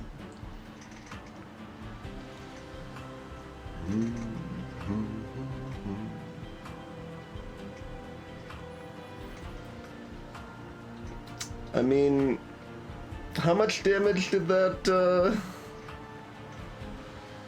or how much health did the boss we just fought have? Like 1,500, and Seraph's gonna have like 2,700? They're a Sapper or a... Oh, Spell Eater. Yeah, there's Spell Eater. Yes.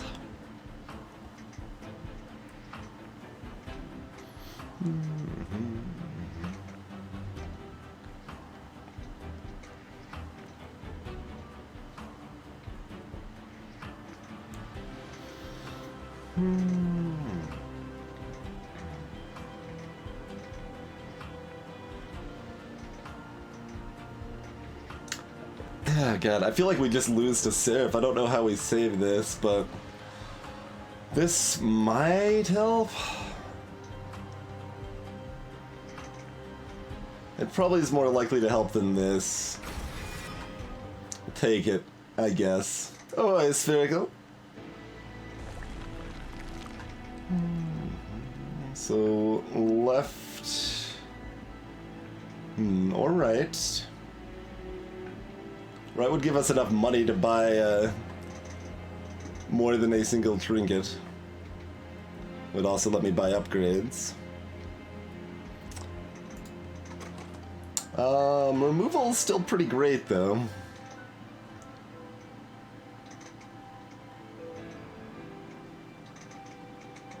Moving, what, a lance and a drag or something at this point?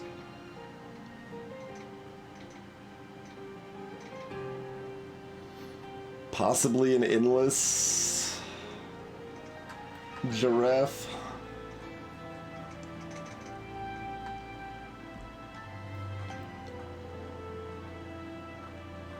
We've only got one upgrade slot available, right, on our other endless... I mean, other than on some dregs, I suppose. So, unit upgrade's not terribly appealing. Yeah, we gotta take the left, right? We need the deck consistency. We need either better spells or a relic that changes us, and Pyre health ain't bad. Aight. What are you selling? You play your third spell of the turn, all cards gain 1 magic power this battle. 50% chance to apply spell weakness. Seems like it's... Ah, that actually wouldn't be too bad with the other card there, but...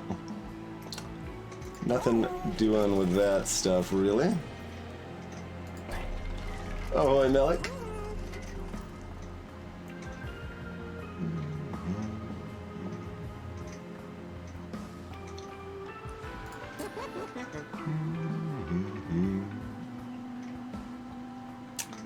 Is Seraph always 10 times 3?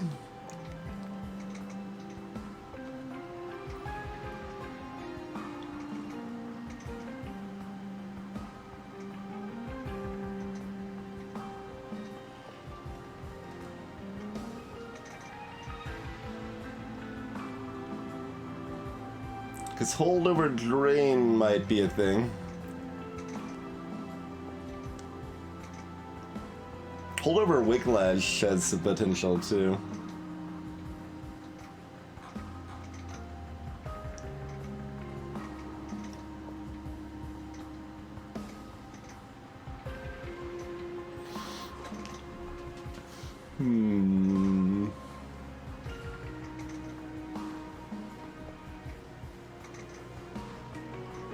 I kind of want both. Because lowering their attack lets my units live longer, but unless we have something like Wicklash applying more burnout, we have no way to actually make them live longer. Because they still just burn out. But we do have the candles, which can make some of them live longer if the timing works out right. But it's hard to make the timing work out right because we still have to deal with all the regular units before the boss. But we have this to help deal with some of the regular...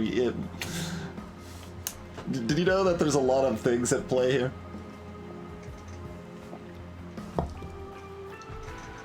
Lasting a long time, we've got some amount of frostbite, which can take some advantage of that.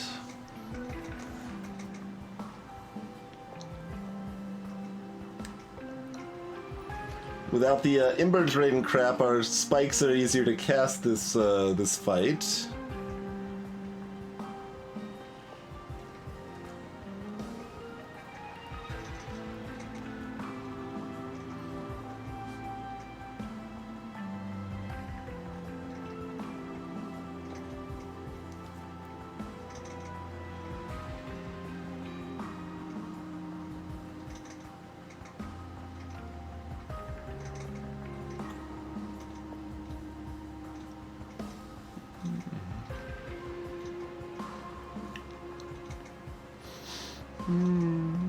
I'm kind of leaning towards Wicklash here, but...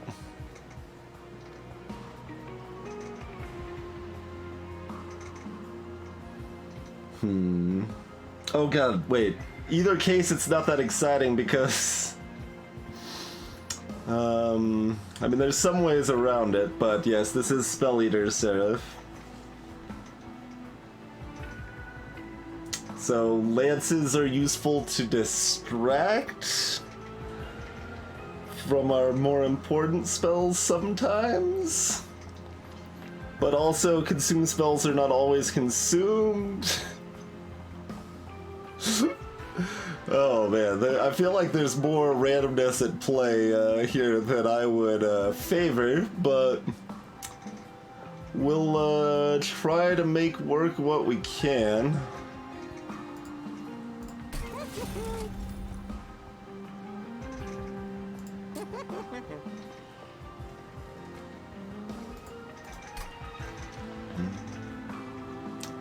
So, if we re-roll, we can't buy whatever's here anyway. And so we've pretty much... Yeah. We can either buy 2 other magic upgrades, or we can purge a card, huh?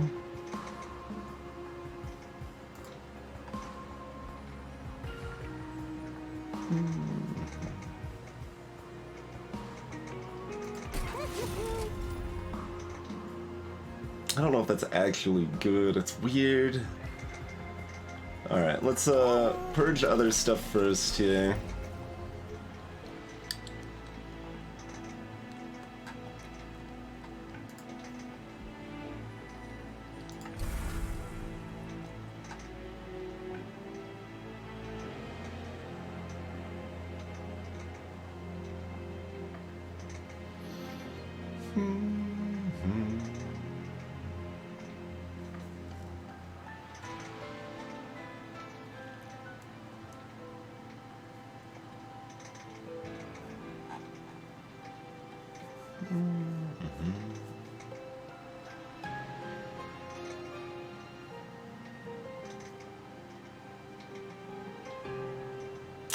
These endless ones really mess with my plans a lot more than one would hope, huh? Like, this is actually a pretty bad card right now.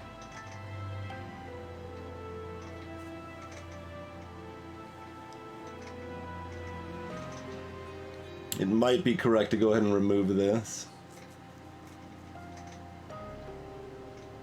Like, if I can cast a wax afterwards, it gets enough burnout that it can, like, stick around and get buffed and does some stuff, but it lowers my mana when I cast it, making it hard to cast a full value spike, and it's wonky.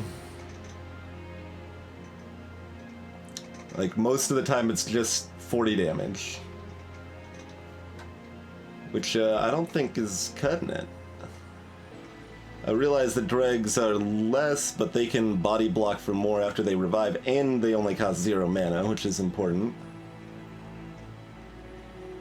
And I think we want some lances to be readily available to eat the spell eating effect. Yeah, alright, goodbye bad endless one. You were a mistake.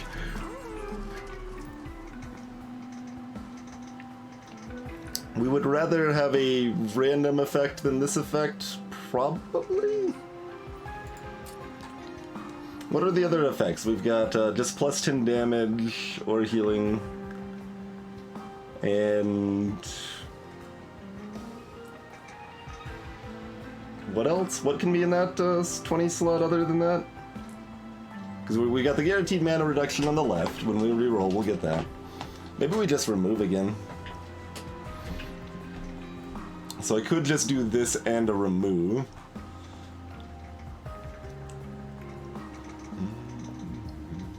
Which just goes on a lance, I guess.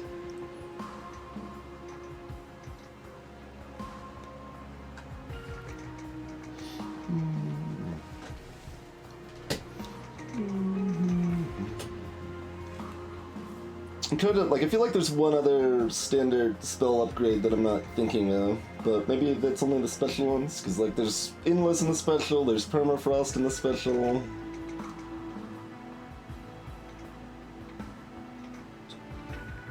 There's more than just plus 10 damage, and maybe there's not? So I'm trying to think of what else it would even be. Oh, well, no, that double stacks in special.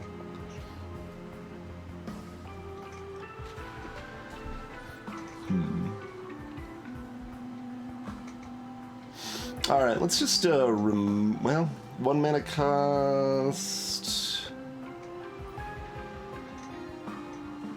Not that exciting, really.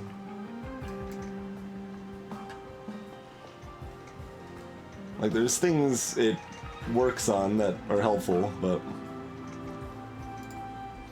Alright. I think we still keep the other endless. It's at least a 60 damage nuke instead. And there's only one... Well, one endless and one holdover we're dancing with, but...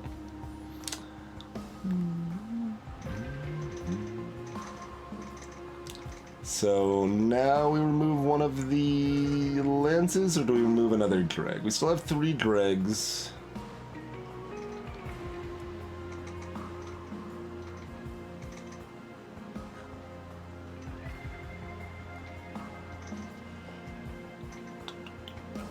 Actually got quite a few spells at this point.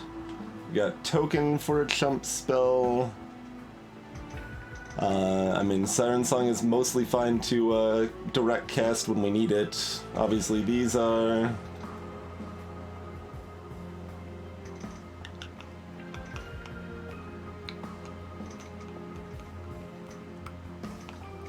So I think we remove one more lance. 28 cards in a deck now. I'm not feeling the most confident.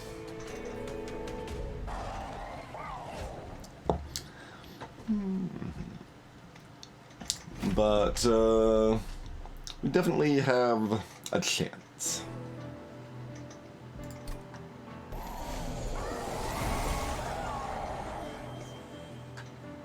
Do they just add stuff to my deck? Yes. Vengeful Shard. Okay.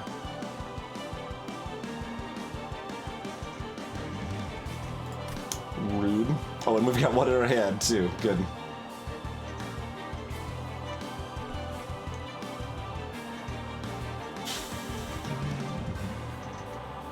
Oh, good.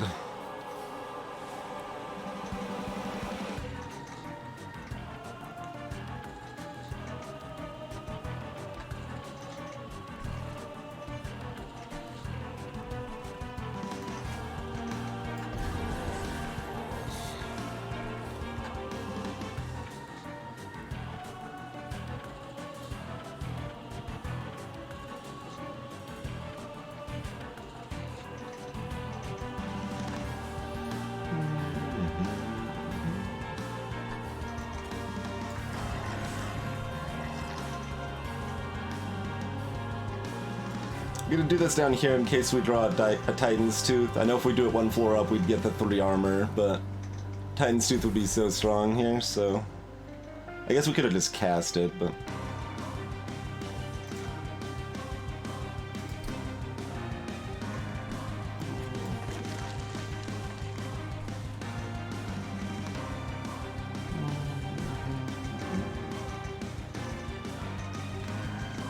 Alright, well that can do 50 damage on the bottom.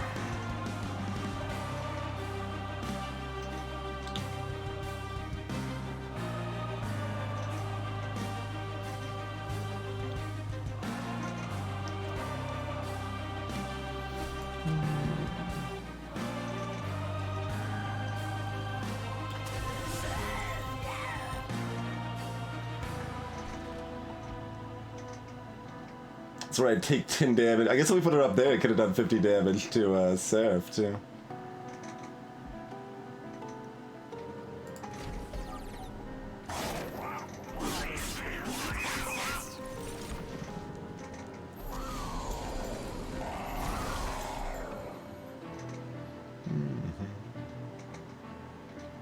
Got another one of these purifiers.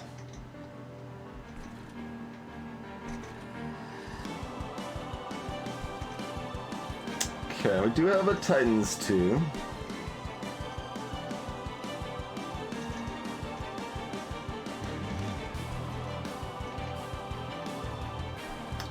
So we can kill all the small fry with Titan's Tooth and Crystalline Seeds.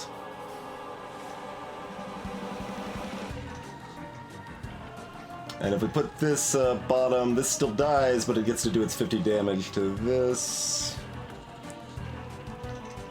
Then we don't get to cast this.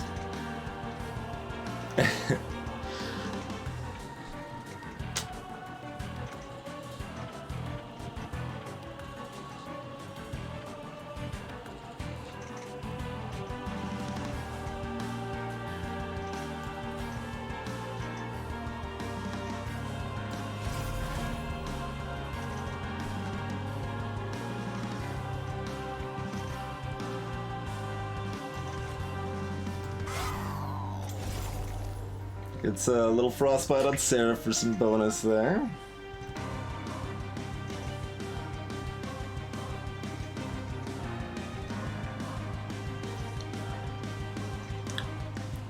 So 5 fire damage, or do we get 110 extra damage in on that? We probably need to set this up to get killed.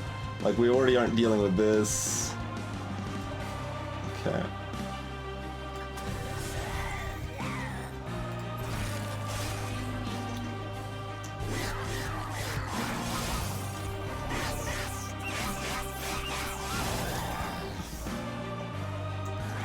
Too bad they do clog my deck before they die to frost.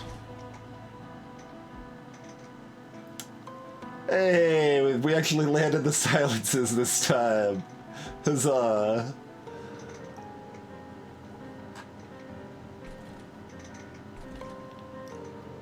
Wait, why didn't... Oh, I misread their health.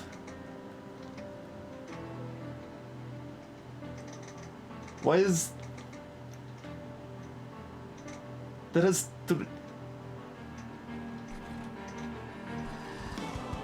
How is this not dead from Frostbite? Like, how did it not get hit by Frostbite? And then it's still up here. What did I miss?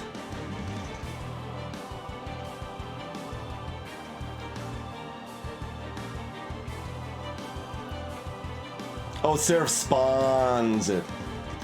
Rude. Rude. We have seen a hand size limit fight before last Glacier, when we only had 3 mana and cards kept getting frozen in our hand.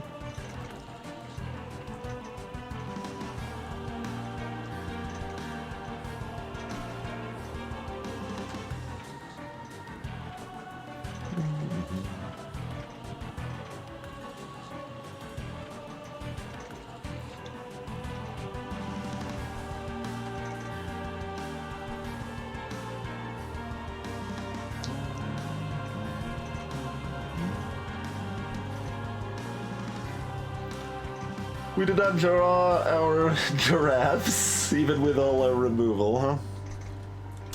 A little disgusting.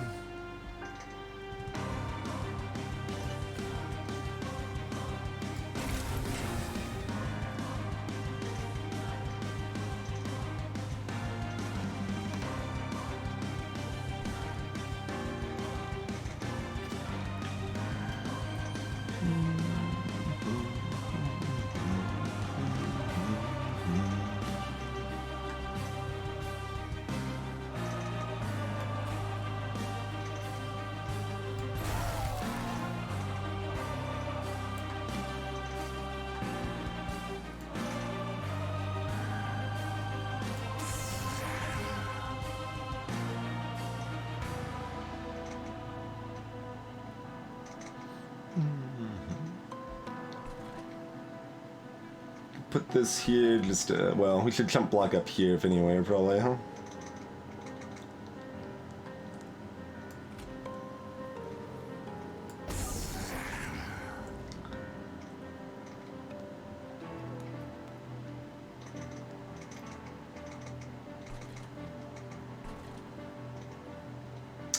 So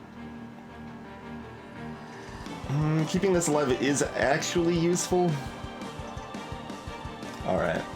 Because I kind of don't want to limit my redraws, you know, but I think this is still worthwhile.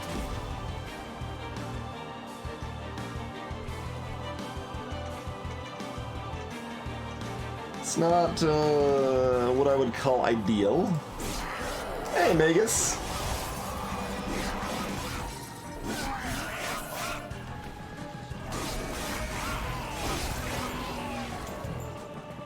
Too many sticky other cards, not enough giraffes.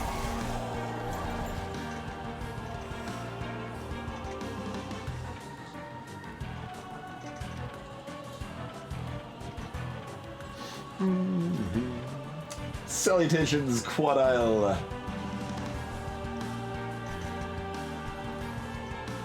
Okay.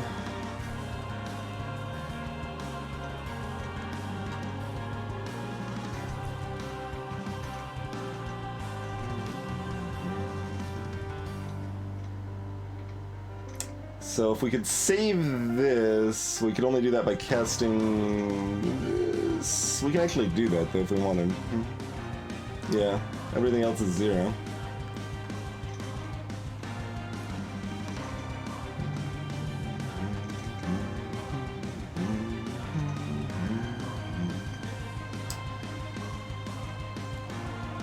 This one couldn't have been silenced, that would be too convenient. But, okay, we can still dance with that if we want. Like, we can cast this, then we can Titans 2, then we can cast a Drag. And then we save the Siren Song to dunk this row next turn. That's the play.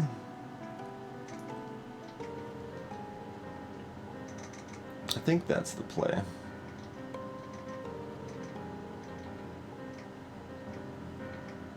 We've also got this, which we can cast and probably will. Yes. And this. gotta cast our other stuff too. Those cost 0 though, so they aren't part of the immediate concern. Okay, so we cast this first. Then we cast this. So that we take the 5 damage there. Then we cast the drag so that it blocks it and this thing lives. We want the bad drag here to just chump block. Perfect. If we give this perfect, that's enough to kill that.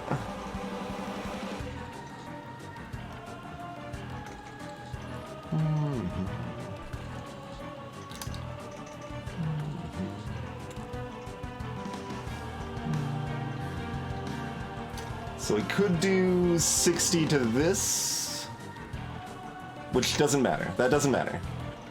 This goes back here to do 60 to this.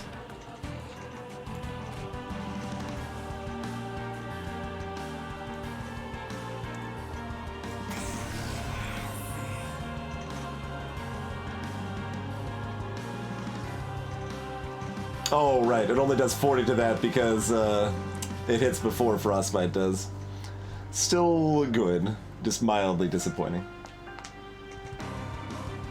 Yeah, we have to deal 2,600 damage to the boss. Very cool. Look, we've done almost 50 so far, okay? We're working on it. Drag up top. That's actually good. It'll be immediately revived. So that's a good chump block spot. We'd rather get that chump block to keep our leader healthy. Okay.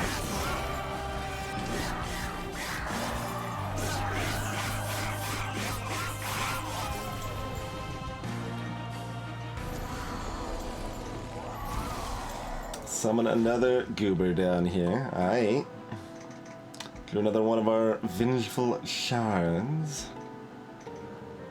Got one of our dregs up to 1913 now. Getting our fancy dregs.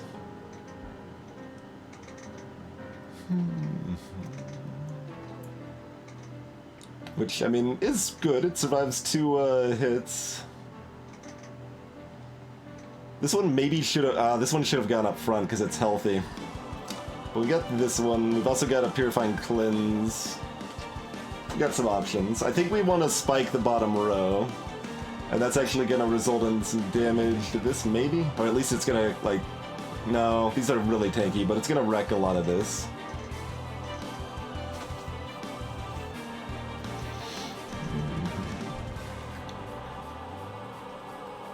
And that does cost 1 mana, but that does have to happen. Is there any other spells we would rather consume? No. Because we probably actually want this to be consumed, like, it being used once is approximately how many times? Well, I mean, it could still be useful against Seraph if we really need to eke out another, like, 120 damage or whatever against it. That is possible.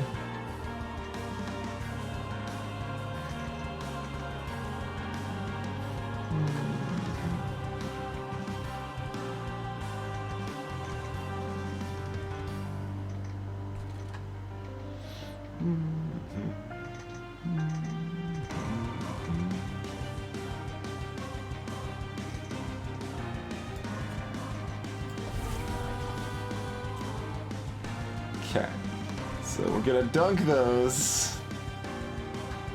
We would still like to do something more to that if possible, but probably can't.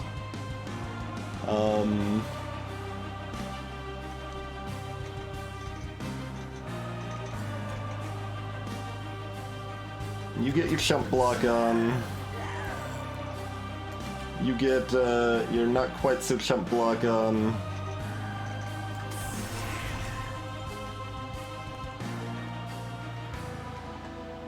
Could have also candled there, which might have been better, but...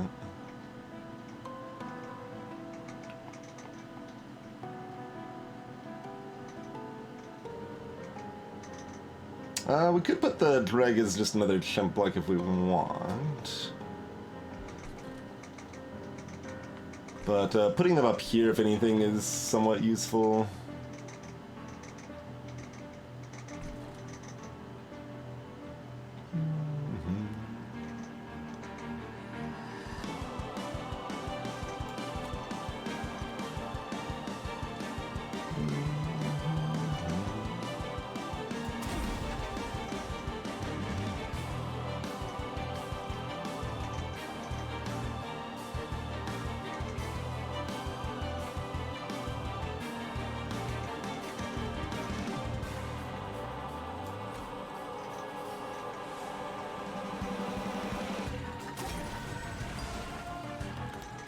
Storing lots of burnout time to these units.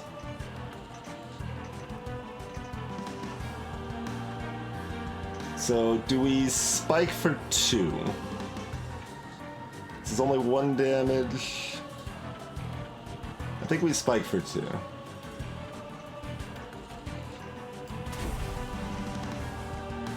That makes them all permanently buff for the round. So we're currently reviving these 2 already.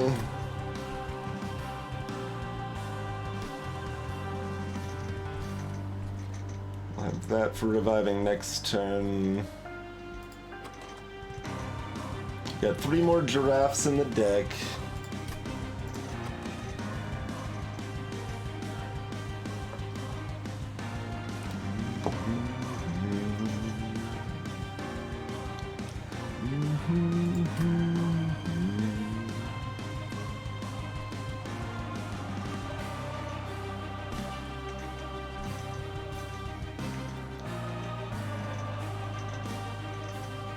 So now I'm considering that maybe I should have just put this at the bottom anyway.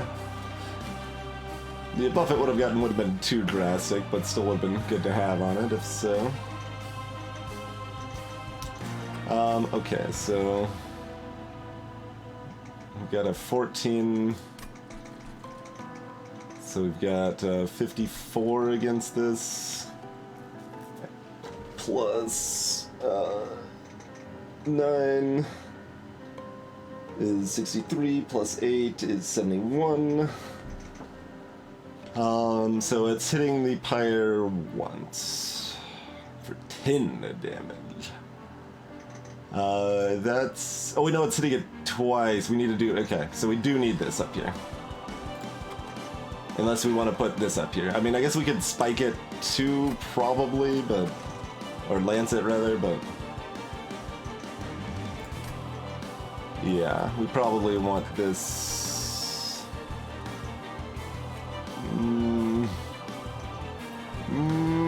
10 damage? Yeah, alright. Not super happy about that. Oh, the other one we cast won't be able to do damage to it. Alright, so we are still reliant on other spells. Well...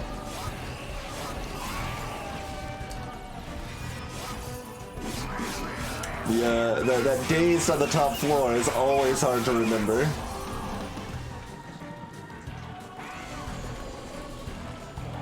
Oh good, and you got a new friend up here.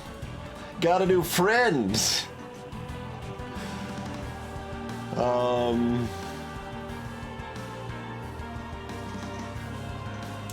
Well...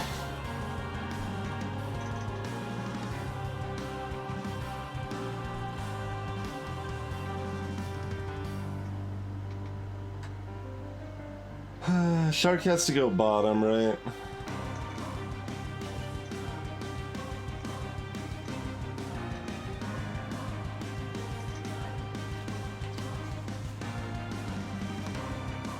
Like, even without the shark, we're already killing these two. So we need to set up the top row to be able to deal with this and do what we can against this, which is not enough, but we can hopefully make this only hit it once and this hits it, so we lose 22. It's probably possible with this fatal melting, I assume.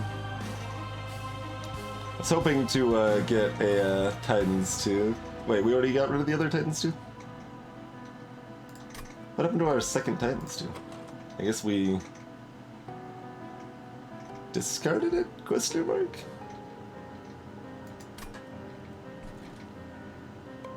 I guess we discarded it, yeah. We may have drawn both of the Titans teeth at the same time or something.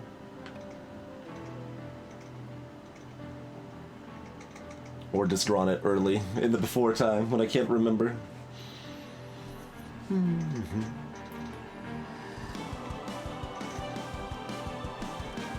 Alright, well, let's start by focusing on this. We can also, instantly revive... Oh, we can only revive this Drake, yeah. No thanks. But casting these 4 things means I can save the candle. Or the, wicks, rather. Everything's a candle. So... anything will be enough damage.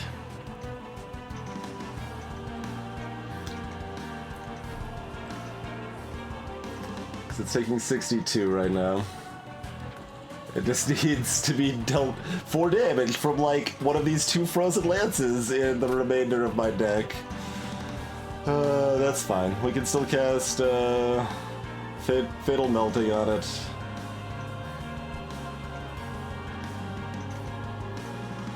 Oh god, the other problem with the Endless is that the top row, the day's top row makes the Burnout one Endless so depressing. It's not happy. Not happy at all.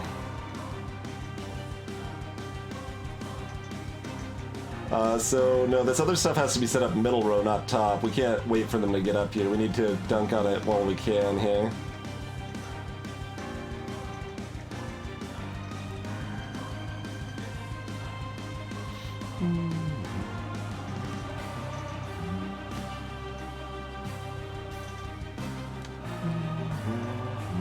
So those 2 plus chump block is enough to kill that. Because 15 doesn't kill this. Yeah, okay.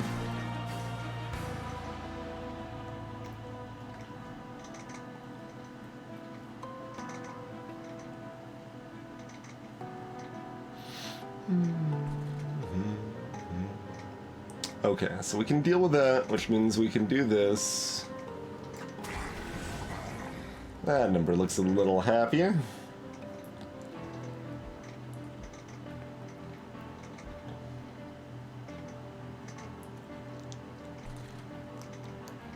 I don't like how awkwardly stacked my draws are, but we do what we gotta do.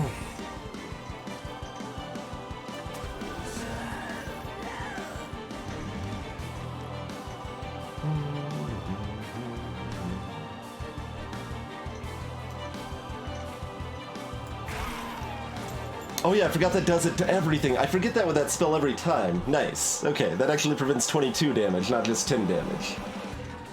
That's happy. And, you know, it hurts the boss a little bit too, which is good. Good little bonus. Hey, Rick Jackson. So, I think we want to let the guard die one more time, so we let the guard burn out, but we go ahead and up the candle time on our back row here. Or do we do it on one of the ×3 still? No, it's already got 5 candle. We need more candle time on the other folks here. Some argument to do it on this one here, but I think we want to do it down here.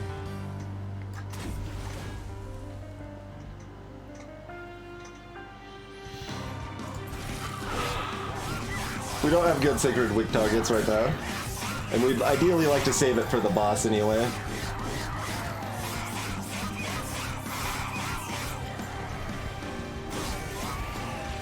Alright. God, another turn of this crap. I'm gonna turn down the sound effects of this more. We're gonna do this every time we play this game. Eventually, the sound effects will just be muted.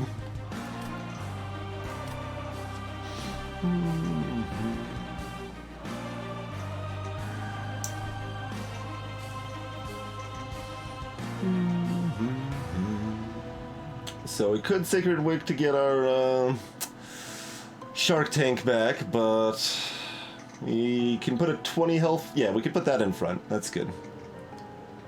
That's a good giraffe.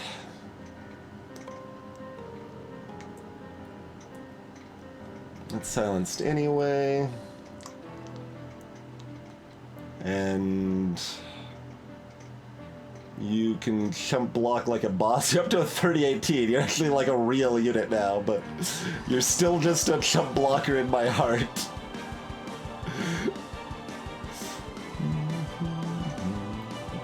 And then this will be alone to kill both of those. Perfect. And if they summon another goober up here, you can take them out still. The flicker. Yeah, and not die. Cool. So all of this is looking good. Good.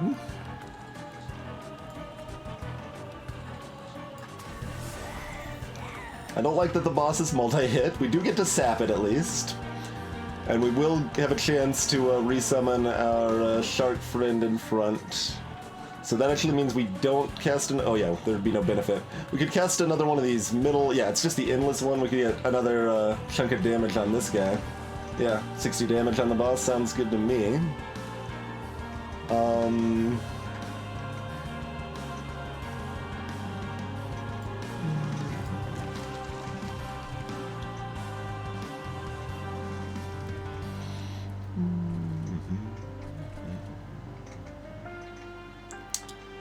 We do this so this doesn't consume. And we have the mana to afford it.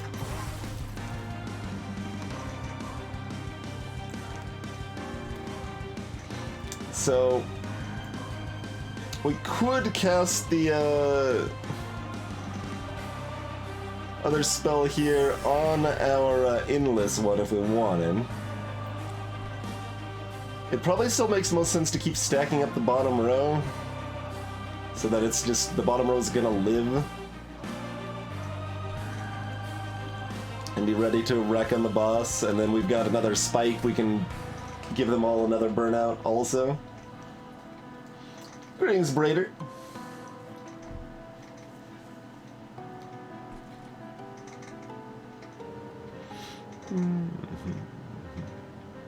Look, we've dealt almost 150 of its, like, 2650 health to start. Clearly, we're wearing it down.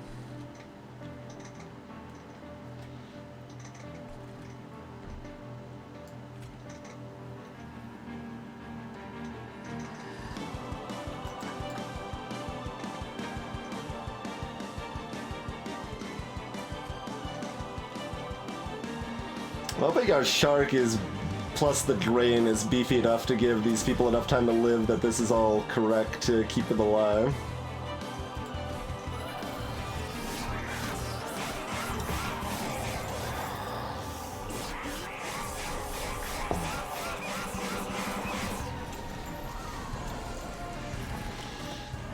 Alright, final win.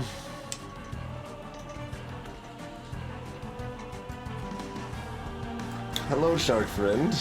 Alright, that's 400 damage, and most of them are set to burnout.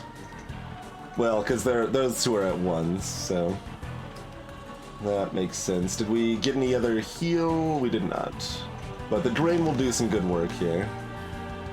We have to do it before casting the spike. Is there anything else essential we do not discard? We probably do want to cast this first, but also we don't want it to consume, so awkward.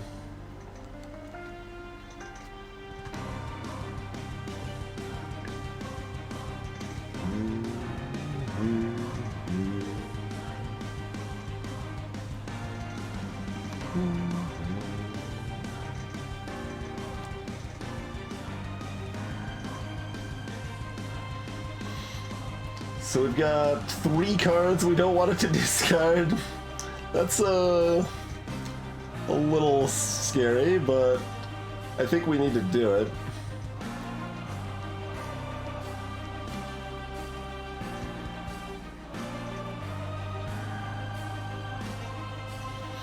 Yeah, I mean, I know Drain goes away, but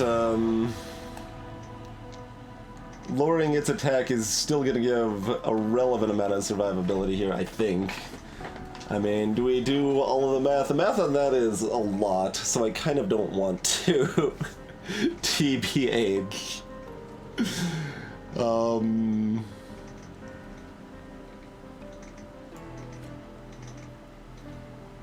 Oh, sap is double. Oh, I forgot it was even 2 per stack. Alright, that's another 150 damage. Okay, we just discarded a lance, that's fine. Even if it's a good lance, we don't really care.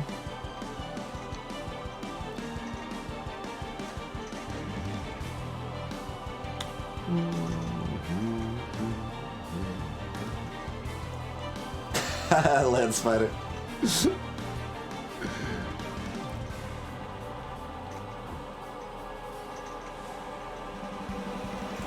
Okay, so next turn we are reviving exactly this dragon, this giraffe, but then we'll be able to Sacred Wick 2 of these things.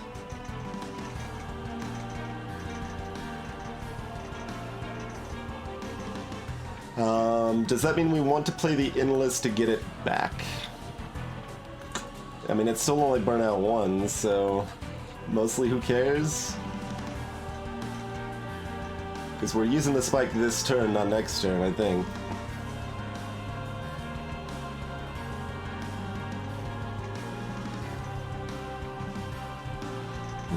So casting this for 3 instead of 2 is...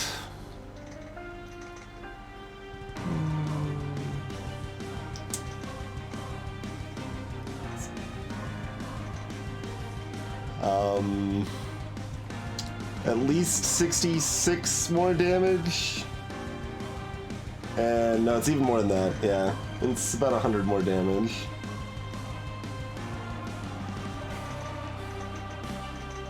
Is doing 100 more damage worth... Yeah, it is, of course. We take the 5 fire damage to do 100 more damage this turn. And set up to do more damage next turn with it, too.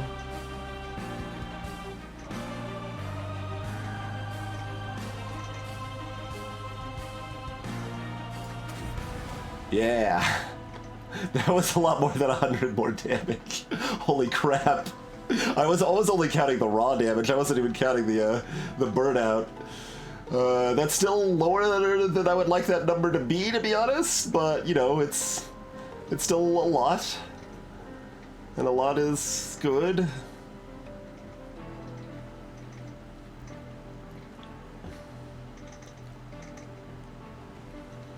You guys still both have burnout 2, so applying this here is probably good. Alright, they take 22 plus 12. So most of it is sitting up front here. Because even next turn they're taking... yeah, because even with 2 candles, this isn't dying next turn. Yeah. Okay, so giving this more health potentially gets an extra hit here, and it gives them another turn to live too.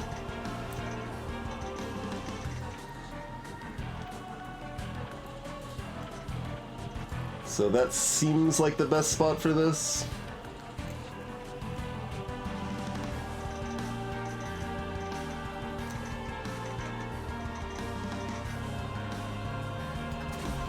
Okay, there's another 280 damage.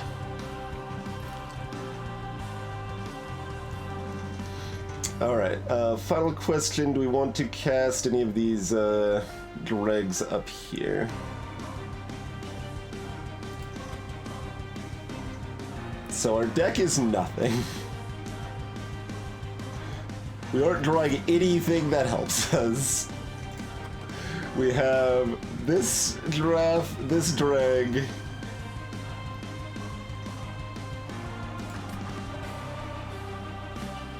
And then 2 of these.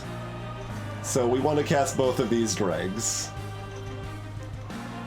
Because then we're only barely hitting 6 anyway.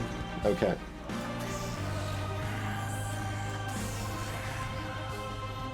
Okay. Oh, well, we'll have that one, but that one's not amazing. It's still better than one of these drafts, though. Or dregs, rather.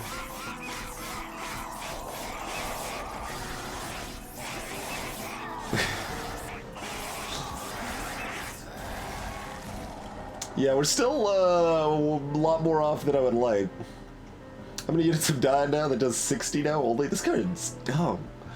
Well, it hits everything. It's AoE. It's AoE. Gotta keep reminding myself of that. Like, why is this card not complete terrible? Yeah, because it's AoE. Okay.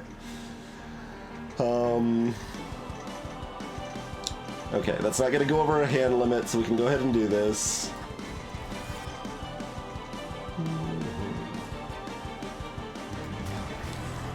Okay.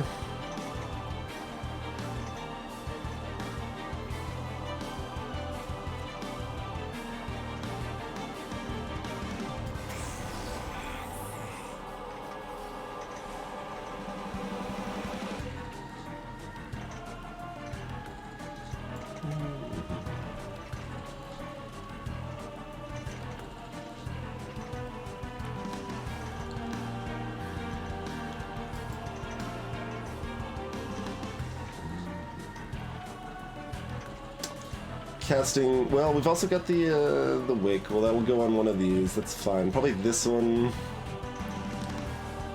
just in the back, and that's fine.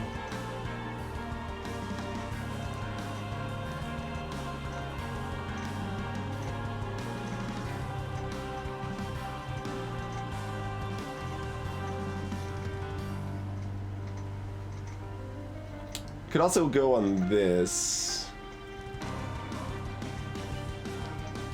which would give it 2 more turns.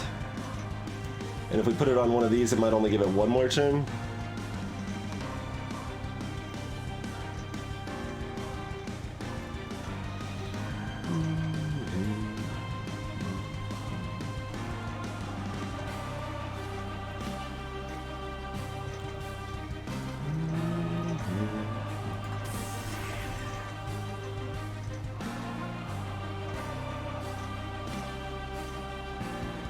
It's 35-23 over here.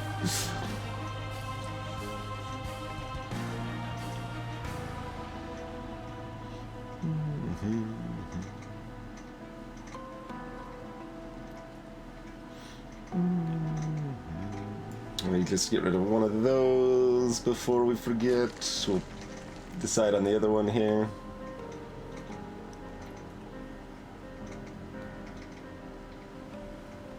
Oh right, it doesn't purge to cast it, it just prevents the 1 damage.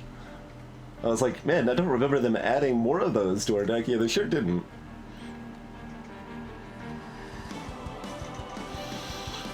Okay, so they do 30, and then they do 30, and then they do whack, whack, whack. So 3 turns stops here.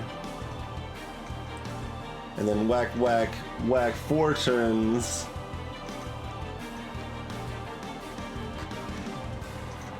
Whack, whack, whack. So we could get 5 turns out of this.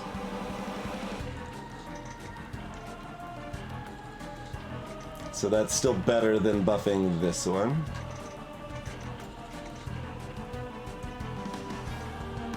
For this turn. Is it better for next turn? I don't know. It's probably fine.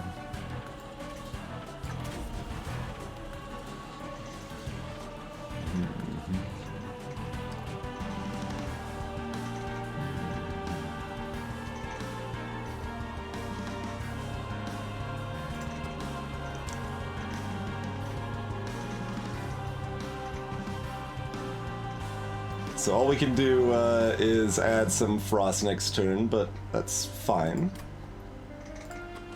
And so recasting this next turn is a good thing, I would say. So we'll have 2, 3. Okay, we've only got giraffes to respawn, so we don't actually want to cast this drag up here. Well, okay, do we cast it down here? It keeps our other drag alive, that's all it does. Okay.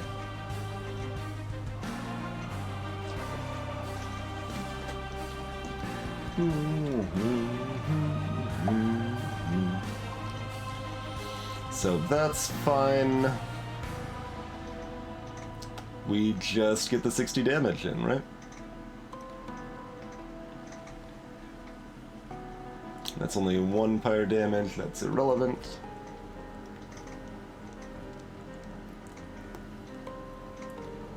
Doesn't matter where we put that. Get this other 60 damage in here. And do not cast the drag, right? 1, 2, 3, 4, 5, 6. Yeah, because we've got the endless is better than this. Probably? Is it though? Do we need the health from that? Because we won't have our shark friend? Maybe we need that to be a face tank.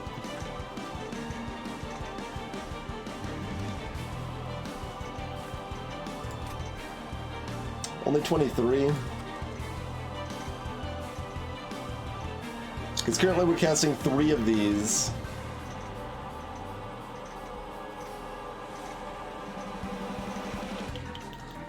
We're all gonna have at least 25 health.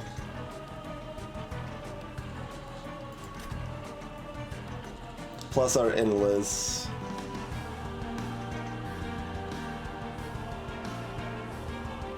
This is actually better than the endless, isn't it? Because if it attacks twice, it does more than the endless.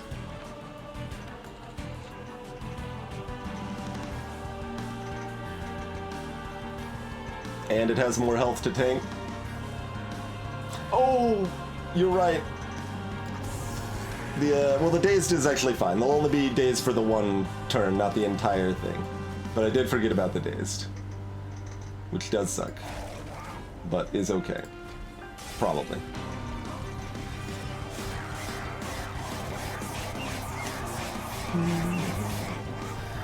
If you're asking on the revival feed later, I can't revive until, like, I revive first and then they die.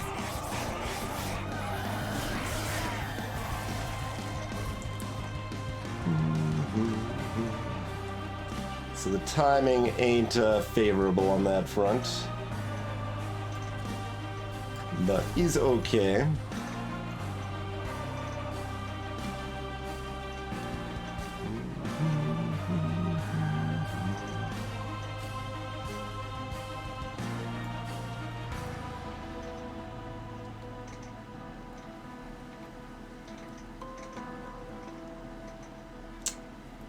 It's one health off of being mattering, huh?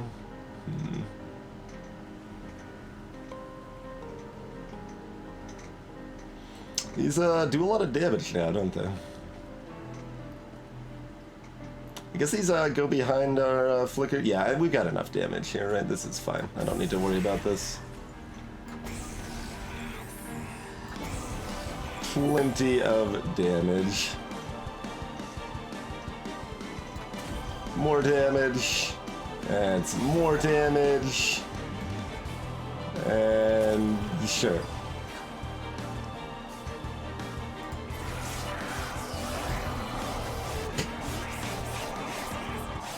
Slicey, slicey. Only took 54 fire damage. And there's a first try Covenant 15 win. That was pretty tight. It wouldn't have been that bad if we didn't put Endless on our dregs at the beginning. We would have had a cleaner deck we could have had less problems with, but we made it work. I think it was good that we removed one of our Endless there. I think that was a good tweak for us. Casting the Wax and Spike for 3 I think was good. We got to resummon those a couple times. Taking the Siren Song helped us out. So yeah, that all our decisions mattered, basically. I would say, right?